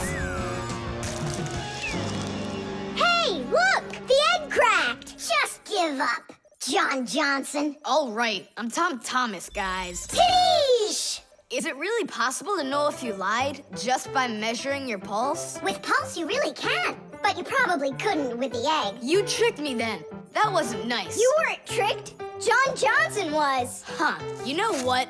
I think you've got to get checked out on this lie detector. Ha! I don't think so. You need to get ready to give me my wish. 'Cause you're the one that lost the bet. The fan. Pass him on the left. Step on it. Now pass him on the right. Look out for the wall. Hit the brakes. Why didn't you hit the brakes? He was just too scared. What do you mean too scared? Something got into my eyes. Those were your hands. My turn. Let me show you how it's really done. Oh, what's wrong with the computer? Oh, it's been really acting up for a while. It turns off by itself. It's no big deal. I just turn it back on. I don't like this at all. Come on, Nolik. Let's go inside and take a look. Just like people, machines can get sick too. They can get a very high temperature and even start coughing and sneezing. And if a machine or an appliance gets seriously sick, sometimes it can be too late to fix them at all. So wouldn't it be better if we could keep them from getting sick in the first place? Everybody knows that people who look after their health get sick less often and live longer. And the same goes for machines. Machines break less often and live longer if they're properly taken care of. That's why machines need to be checked from time to time and cleaned and oiled. And that's what's called preventive maintenance. And preventive maintenance is something that always should be kept in mind by humans and by Fixies.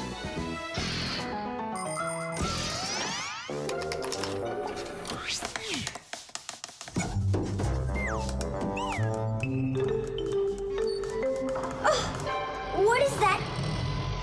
What is what? Can you hear that? What are all those sounds? It's probably just, a Fixie eater that woke up. What? What do you mean, Fixie eater? Didn't you know that inside of some appliances there live horrible monsters? They love to attack Fixies and eat them up. And the smaller the Fixies are, the more the Fixie eater likes to eat them. Ha ha! And how come you never told me anything about Fixie eaters before? I didn't want you to get scared! All right, scaredy cat, let's keep going.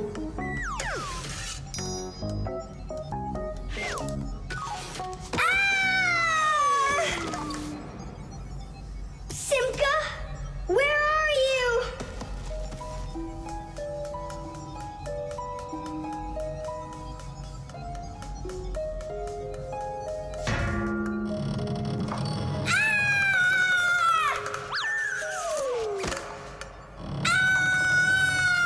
Oh no, don't eat me, Fixie eater! Oh, Simka! Come over here! The sound was coming from here. Take a look. It's not a Fixie eater at all. It's just a fan. Not just, Nolik, it needs our help. See how sick that fan is? Let's go and get it working, right now. A computer can only run when all of its parts are working. And even though a fan looks like nothing more than a simple little engine with a propeller, the computer couldn't work without it. It has the very important job of keeping all of those other parts cool when they start heating up. It cools down the inside of a computer by blowing a stream of air. But if the fan gets dirty and starts working poorly, the computer might get overheated and turn off. Or it can simply break. You have to turn off your computer. How come? I'll tell you later.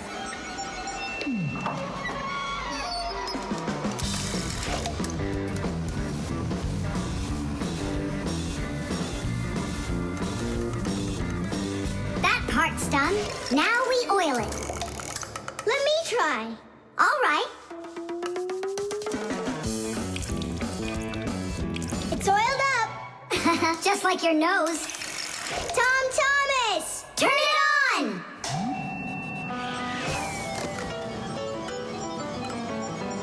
Tidish! And then suddenly, I hear this terrible roar of a Fixie eater. But I wasn't scared one little bit. And I just ran right into the battle. And Simka? Oh, she was hiding somewhere. You know, she's a girl, and they're all cowards. So I had to fight the monster all by myself. Ah! Oh, I guess that was an example of how girls hide like cowards when they're too scared. Well, yeah.